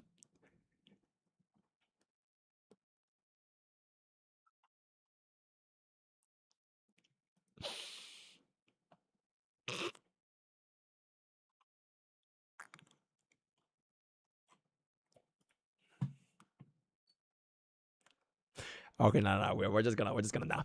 Okay, chat. With that, we're gonna come into the end of our really interesting little gacha war. This is probably like the most insane data I've ever seen though. Star Rail EOS Hotel Trivago. Yeah, no, Sparksy will save HSR. Yeah, don't worry about it, guys. Right? Sparksy will save HSR. Right? Sparksy will save HSR. We are gonna wrap it up. Oh my god, that's so crazy, bro. Oh my god. Bro, my heart just died, bro. I am actually so sad right now. I am so sad right now. So we are done with gacha revenue, yeah? We are done with gacha revenue. Are there anything y'all want to get? It's funny as fuck, and HSR didn't make top 20, and Wawa is not top 10. Wait, why is Wawa? I mean, like, they always hover around this range, you know? Like, it's not that bad. And also, yo, chat. Hey, okay, wait, chat. I just realized something. Wait. I have the perfect fucking thing to say right here. Wait. Perfect fucking thing, guys. Because we have heard this sentiments about a kabillion times. It is just a mobile only chat, right? Yo, majority of HSR players are gonna be spending their money on PC, on exclamation LD shop, right? Hey, can we just okay? Yep. Well, of course, bro. We have been using this every single fucking month, bro. I saw like, don't even worry about it, because majority players, they don't actually spend using the iOS or the Android, right? Because, bro, look at how insane LD shop is with exclamation LD shop. You know what I'm saying? Yep, of course, bro. I think that's fair, right? I think that's very, very fair, right? 99% of the, yeah, of course, our W at very, yeah. Oh, yo, help me get this bonus for the clip. Just add this segment as the of course clip. Yeah, just add it to the original clip. And then bro is gonna get clip. I mean, like, of course. Am I not wrong? Like, can I not say this? Right? It is only mobile, and it is just an estimate, right? And let's just be for real, right? HSR, most players will spend on the PC, you know what I'm saying? So I think that is pretty fair, guys. Yep. If you spend on LD shop on your phone, I'm pretty sure it doesn't count, by the way. I'm pretty sure it doesn't count. Because it's iOS, Android. Based on, I'm guessing, like, their Play Store, right? I'm guessing it doesn't count. Yeah. Okay, great. Bro, if other gacha games can use the same line for 10,000 years, why can't Hongai Star Rail say it? Like, it's fair, right? I think it is very, very fair.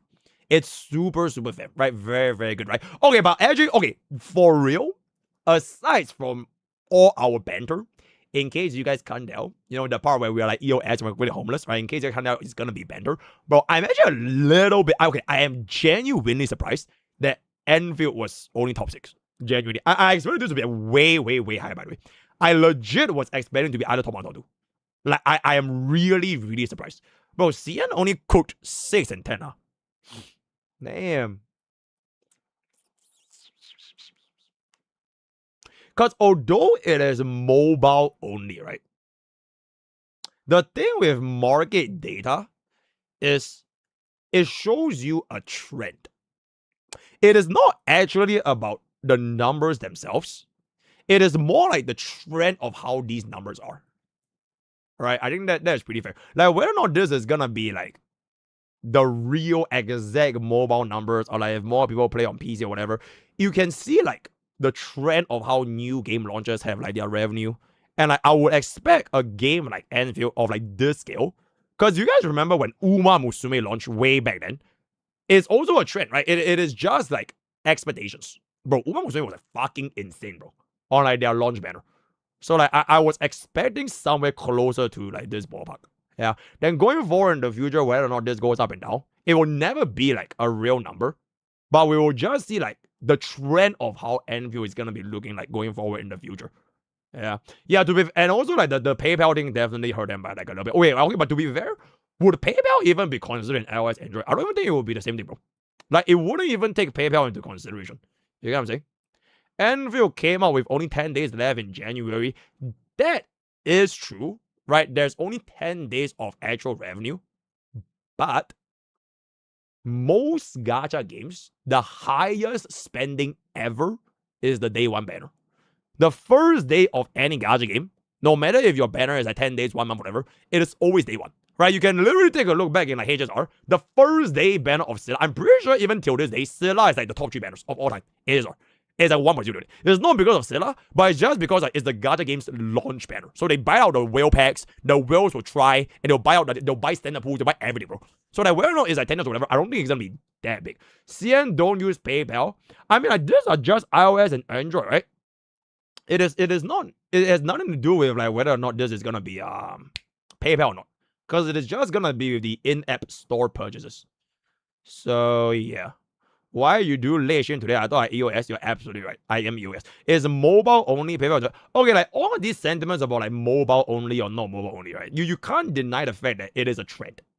Right? The numbers will never represent the company's full factual data, but like you don't really need to know exactly how much money. Like, does it concern you that your numbers are like not the actual real numbers? Probably not. But like, it is quite interesting to see like the trend in a gacha game, because I would expect a game of like this development to rake in like way more. Even if it's just gonna be mobile, it doesn't take into like PC and controller. And also on top of that, Endfield is like incredibly optimized for mobile.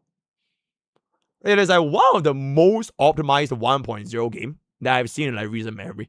And it is not even like a the same amount of like the graphics, the size, and like the actual performance on like the mobile device. I would have expected there to be like more players. So, and then what they do. Yep. Oh, Endfield is fun even without, bro. That's why free to plays are the best game to play Endfield, bro. You don't even need to spend money in Endfield because devs listened. And 99% of the time, you don't even need to pull for. Like, why would you even spend money on Endfield if you don't even use a Leviathan, right? Fuck it, just run your free physical team and you clear everything anyways. Yep, you are absolutely. WUWA annual report revenue by Tencent.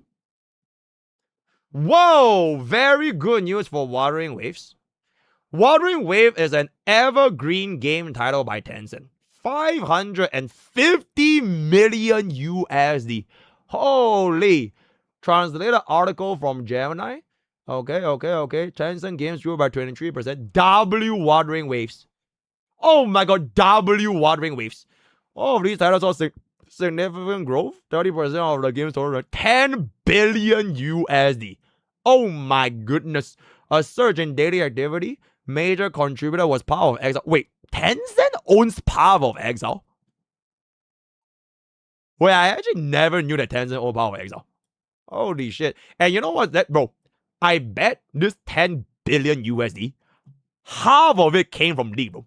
I legit swear League is like the game. It is a unkillable game, bro. League will never ever go. I did like a single music video for League. It's like 100 million views, bro.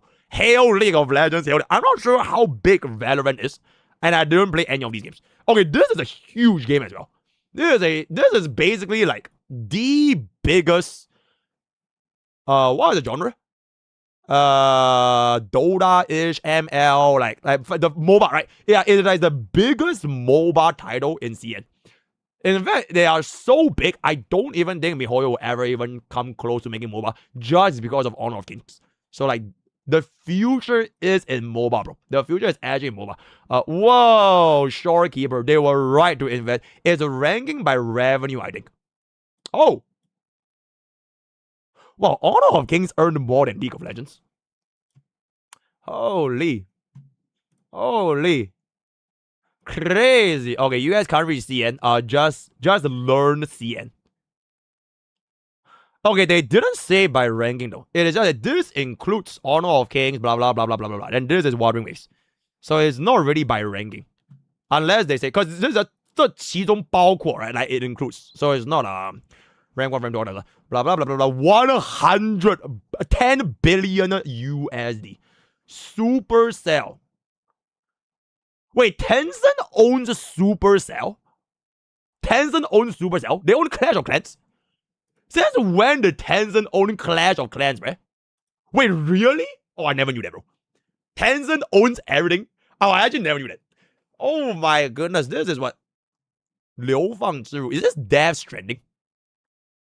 I'm not too sure if this is Death Stranding. Death Stranding 2. This is Ming Chao, and this is Warframe, PUBG, COD, blah blah blah blah blah blah. Bro, I would love to see like the full. Oh, Power of Exile. Oh, Power of Exile. Okay, yeah, that makes sense. Yeah, then this is going to be very, very good. Ooh, this ratio looks a bit weird though. 1,200 shares with only 35 likes. Okay, I'm not sure what's the difference between like likes and thumbs up, but interesting. Yo, does anyone have the full link of this article? I would love to see it. Tencent is Arakaza in real life. I see. Tencent is the biggest China company instead of Alibaba. I knew this one. Okay, before Alibaba got nerfed, I would agree so. Yeah. Tencent owns everything that makes money. Bro, why don't they have the full thing, you know? The full thing. Oh no, holy. And there it is. I remember the news from a while ago. Interesting. Monthly revenue. Oh, there's a lot of deliverables over here. Yep, very interesting. I think we can just set this as like a separate clip. Generational W for Wuthering Waves. See you guys on the clip channel. Oh, there's the link. Yo, thank you. Ooh. 财经头条 finance headlines. Okay, wait. I'll just do this. Does it translate? Whoa! AI is crazy, chat. Oh my goodness. AI is crazy. You don't even need your streamer anymore, guys.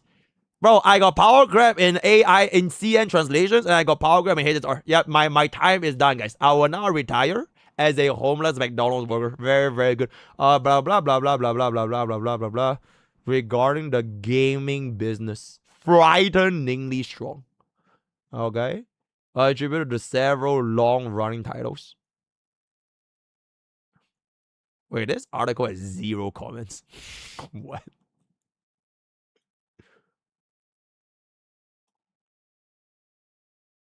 Interesting.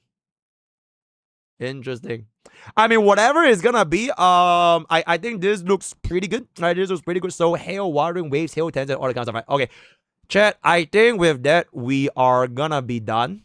This is gonna be done. Jack Ma, bro, I have no idea, bro. No, yeah, like nobody is commenting on article, right? Which is very, very strange. But don't even worry about it. So we are done with Gacha revenue. Do we watch this?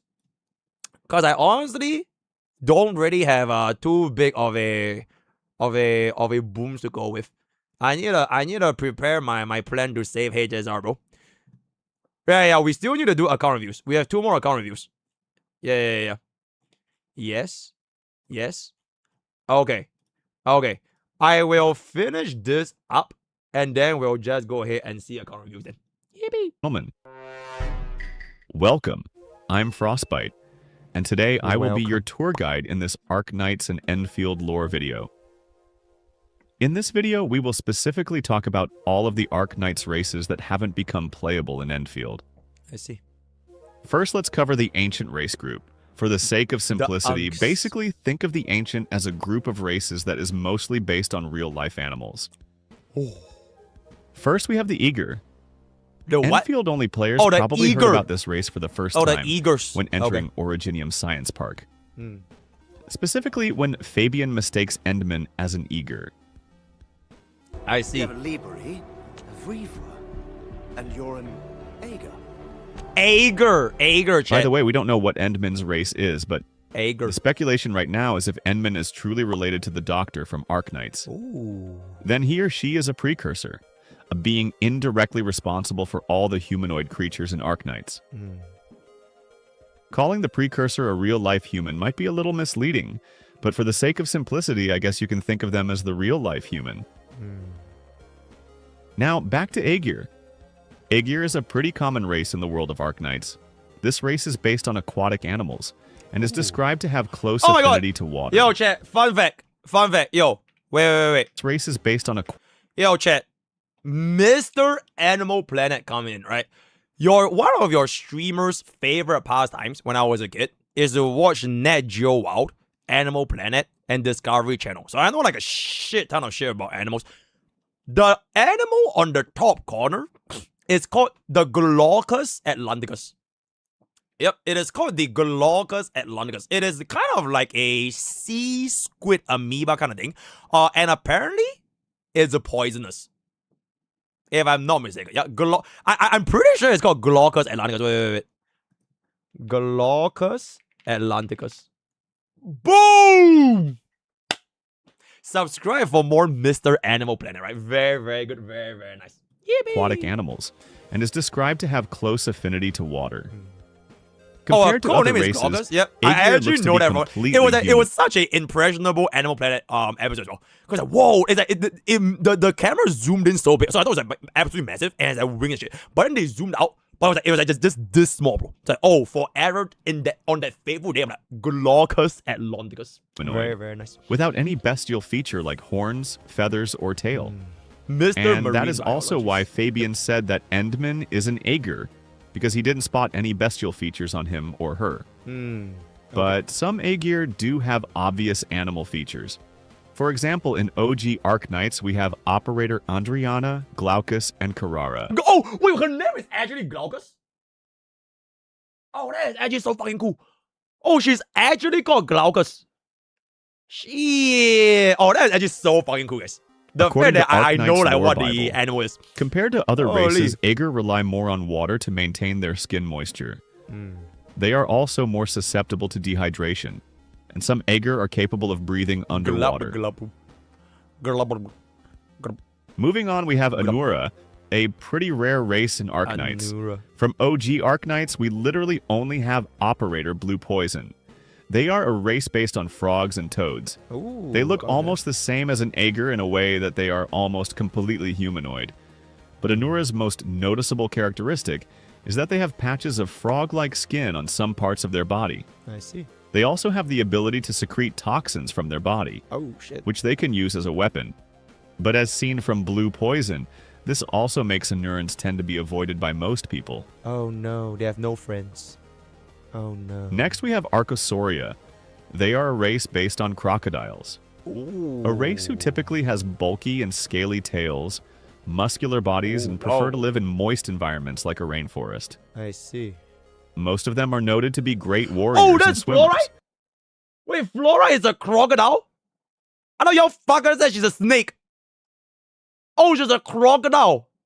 Oh, that's crazy. And interestingly, male Archosauria tend to have a lot more bestial Oh, traits Flora than is a the snake? females. Oh, yeah. Also, if I'm not mistaken, Neferith is mentioned to be an Archosauria. Oh, the dragon lady is a dragon. I see. Then we have the Aslan, a race based on lions. They are technically the subgroup of felines that diverged because of their unique culture and tradition, and because of their history in OG Arknights. Probably this is Saber, right? It's a Saber girl. Is the king girl. Holy shit! One of my top 3 designs. The Very, Aslands in very good. Talos 2 could claim descent from a royal family. But as explained in this lore bits, it seems everyone in Endfield timeline agreed there will be no monarchs in Talos 2. Okay. Pushing to the next race, we have Serato, an uncommon race based on rhinoceroses. Oh. Although the only example of Serato we Rhinoceros. have right now isn't going to make you believe it. But they are said to be an absolute unit, with excellent physical strength and muscular bodies. I see. Moving on, we have Alephia, a common race in the world of Arknights, mainly based on deer. Oh. And I believe giraffes are also included in this race. Oh. Most Alephia are Chiconocos. characterized by a pair of branching antlers atop it's their La head Umas. that they are very proud of. Oh, La Uma race. In the OG Arknights, I Alephia is said to see. mainly live in forested regions. Oh, Z And tier is La interestingly, Uma? Oh, there's a shit. lore bit Okay, where okay. it said, most Alephian love to play harmonica. La Umas. Next up, there's Forte, Ooh. another common race in Arknights. Oh, that cows. Plenty of NPC we met in Endfield is coming from this Oh. race. Oh, okay. Oh, the cows. They are based on animals like buffalo, bison, cattle, and even camels, characterized by their two horns and see. tail. Most people with this race are noted for lacking flexibility. But Is have that a excellent phy- where? There's a where. Go back. That's a where, bro. It's a where with a flower growing over it. And then there's the actual cow. Bro, where's are in every single gacha. You guys have to but look have and find excellent them. physical strength and endurance to make up for it. Mm. Forte from Minoan descent, one of the countries of Arknights, are also noted to be a great philosopher. Ooh. Pondering. Moving on, we have Itra, a pretty rare race in Arknights. Supposedly they are based on musk deer. At first glance, they may look like a Kuranta or Alephia, but Itra is characterized by having large, rounded ears and a lack of antlers in both males and females. In OG Arknights, they are said to mainly come from the Terra Frigid region, like Yerag. In fact, the two examples of Itra we have right now came from that country. Okay, next we have Manticore. Oh, one of the ancient races that scorpion isn't based on thingies. real-life animals. As the name suggests, they are based on mythological creature Manticore. They Oh, are like a chimeras rare and race in shit. Arknights, I see. characterized by having that bat wing-like body feature on top of their head, and a Bro, scorpion-like they feel tail. like a limited They are class also unit. prominent in using camouflage arts. They feel like meta units since they're like rare. Then we have AF. Petrum, an extremely That's rare really just ancient police, race in Arknights, to the point most people don't ever see or hear about them. They are basically a race based on turtles. Oh! It's hard to say when the only Petrum we ever see in Arknights is just one character. But guy. based on her looks, it seems much like Aegir Okay, let's come Petrum to photo. are almost or completely humanoid. It is also said a community of Petrum inherited an ancient and unique smelting and forging techniques. I see. Moving on, we have Pelosa, yet another rare race in Arknights. They are based on sloths. Right now, we only have one example of Pelosa in basically, OG chat, Arknights. Whenever They I look need to do completely dev humanoid, live streams, but as seen in the official y'all just art book, never they ever actually take have a notes. small What tail. the fuck is that, But bro? the most distinct feature that Pelosa have is their slow speech. Yeah, and y'all movement. just never ever take notes. I guess so it pretty ain't what much it do. like what you'd expect from sloth in real life. Next, we have Lazy Reproba, Doro. a race based on hyenas. They are characterized by having furry ears and tails with spots or stripes on their bodies. They have a low population back in OG Arknights, but most people are still Yo, aware that of girl them. looks pretty cool. Generally speaking, female Reprobus are stronger than their male counterparts. Oh, like muscle mommies. In OG Arknights, there are also Reproba clans where they have a matriarchy system. Ooh. All right, the last ancient race, we have Zalak. They What are the basically a race based on rodents and other rodents like The animals. rat They race! have a huge population. Oh my and god, most the are characterized rat! by their Of eye-catching course- round ears on top of course their head. there is a rat race, bro. Zalak are also Why generally would there smaller be no in size rat than other race? races. Thank but they you. are more nimble, Holy have sharper okay, hearing yep. and reaction, Rat race. and also more sensitive to air. I see. The rat race. Moving on, this time we'll talk about the races in the Elder group, which represent a small portion of the population.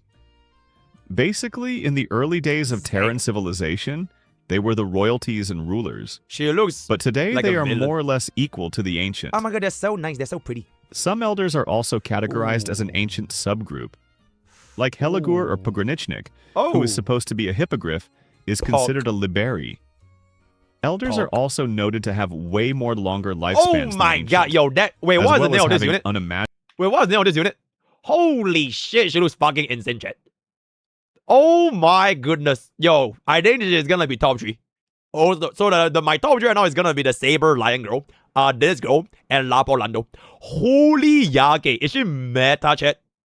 Is she meta? Holy yake. She is as hot as she is crazy. Bro, I can fix her. Don't even worry about it. Holy yake. God damn. Okay. Very nice. What is she? Oh, she's a sustain? Oh, wait, she's not a sustain. What does bro do? 5 costs. Oh, she is dog shit. Oh, she is Z tier. She is Z tier.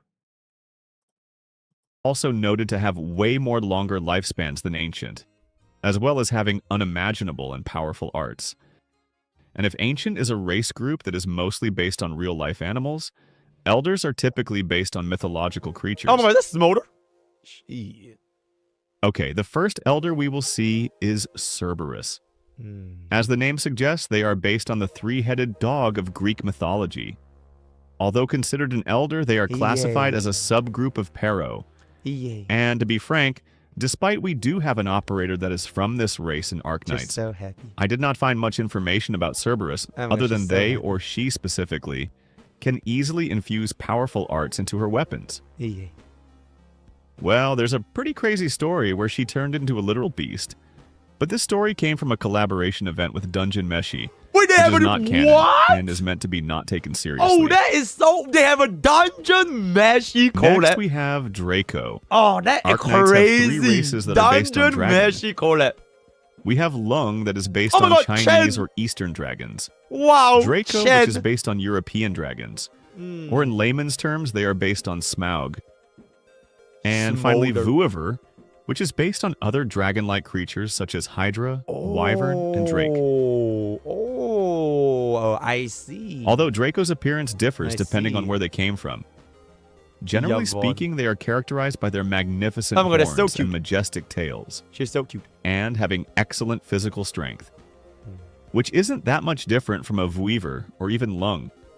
But the big difference here is their unique way to manipulate fire. And instead of fire, some of them, like Operator Reed and her twin sister Necris from Arknights, are more of a manipulating life energy instead. Reed is noted to be able to accelerate or overload a cell's metabolism to the point of combustion. While Necras is even crazier, because she can literally revive the dead. And she herself is considered dead, as she was killed by none other than Reed. Whoa. But manages to use her power to reanimate her own corpse and become some sort of undead. Whoa. So she's castress, I see. In OG Arknights compared to the other dragon race, Draco is extremely rare. Whoa. To the point they are thought to be extinct, and most people will often mistake them as a Weaver. Chat, I'm gonna be real. I'm a little Pushing bit to the next elder race, we have Kukulkan. Much like Draco, they are also a rare race. They are based on the feathered serpent by the same name. I see. They look like a mix between Liberi and Phidia by having a feather on their head and a rather large tail. God damn, bro, that unit actually... In fact, due to bro, how this rare unit they is are, crazy. they are often mistaken as either Actually, a Liberi a or crazy Phidia. unit. God damn. One of the most interesting topics about this race is that most, if not all, Kukulkan practice a rather cruel ritual to their newborn. Basically, their young will undergo some sort of surgery where they will be implanted with their collective ancestral memories. What the fuck? While these collective memories prove to be useful, this ritual is known to heavily affect their body and psyche, which significantly cut the Kukulkan lifespan. What? It's safe to say they can live more than a century. Oh. But because of this ritual, they might not even make it through 40. What? Oh my god, that's crazy, bro. Next, we have Keelan. They are an elder race based on Keelan or Kirin. In OG Arknights, we only have Lizzie as an example, but it seems they are characterized by she having looks similar features meta. within Alafia. She was like a In meta Arknights, unit. Caitlyn can be found around Yan territory, and they are known as a remarkable lightning arts user. Wait, is this gonna be our Zhang Feng By Yi? the way, I don't see any confirmation about this, but it looks like Mi Fu is a Caitlyn. Oh shit! Oh, it's Mifu. I thought it's gonna be Zhang Feng Yi. Moving on, Here's there's the electric Knights dragon. Mora, supposedly a race based on mare of Germanic folklore. The racial classification in Arknights considers them as a subgroup of Kuranta. Bro, red And they are known for bros their are red like- hair and proficiency Oh in my illusory God, man. arts. Actually crazy. Knights Moran also has a tradition called Red-haired Kaigen muscle Quest, mommies, bro. a coming-of-age ritual in which a young Knights Mora must God, leave chat, their can't stand it. What? homeland with only their weapons, making an oath to bring back glory with them. But it is said most of them have long forgotten their ancestry and their ancestral homeland. Yo, Che, is she meta? And although they still practice their Kaigen Holy Quest, shit. most do it without knowing Yo, its Che, please tell me symbolism. she's meta. Is she meta? Is that meta? Bro, she has it meta, right? Next, we have the nine-tailed Volpos. She's kind of meta. Okay, that's good enough. Seems to That's be good based on enough. Bro, Kitsune that in Japanese crazy ass folklore. fucking design, bro. Physically, Hold on, the Nobunaga. only Nope. thing that distinguishes them from ordinary Volpo is that they have 9 tails. Okay, let's come to But nine-tailed Volpo also have unique and perhaps more powerful arts. I see. In OG Arknights, nine-tailed Volpos are typically found in the country of Higashi, and it seems most of them serve as religious leaders in Higashi-ni Oh, it's Sambo. shrines. Then we have Pegasus, a race La based on the mythical Uma. creature with the same name. Uma Much like Musume. Knights Mora, Arknights' racial classification considers them as a Kuranta. Ooh, the Uma We got a race. good number of Pegasus operators Oh, guys, in OG Golden Arknights. City. They are typically known for their golden or white hair. Oh, guys, literally Gold City. And have a proficiency in Holy light-bending shit. arts. In Male Arknights, Gold most City. Pegasus and Kuranta as a whole live around Casimir's territory. I see. Okay, that is the Ancient and Elder. Then the other race related to the Sarkaz.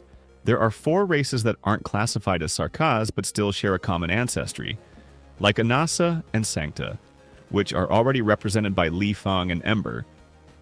So what's left are Oni and Durin. Oh, okay. Oni is a race based on the same creature in I Japanese don't even know what race is mythology. Ember, by the way. Almost similar to a Sarkaz, they have 1 or 2 horns but don't have any tail. Okay. They are also known as a race of warriors, and it is said their racial trait can make them fall into madness. Bro, okay, I have to just pause it, bro. Bro, this game is kind of crazy. You would never, ever see this from like MiHoYo games. There's just no fucking way, or even probably like Warring Waves.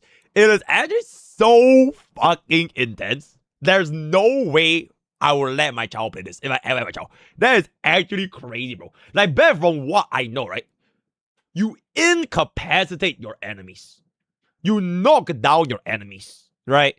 You hit that, you bonk that hit, and you make them faint or something, right? You don't fucking chop that, and bro, that's just fucking crazy. During intense moments, like in the heat of a battle. Actually crazy. Then there is Durin. Simply put, they are based on dwarves, but their culture really makes them feel closer to the Hobbit. Anyway, they are a race that has short stature, whose adults tend to be around 130 centimeters, and live in an underground city that has more advanced technology than most countries on the surface. Durin. Their society doesn't interfere with all the politics on the surface. Oh, they're and it is said neutral. They're most peace, Durin love, happiness, rarely please. go up top. And when They're they do, it's peaceful usually society. just for fun. Oh, And the from what we have fall race. seen, most Durin are happy-go-lucky people and a heavy drinker. Yo, whoever said that, yo, Bangu. Okay, Bangu that is 02. 3 Well done. major race categories the in the fall world race. of Arknights. And never yo, please But give that there's down also to a me. few other races that aren't included in Yep. those categories. Mm. For one, we have Farenmut. They are basically the godlike beings of Arknight's world. And some Farenmut have their own proxy or avatar as a representative to the mortal realm. Some Farenmut proxies have a physical trait like one of Arknight's race, while others look completely different than any other race. Oh my god, Ahsoka, that's what giving And a sub much to of what you would Bangu. expect from Thank you, godlike thank you, thank you. beings. They have Thank you. unimaginable power that doesn't seem to come from Originium arts. Okay. Lastly, there's the elf. I'm gonna Fraven. Supposedly their origin is related to the Farenmut. Doom. They have pointy ears, which isn't really a rare case for other races. Doom. But they are said to have a very long lifespan and have permanent youthful appearance. They also possess unique power that isn't related to Originium arts. Doom. Elves are an extremely rare race, and the reason why is likely because elves are highly sensitive to Originium, Contracting oropathy can Oh my easily God. reduce their long lifespan to Yay. less than a month. Bleh. Bleh. Oh, shit. All right, I guess that's all the race that haven't become playable in Endfield. Every race and in as you can see, we have Arknights. plenty of options In Arknights, thanks to this franchise amazing world building. Thank you, Arknights. That should be all. Thank you, Adios. Hypergriff. Very, very good. See you guys on the clip channel. Bye-bye. All right, very nice. Okay, chat, we are gonna actually hop on to HSR. We got 2 account reviews, and then we are just gonna be pretty much done. And that is gonna be that. So I'm gonna log in first, and then I'll turn on some requests. And then we're just gonna see where it's gonna be. We'll try out the Boot Hill MOC team, or we'll HSR EOS. I'll try out the Boot Hill team probably tomorrow, guys. Probably tomorrow. We'll see how long this account review is gonna be. See what's up. Because, okay, to be completely blunt, I legitimately just don't really like Super Break that much. Especially when we play through Super Break for like 10,000 years. Let's go. Let's go. Okay, see who replies first. And then we'll just hop on. Oh, yay. All right, rain.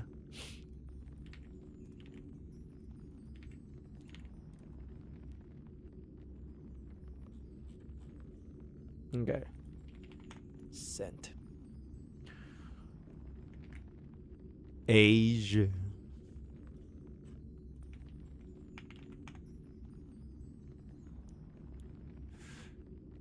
Fantastic. Ding. Yo, Silver Gold. Thanks for the bro. Thank you, thank you.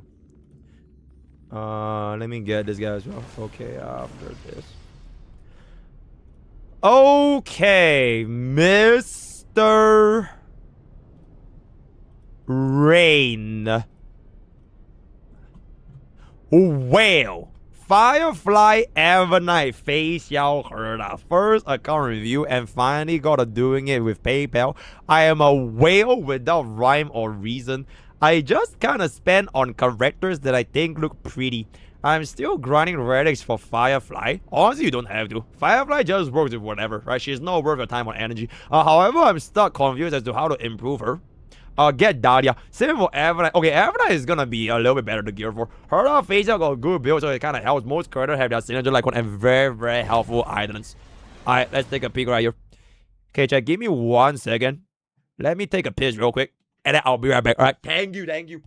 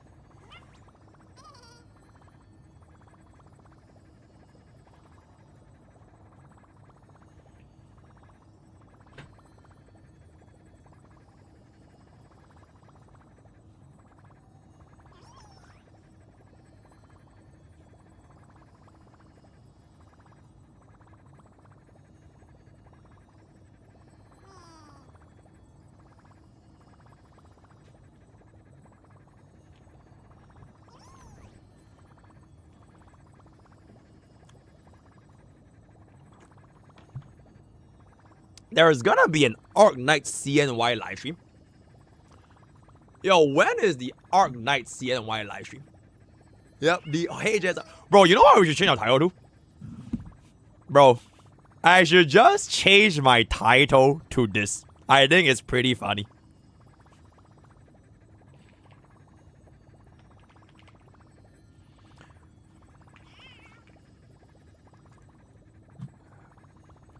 Okay, if you know, you know. Right, if you know, you know. Let's move on with the account review up in there. So we are gonna take a look at this right here. Okay. This is a very, very good Evernight build, actually. Wow. Okay.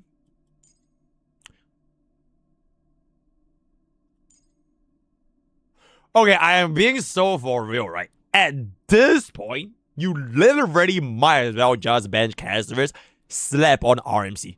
Then you just all in main DPS, and like at this point, right? Then just save this cost, fuck the E2, get in Mimi, and then you probably can just run as well. I'm not too sure how tied up EMC is gonna be, or there's even gonna be. Okay, there will definitely be an EMC, unless they change it. But until then, you can always just chill. And let me guess, this is gonna be E2.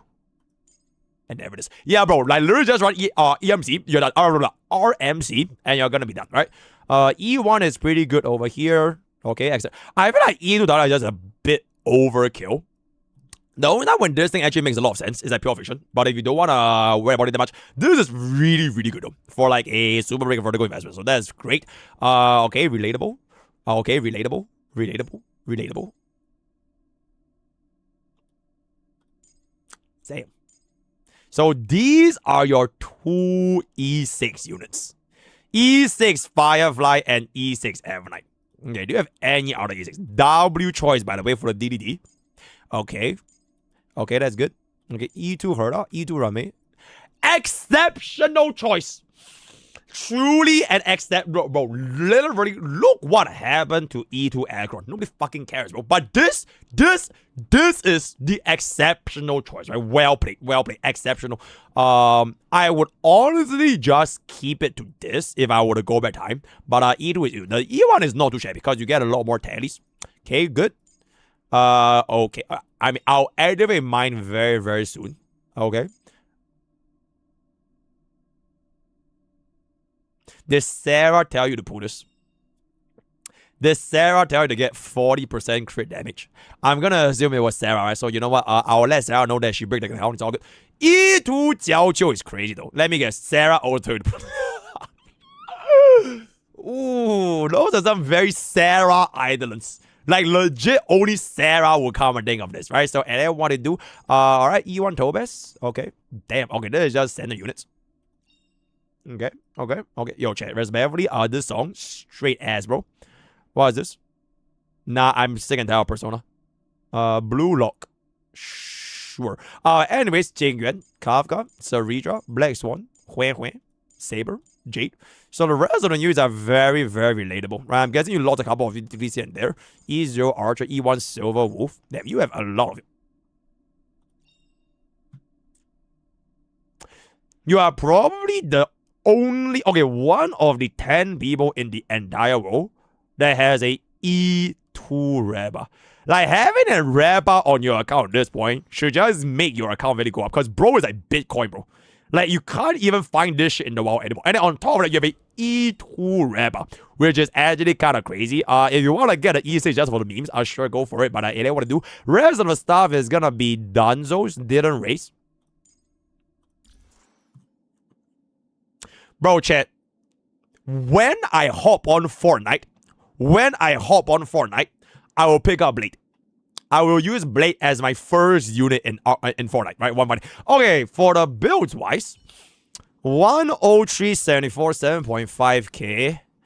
HP, ice damage, boost, HP, crit damage. All this is completely fine because you're running main DPS every night, right? So this is gonna be good. E6, don't have to worry about it too much. And with the S1, Caster's crit rate is a little bit high, actually. You are overshot by almost 10% crit rate. So if you can tune it down and get more crit damage, that would be ideal. Double HP is good though. Yeah, triple HP with crit damage is good. So I'll just change it a little bit. Cyrene honestly needs more improvement than your Evernight. Because your Ammonite is more or less good to go. If you want to shave off a crit rate, sure, because you only need 65%. So I would just shave off the crit a little bit more. But Cyrene looks like she could use a lot more improvements. Yeah. So for this particular set, you are going to be farming this. And then if you have any good pieces, you can just pass it over to Ammonite.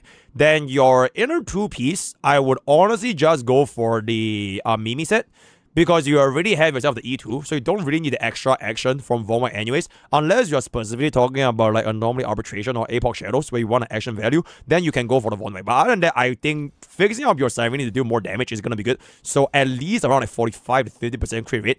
Crit damage is okay, then the HP is okay, right? Just need to plump up the crit a little bit more. I would think that this should be your #1 priority. Hyacinth 207, 4.3 energy regeneration HP. Yeah, Hyacinth is completely fine. You could try to get a little bit more speed, but you already have more than 200, so it's gonna be okay. And you have the E1, right? Tracers wise.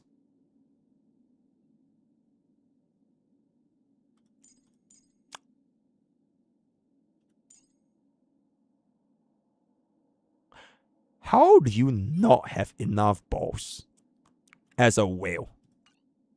Okay, at least... Wait, how do you not have enough balls as a whale?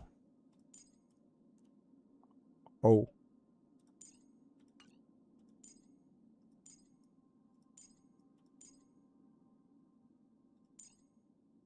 Technically, you don't really need to care about this ultimate damage. It's just like raw multipliers. It's not going to change anything. But, I mean, it's really, really cheap to upgrade this though, right? It's super, super cheap to upgrade this. So if I could, I would just go ahead and get that. Oh my god. Okay, you know what? Hey, fuck Lingsha. This is... Oh, wow.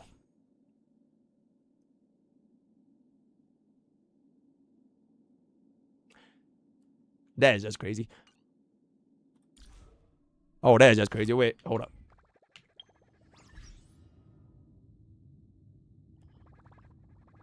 Okay. Wow. Okay. Power of money up in there. 0 cycle with the E6 Firefly Sustainless. Absolutely fucking exceptional. MOCM 0 cycle. 80k. 77. You know what? If you don't want to raise Mimi, fine, right? Just say you hate Mimi. You want to punch Mimi in the stupid ass fucking face. And then you can honestly just skip the entirety of even raising on me. Actually, you know what? As a matter of fact, if you want to skip the entirety of Enforest, I wouldn't put it behind you, right? Because it clearly tells me you're probably not going to be finishing off the Cyrene story anyways.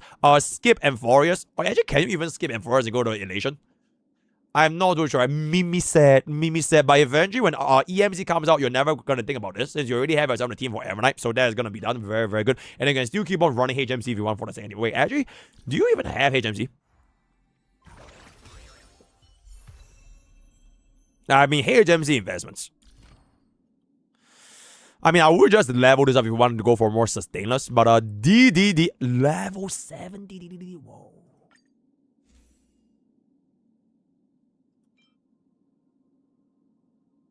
Oh, shit. You don't level up your light cones to level 80? Oh my god, you're a Genshin Impact main. Okay, actually, now most of them are leveled. Kind of. You have 2 Argenti stick. Oh my goodness. Oh, you have a lot of missing levels on your light cones, women. You have a level 70 Hyacinth. Oh, it's Sarah's fault. Oh my god, bro, it's 4 Pilus. Wait, bro, it's S5 Pilu. Oh. Did Sarah tell you to keep your Jingyuan Lycon at level 40?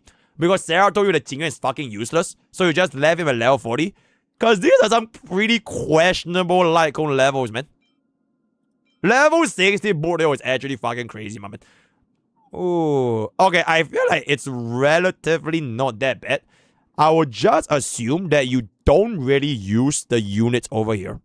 The most important Lycon you bring to level 80 is basically Face Help. Everyone else is kind of like But yeah, interesting collection. Interesting collection. It too much, that's why you don't have too much stamina. Wait, how many bulls do you have left?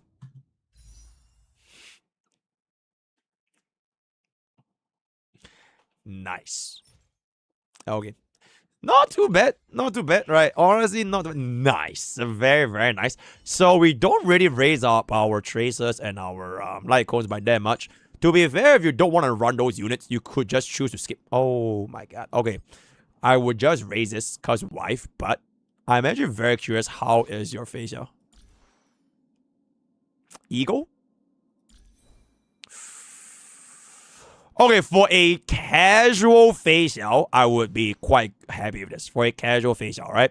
Because crit rate is almost 100% run to run, but if we're gonna be going to the next level, I really, really, really recommend running 4-piece Eagle. It is like a game changer for facial. Legitimately game changer, right? She is the only DPS. Okay, just think about it, right? She is the only DPS in the entire fucking game that actually pops off with Eagle 4-piece. It is like a different playing experience. The only other unit that probably pops off at heart with Eagle 4-piece is probably Boodale, if you want to run pseudo 200 speed Boodale. But other than that, it's just going to be face out, right? She really pops off so hard with Eagle. And on top of that, Eagle has built-in 10% wind damage. It is like perfectly built for face out, bro. So please raise up the Eagle 4-piece one fine day we can. The day we're running a Nexa Eagle, I've said it like 500 times by now. I don't like running a Nexa Eagle 4-piece because a Nexa's trace lets him gain energy on his turn. So what ends up happening is sometimes when you get ultimate on his turn, because of the free energy, you can't even make use of the Eagle 4-piece, which makes it very, very awkward. So I would rather just run a Nexa on like either 4-piece Quantum or 4-piece Scholar, just to increase the overall damage. Instead of like, I gamble on a Nexa not wasting 4-piece Eagle every single time.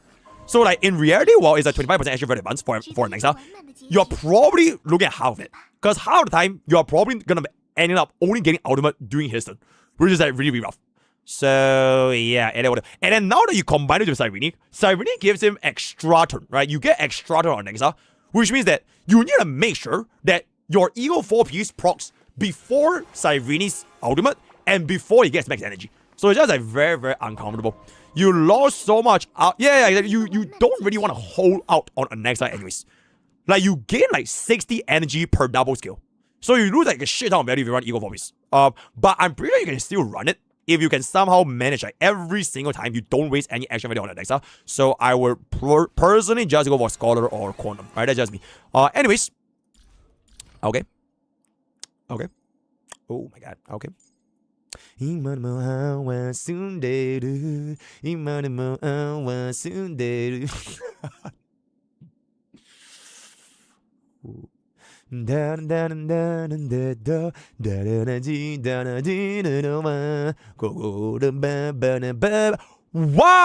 that is just fucking crazy. Holy shit, wait, why the fuck do you even pull Kafka?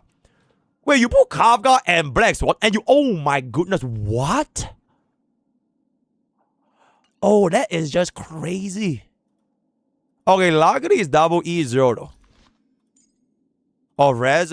Okay, if you don't want to play DOT, then it doesn't really matter. But like, if you want to play DOT, please give her a tutorial. Oh my god. Okay, you know what?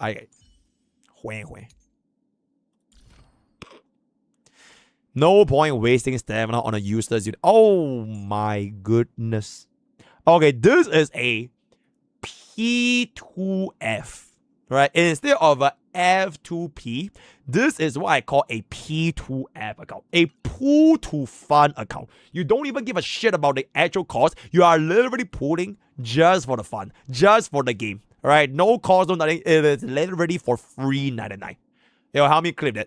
Did you know in Honkai Star Rail there's a category of players I call the P2Fs? And then just show this clip, right? Okay, help me get it. P2F. I like that. Very nice. Okay, let me get Sparkle is also done. Wait, how many gears do you even have? That is very, very little. That is very, very little. Or maybe I need to clear out my storage a little bit more, but yeah. Yeah. Okay. Oh.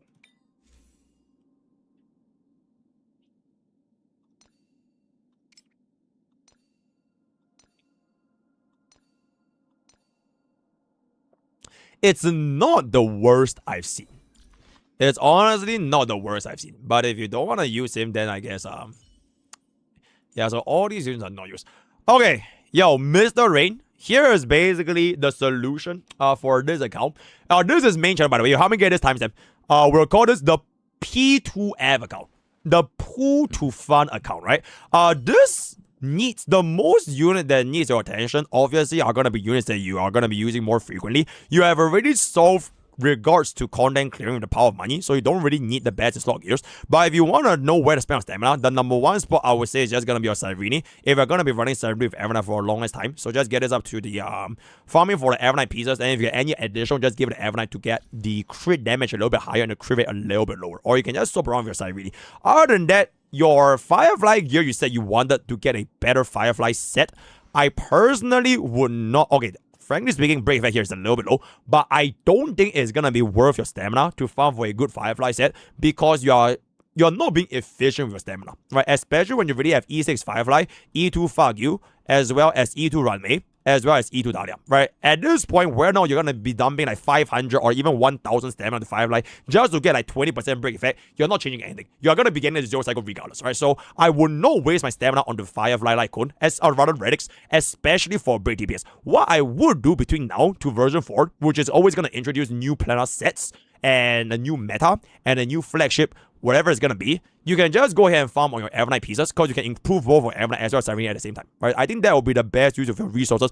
If you want to log in for your Evernight or rather the Elation Flash in the future, you could consider farming up a little bit of this, which is gonna be, I'm not sure if it's going to be this way. Wait, where is the fucking... Yeah, I'm not too sure if it's going to... Wait, where the fuck is it?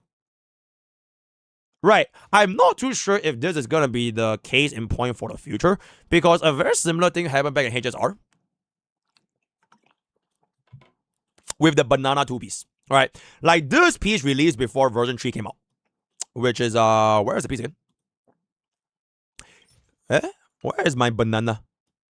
Yeah, this piece came out before version 3. So everybody thought, oh, we are getting summons, right? Remembrance. So we went all in for the banana piece. Only to find out, Aglaya is the only motherfucker that uses this, along with Jingyan.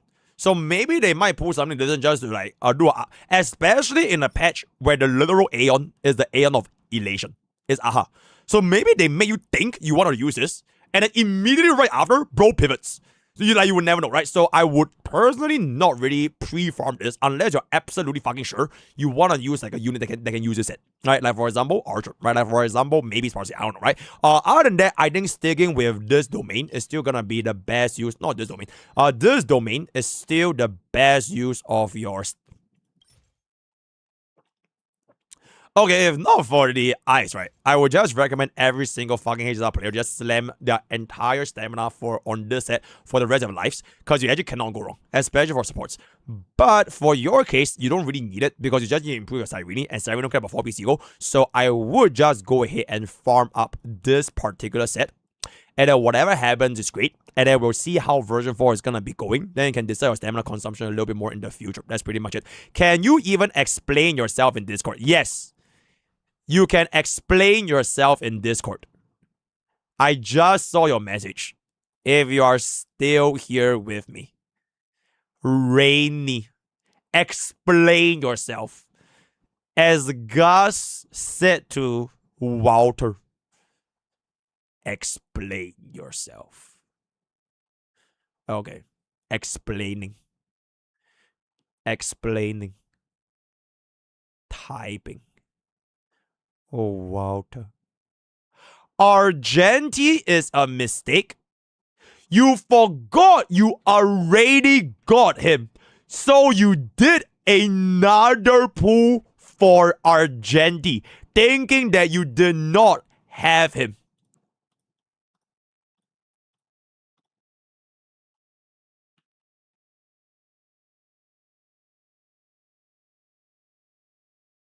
That's a clip right there. Yo, please help me clip it. Bro forgot he owns a E0S1 Argenti. So bro put another E0S1 Argenti. Big sad. Alright, exceptional explanation. Yeah, help me clip that. Same for Jiao.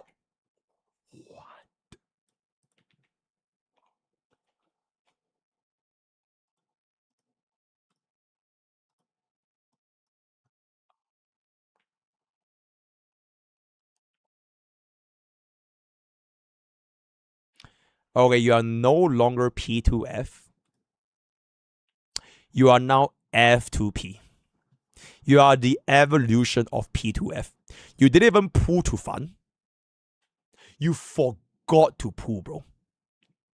You are literally Chen. You forgot. You don't even know where the fuck you are. It's like, oh shit, do I have this? Oh wait, never mind, I'ma just pull it anyway. Yippee! And then you just go in and pull, right? The real F2 piece. The forgot to pull. So you pull again. So fantastic. Yeah, help me clip that. Help me clip that. A new category of gacha gamers. The forgot to pulls. Actually, it's called forgot pulling. Shut the fuck up. Does it rhyme with F2B? No, it doesn't. So add that one. Silly Chen. Bro is a silly Chen. Dementia to pull. There's this player that Da Wei loves. And never this. Did you see 1-1 normal relation conversion tweet from a couple days? Nope. I did not see that. I know, wait. Dude, I legit keep pulling character for funsies.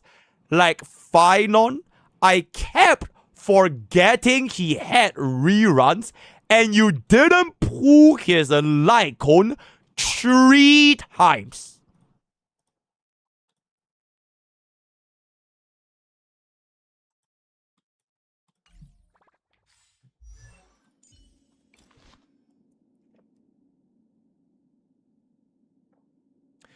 So not only do you forget that you owned Jiao Qiu, pulling to his E2, you forget that you owned Argenti, pulling to his E1. You also forget that Finon has reruns, so you didn't pull for his signature light cone. Bro, this account is actually, bro, this account owner is actually crazy, bro. Wait, you are trolling, right? You are rage baiting.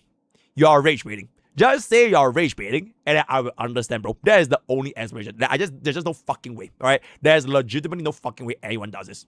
Like, legit. Just say you're rage baiting. And then, okay, funny rage bait. And then we'll move on. And then we'll wrap up the account review.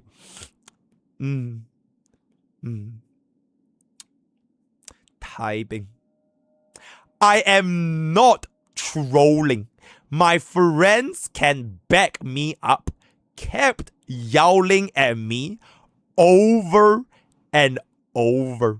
I just forgot.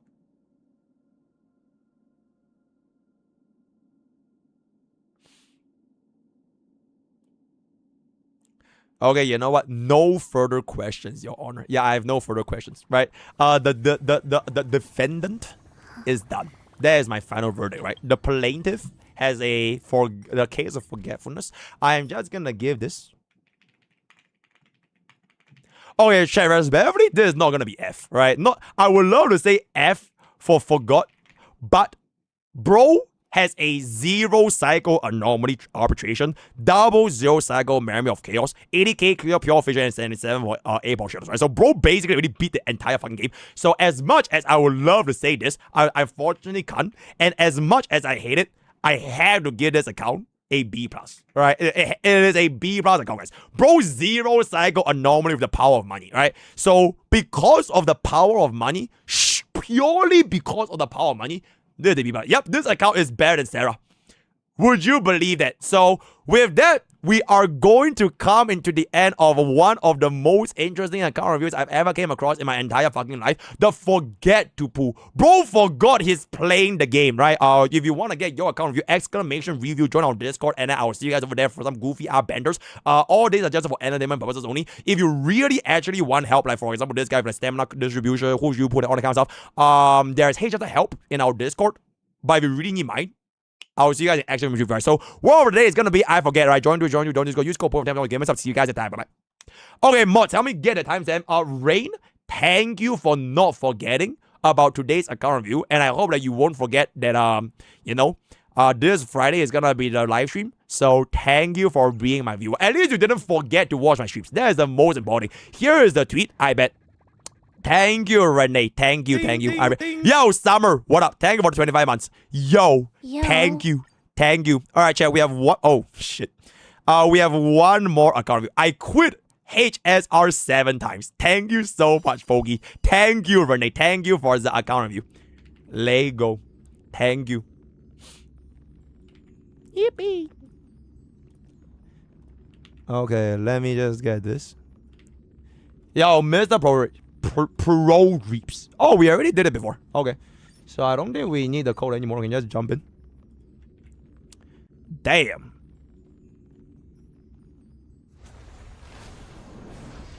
Oh, bro is an old account reviewee. Hold up. Yippee. Okay, let's see what's up. Previous grade A to S. Wow. Any important clips I need to know of doing stream? You are not here today. Oh my god, bro, there's so many clips.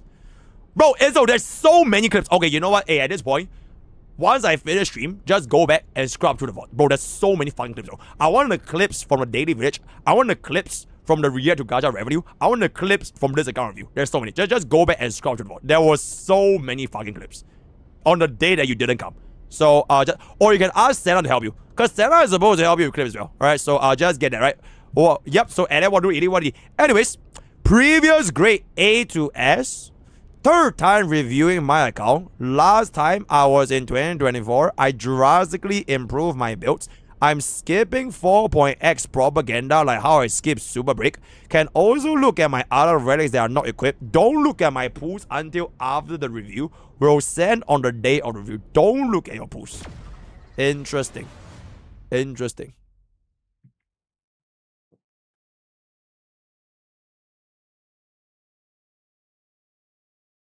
Here is the tweet. Bro.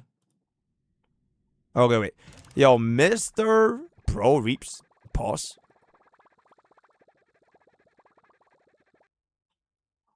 Oh. Interesting. Very, very good. We'll see what's up in the live stream then. We'll see what's up on the live stream, right? Okay. Bro, for an as great account last time, which is like 1.5 years ago, you must have had a really fucking good account. Back in 2024 though, I'm not too sure. Bro, I think this will be a pretty interesting video where has power creep ruined this account? Because I've given Aurora Blaze here as great, which is like one of the highest honors I will ever give. And I only reserve S plus for like full E6 S5s. With the power of money. Or they are like just insanely lucky when it comes to like their rolls or whatever. So, if you got an S grade in 2024, it has been almost 1.5 years. Let's see how this account has kept up with time.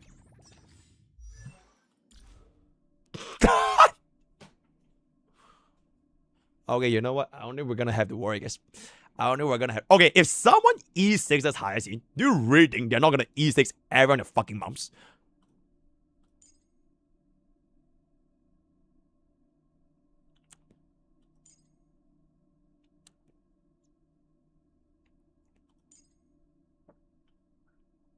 Wow. The 48 cost Remembrance flagship. How the fuck did I give you a rating of slight pay to win? What the fuck happened, my man? Unless I was lying here, which would make sense because I told you to get a Hui Hui. So obviously, 2024 Pokke was not thinking straight, right? So maybe I was being delusional and he has always been a pay to win whale since day one. But like, bro, this is a wow. A 48 cost Remembrance flagship. Okay. Do you E6 everyone and their mums? I swear to fucking god, if you E6 Argentine, that will be done, by the way. Okay, you didn't. It's only at E2. Only E2 Argentine. Okay.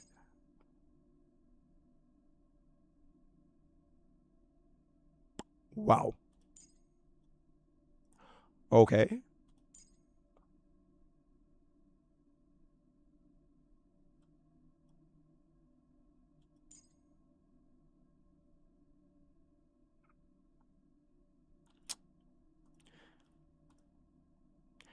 Are you...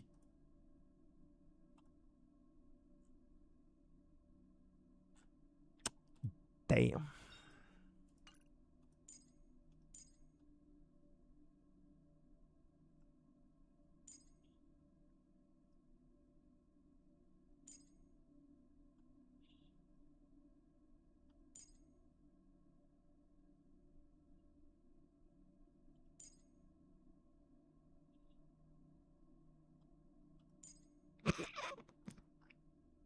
Okay, real story.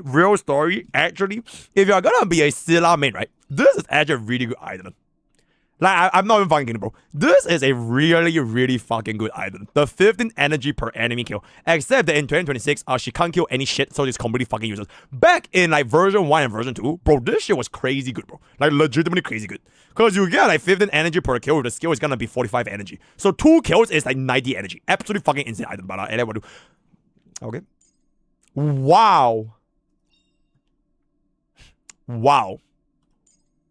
Wow. Okay, I'm guessing everyone else is gonna be E6. Okay, there we go. There we go. Wow, wow, wow. You only have a E1 Yanqing after all these years? That is actually really, really impressive. You only have a E1 Yanqing. I see. I see. Oh, you hate... Oh, you don't use DHPD? Oh, shit, though. Alright, very, very interesting. So, bro has embraced the dark side. Do you have S5? Oh my god, it's an actual 48 cost, guys. Oh my god, it's an actual 48 cost account. Oh my god. An actual 48 cost account. Holy shit. Oh my god. Oh my goodness. Oh my goodness. Let me guess. Oh my goodness. That is just crazy. What the fuck? Is that crit Kafka?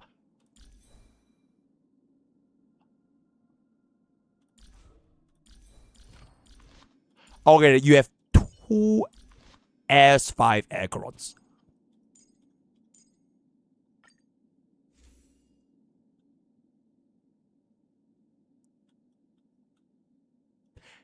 Damn.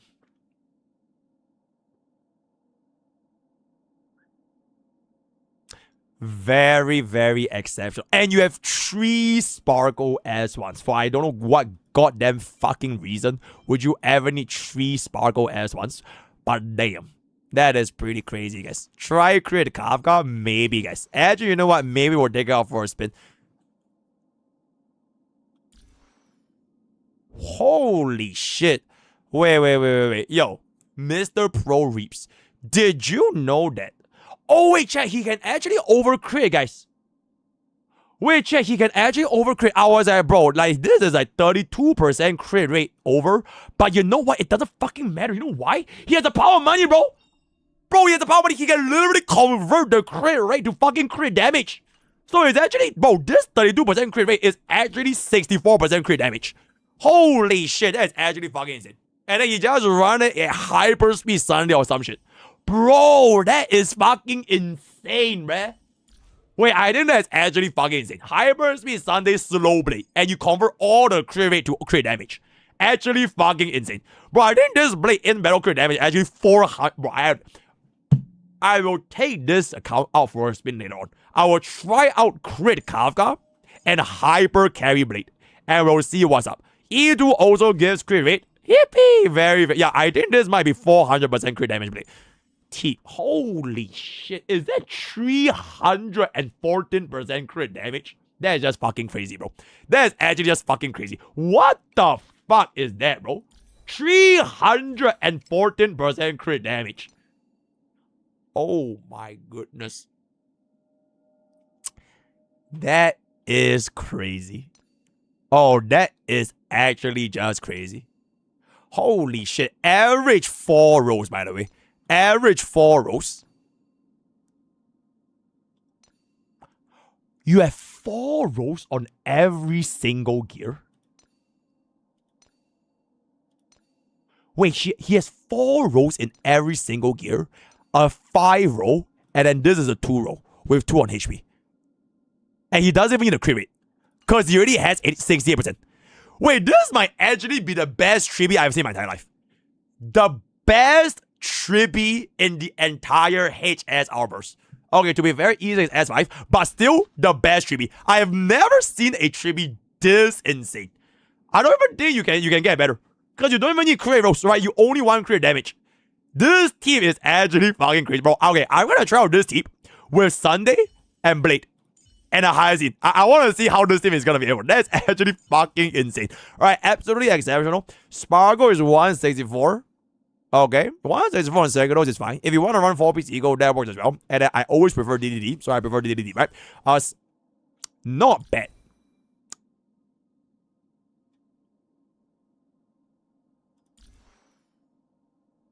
You know this doesn't work, right? You know this is literally useless, right? Yeah, you need to hit this thing called the 95 speed. Unless you just want it for 20% crit rate. So you're at 96.4. That is the only world I would imagine you're running the poet. And Banana Park is a pretty interesting thing about. Unless you just hate Stella, so it is what it is. Silver Wolf 167 with the Kafka S5. Okay, I don't need to use Silver that much, so I'm not going to really care about it that much. Sunday is fine. Dale is in a 1:2 ratio. Ooh. Ooh, the final set for Dale. And it's also E6 S5, I believe. Yep, E6 S5. 100 or 200. Okay, at this point, I just want to see how Blade is going to be able to do this.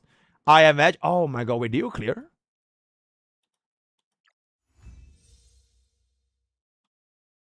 Wait, you didn't finish Mimi as well? Wait, you didn't finish Mimi?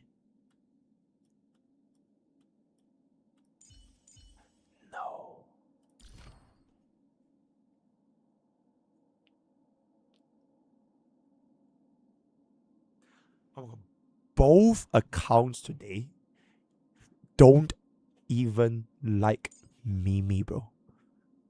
Both accounts. They hate Mimi. Mimi sad, bro. Oh my god, Mimi sad. Oh my god, Mimi sad. Oh my god, do you even claim the Mimi like code? Wait, where's the Mimi like code? Oh wow, you can't even claim it because you didn't finish the story. Oh my god, Mimi sad. Oh my god, Mimi sad. Oh my god, Mimi sad. That's so sad. Alright, this is what it is. Anyways, we are just gonna try out the end content and then we can kind of just wrap it up. I am just very, very curious on like, how this Blade is actually gonna be doing. We are just running on first time, right? We have the power money anyways. So we're gonna get this over here, get the tip over here, and then we get the sunny over here, right? Bada boom, bada bing, bada bang, let's go. Mimi sad. Mimi sad. But please don't see Hyacinth. I mean, how hard is it gonna be? I need Hyacinth for the stacks, bro. There's no negotiation. I need Hyacinth for the stacks. Alright. Arise Blade gets the buff here. I'm gonna get my team out immediately so we can get a buff. Alright, exceptional. Get a buff immediately. Okay. Okay, 100k. Holy shit though. Alright, let's get that. Alright, let's see this Blade damage. 900k. Okay, respectfully, I think our Hyacinth might just end up killing everyone and their moms.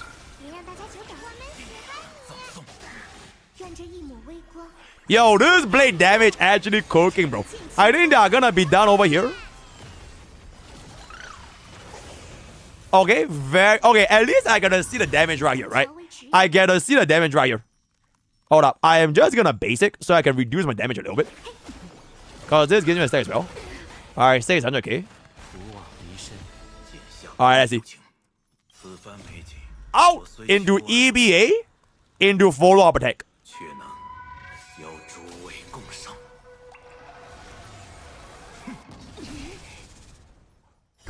2.7 million.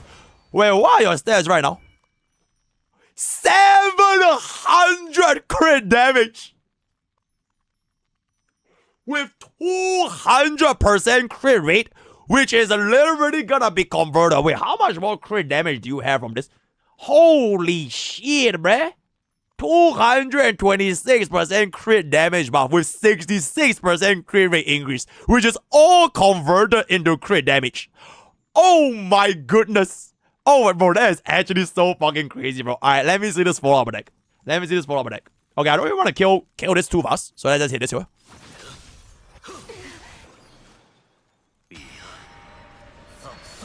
Oh my goodness, chat.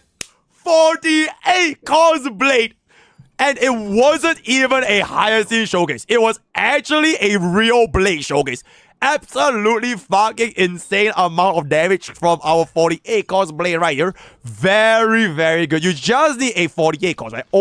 Okay, chat, respectfully, you don't even need 48 cost. I'm pretty sure if this was like S1 with like E1, and then if this was like E1 or like E0 S1, it would have been fine, guys.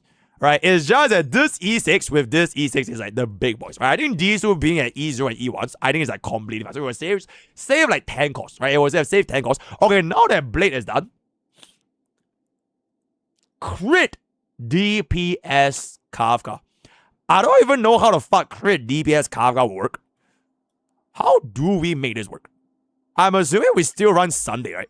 Because our crit rate is a little bit homeless. So we will still run Sunday. Do we just run here? Let's just run here then. Last slot. I think we just go with Teep. Oh, Bubbin. Alright, Bubbin. Bubbin, chat. I don't think bro is Aventurine, right? Okay, bro is no Aventurine. Okay, let's see how this is gonna be rolling over here. Alright, let's see how this is gonna be rolling over here. Okay, but. You need Teep? Nah, fuck Teep. Alright, we're just gonna run Bubbin over here. Cause this is the easiest S5 Bubbin anyways. I'm pretty sure we would have more than enough. Okay. Alright, Arise is back up. Alright, get this back in. I just realized we need someone that attacks that can put Kafka's full up, you get what I'm saying? Ooh, the damage is a little bit homeless. Okay. We'll let go of the full up deck. And then we'll let go of the ultimate.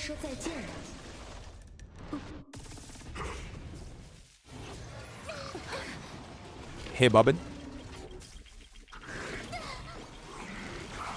Oh, that's gonna be a little bit unfortunate right there, but you know what? At the end of the day, you know what I'm saying? Alright, then we on okay, very, very good. We can actually do a sword bet. Okay, actually, you know what? Fuck it. We can do a sword bet, Bobby on the ooh. This damage could be a lot better if I can say so myself, right? Let's just get our Sunday back up. Cause we actually get the speed thingy. Then we're gonna get the action video at once. Alright, let's see this damage from this. Alright. We'll just basic 44 up deck. Very good. Okay. And then we're gonna activate our Eagle 4-piece. Crazy. Okay, I mean like, it's not even a bad team. It's just that Blade is just a little bit too good. You know what I'm saying? It's actually not even a bad team. Alright, we're still dealing like a good amount of damage. Alright, then we're just gonna be able to pop this. Yeah, like it's not even a bad team, guys. Alright, then we're just gonna get this back up for the Kafka. Okay. Okay. Little Ika. Okay. Little Ika. Let's just get a heals back up. Hopefully this gives me my out. Exceptional. Oh, gives me my Eagle 4-piece, which goes before Sunday. Exceptional. Okay, 67% on Cocolia. Really, really good. Alright, see, our damage is coming, guys. Our damage is coming, you know? There we go. Our damage is coming. And we get another toot, and then he's gonna do the follow-up attack again. Really, really good. And we killed Bronya before we even killed Cocolia, by the way. We literally killed Bronya before Cocolia. Really, really good damage. We're gonna get our skill, and then towards the end, we're gonna be able to get out the 0 cycle right here. Are you fucking insane? Oh gosh. Hold up. Okay, this brings me before Sunday. Very, very good. I have the basic here to get myself the Sunday action value advance. And then we're just gonna be able to get this. And then we're just gonna get above.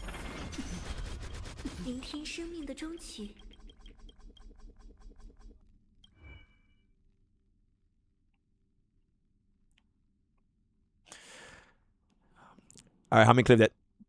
Help me clip that. Help me clip. Please help me clip that. Right. I'm not sure if you're. Yeah, help me clip that. Help me clip that. Right.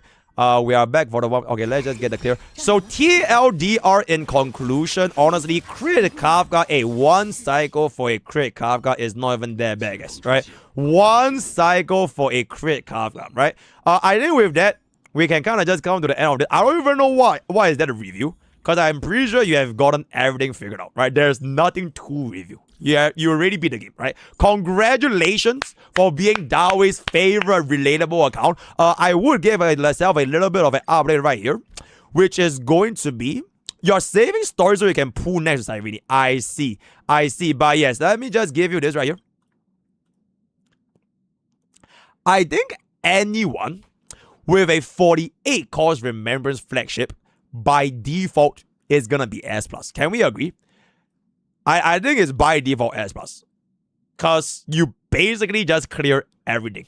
So with the power of money alone, this is gonna be an S+ account. And then we'll see what goes on in Elation. Like the 48 cost with Elation flagship, automatic S+. Right, but I was just gonna be slightly more pay to win, right? Slightly more pay to win. And then we can kind of just like, this was 12 September. We'll just keep that for our first review. So it was a slightly more. And then today is going to be the 2 of 2. 2, 2, 2, 6. 2, 6. Right? So with that, we are going to come to the end of our very, very relatable, slightly more pay to win account. Featuring probably the best. Okay, I think the most impressive thing is the team. Like, this team is actually crazy. By far the world's rank 1 Tribby. I have never ever seen anything like this for like ending, right? So let me know what you guys think in the comments below. If you want an account review or if you want to just flex your whale account, exclamation review and join our Discord, and then we'll see what's up over there. Well, over there is gonna be T-Boom. Join Twitch, join Discord, join use code both of them gamers. All the best. We'll see you guys at time. Okay, Aurora Brace, congratulations for spending money, and this was very good. Can you check Hyacinth main DPS? Oh my god, bro. There's no need to check Hyacinth main DPS because bro already beat the game, bro. 234 speed Hyacinth he already beat the game, right? He already beat the game, right? Yes, he deals 5 billion damage. There's not too much to see over here. Yep. Wow. That is, wow. Okay. Okay, the thing is, his speed here is, can you showcase 48 cost Plymouth clear? Okay, you know what? Wait, Adder, keep rolling. Bonus segment. Because chat wants to see how it feels like with the power of money. For a brief, fleeting moment, chat wants to experience how it feels like to have an hour account. Right? An hour account. An hour account. I'll just do a singular action. I would define as the fun button. I take it away.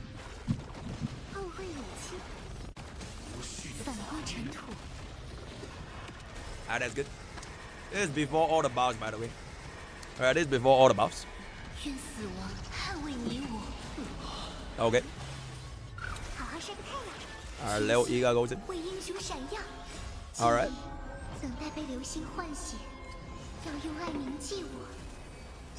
Wow. Okay.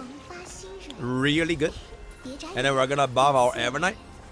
Really good. Slams in Pom Pom. Alright. Very good. Alright, let's see that damage right here. Alright, let's see the damage right here. Alright, Evernight is gonna cast an ultimate after higher seed. Alright, Evernight is gonna cast an ultimate. Holy tree. Oh, we're not gonna cast an Evernight ultimate. Alright, that's just fantastic. Alright, now we cast an Evernight ultimate. Alright, 3.2. Alright, Cyrene is gonna go in for the bombast again. Alright, let's see the damage. Alright, 2.6. Really, really good. Evernight is gonna go in. 10 million. Pretty crazy. Pretty crazy. Oh my fucking god. 28 million.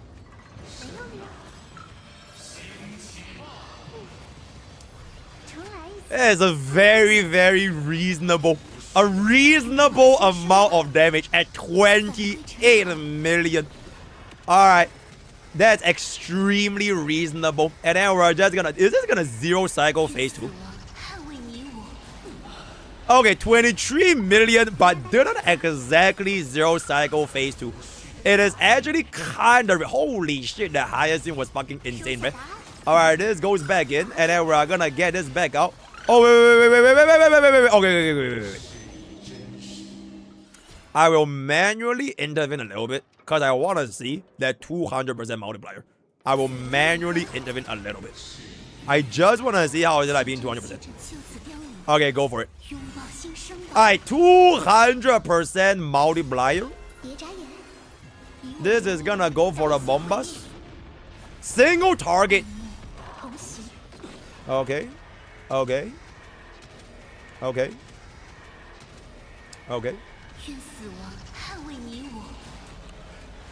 Oh my goodness! 33! He almost one-shot the Sunday, bro! One singular dragon almost did his entire phase 3 with 33 million. Oh my goodness, bro. The power of money is just crazy, guys. Yeah, chat. Remember that number, because it is a number you are never ever gonna experience in your entire measly free-to-play life, right? So, right? Holy shit. Yo, that's our intro for the video, by the way. That's our intro for the video. Actually fucking insane. Yep. But it is not even just the Redis quality, by the way. It is legit just so much. It is just so much money, bro. Actually just so much money. Can you check pool history? Oh. I have it right here.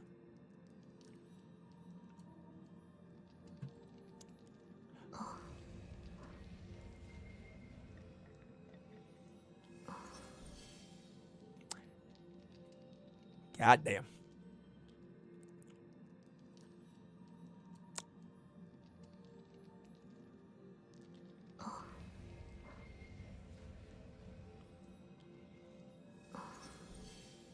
What? 1, 2, 3, 4, 5, 6, 7, 8, 9, 10, 11, 12, 13, 14, 15, 16, 17, 18, 19, 20, 21, 22, 23, 24, 25, 26, 27, 28, 29, 30, 31, 32, 33, 34, 35, 36, 37, 38, 39, 40, 41, 42, 43.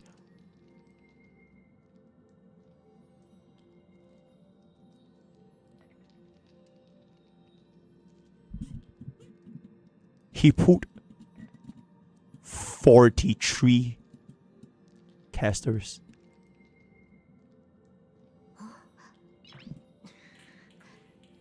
Oh my god, I'm speechless. Oh my god, I'm actually so fucking speechless, bro.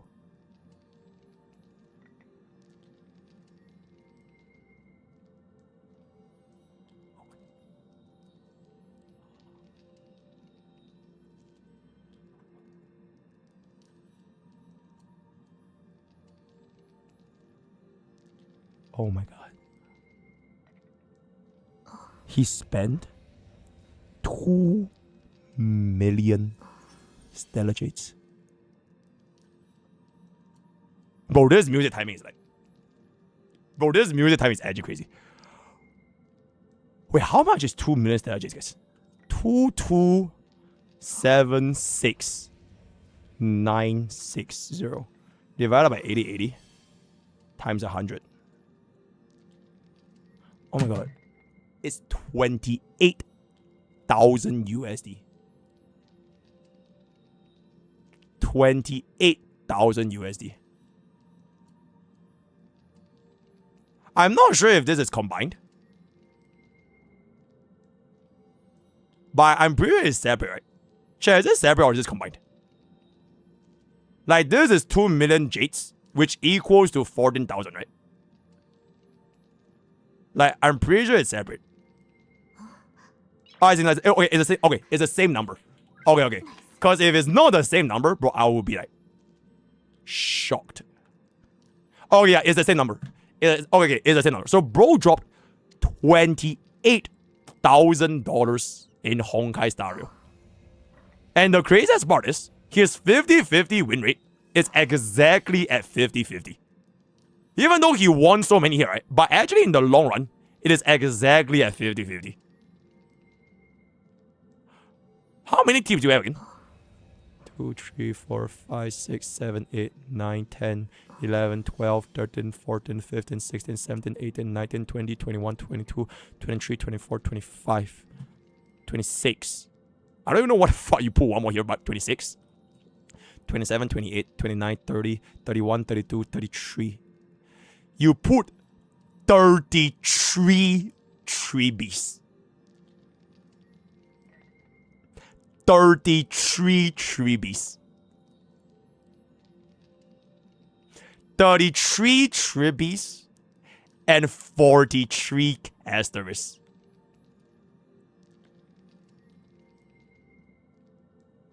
Oh my god. There's more, guys. There's more. There's 2 more, actually. There's 2 more.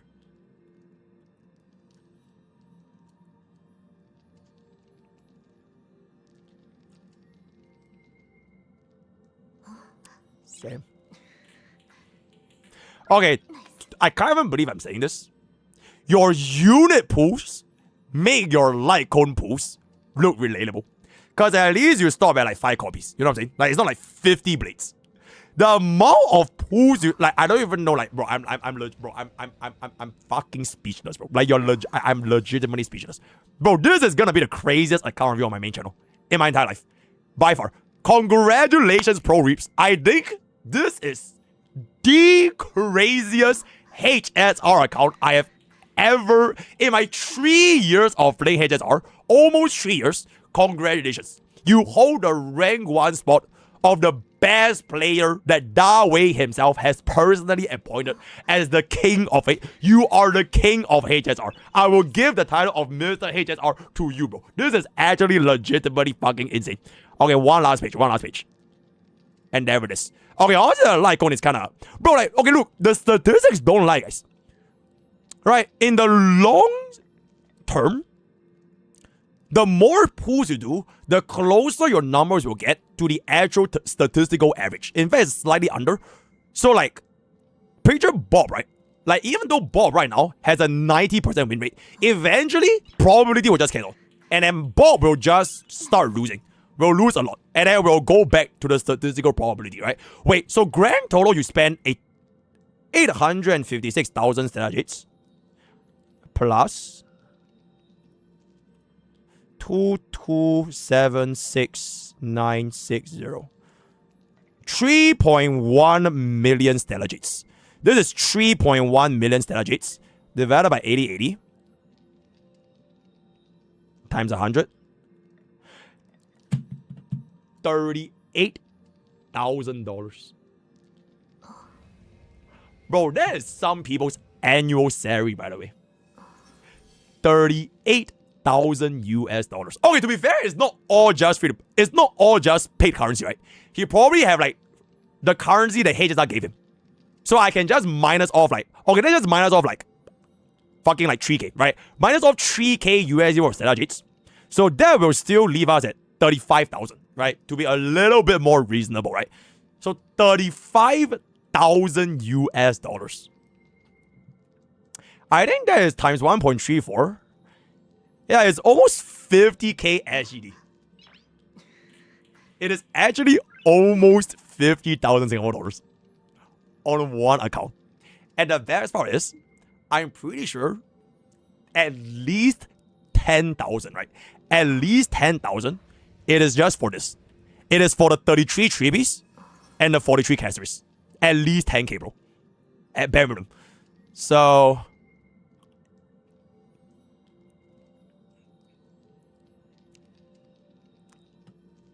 I don't even know what to say, but congratulations, Pro Reaps. I am actually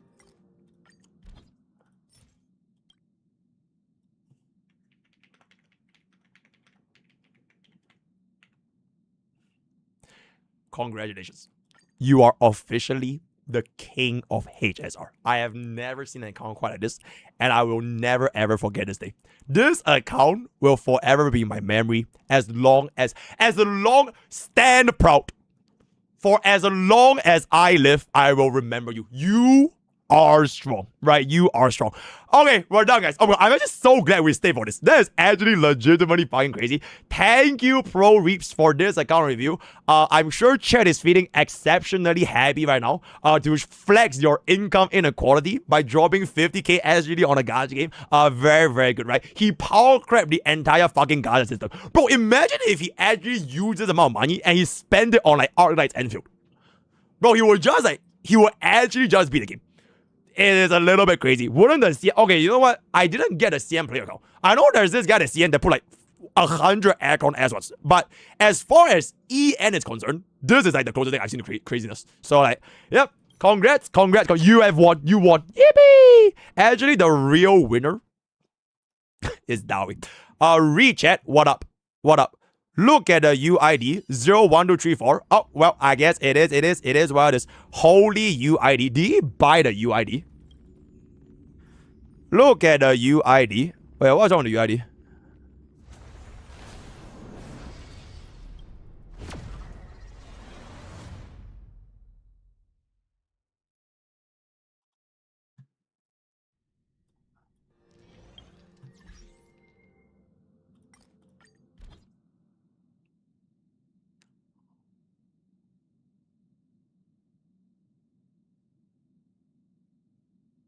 Wow.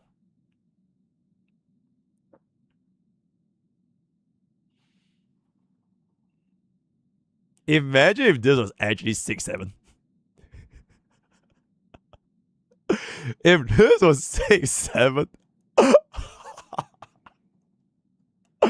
Oh my goodness. Okay. Enough, right? Okay, please help me clip this entire thing for the main channel. Right? This account review was actually crazy. Right? Thank you, chat. Thank you. Okay. I believe. Yep, help me clip that for a short as well. But chat, I believe I am gonna come to the end of today's stream.